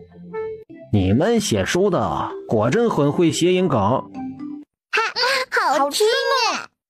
于是小团团当场决定要带一份回去给爹爹尝尝呢。可是，当小家伙带着超好吃的椰香鸭肉棒回去的时候，总觉得客栈气氛不太对，就连打水的小二走路都非常轻。小郡主，王爷现在在看东西，你先自己画画玩，好不好啊？爹爹在看什么呀？还有什么比吃更重要吗？真是岂有此理！然后，刚才发生了什么？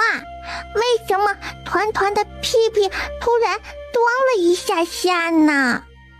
工部和梁思远竟敢如此鱼肉百姓，当真是目无王法。正在啪啪啪拍桌子的小团团，突然就被一只大手薅了过去。九王爷抓住娃就是一顿抓。爹爹是不是疯掉了？不然为什么突然要把团团拉过去捏捏抓抓的？哎呦，小乖乖，这是怎么了？爹爹是个大坏蛋，欺侮团团。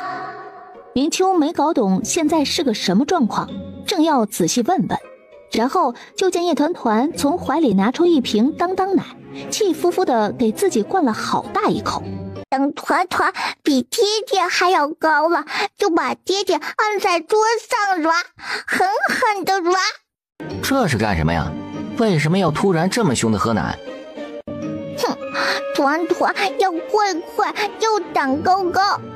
为什么要突然长高高啊？圆墩墩的不是更可爱吗？团团要长得比爹爹还要高哦。啊？为啥？这到底是为啥呀？咱家小乖乖怎么就突然对身高如此的执着了？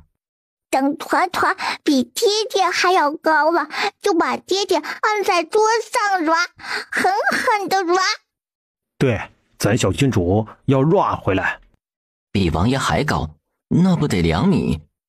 哈哈，咱们小乖乖这么有志向的吗？啊？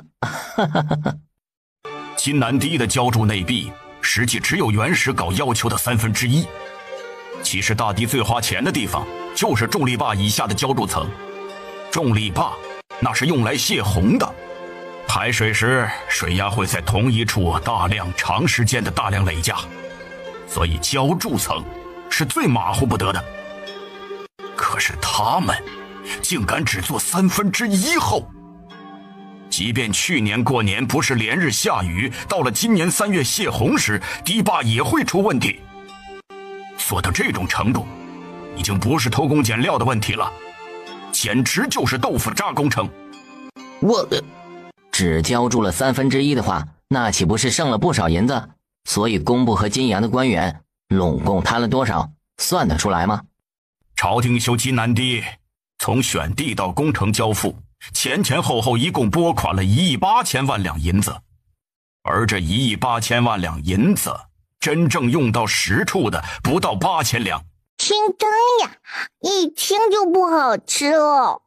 朝廷修金南堤，从选地到工程交付，前后一共拨款了1亿8千万两银子。所以说贪了1亿多，这群杂种！金南堤是4年前修建的，当时举国都在憧憬大堤修好之后能彻底解决水患。4年前的青鸾城边塞依旧民不聊生的状况，那个时候朝廷拿不出银子给青鸾城，就连修防御工事的银子都拿不出，所以青鸾城的战事打得十分惨烈。又考虑到需要银钱研究开发武器，所以青鸾军出征时几乎每一次都要打得对方缴械投降，无法卷土重来才算完，为的就是减少军队开支罢了。打仗都如此省钱，不就是为了给水利工程让路，以便让江南一带能高出产充盈国库吗？可谁料水利工程的高投入并没有换来高收获，反倒换来了一场大灾难。这帮贪官该杀！所以说最开始你的兵打仗跟疯狗一样，一旦咬住了就往死里咬，是因为没钱。当时把敌对的将军给吓得以为大楚的边塞兵个个都有杀人综合症呢。明寨主的词汇量真是好匮乏，说王爷的时候是变态综合症，说王爷的兵就是杀人综合症。什么症？这个虾仁综合征呢，就是把虾仁放到锅上面蒸熟。清蒸呀，一听就不好吃哦。那接下来怎么办？1. 重筑金南堤。2. 给京城报喜。3. 抽1个月的时间查贪腐。行，正好布拉族人还在这边，下水的事情得靠他们。你说对吗，天女之父？这原本很严肃的事情，愣是被明秋这张嘴转移了主题。这算不算是转移话题，避免王爷继续生气？算，怎么不算？我都磕到了我。你们真的什么都磕啊，只会害了你。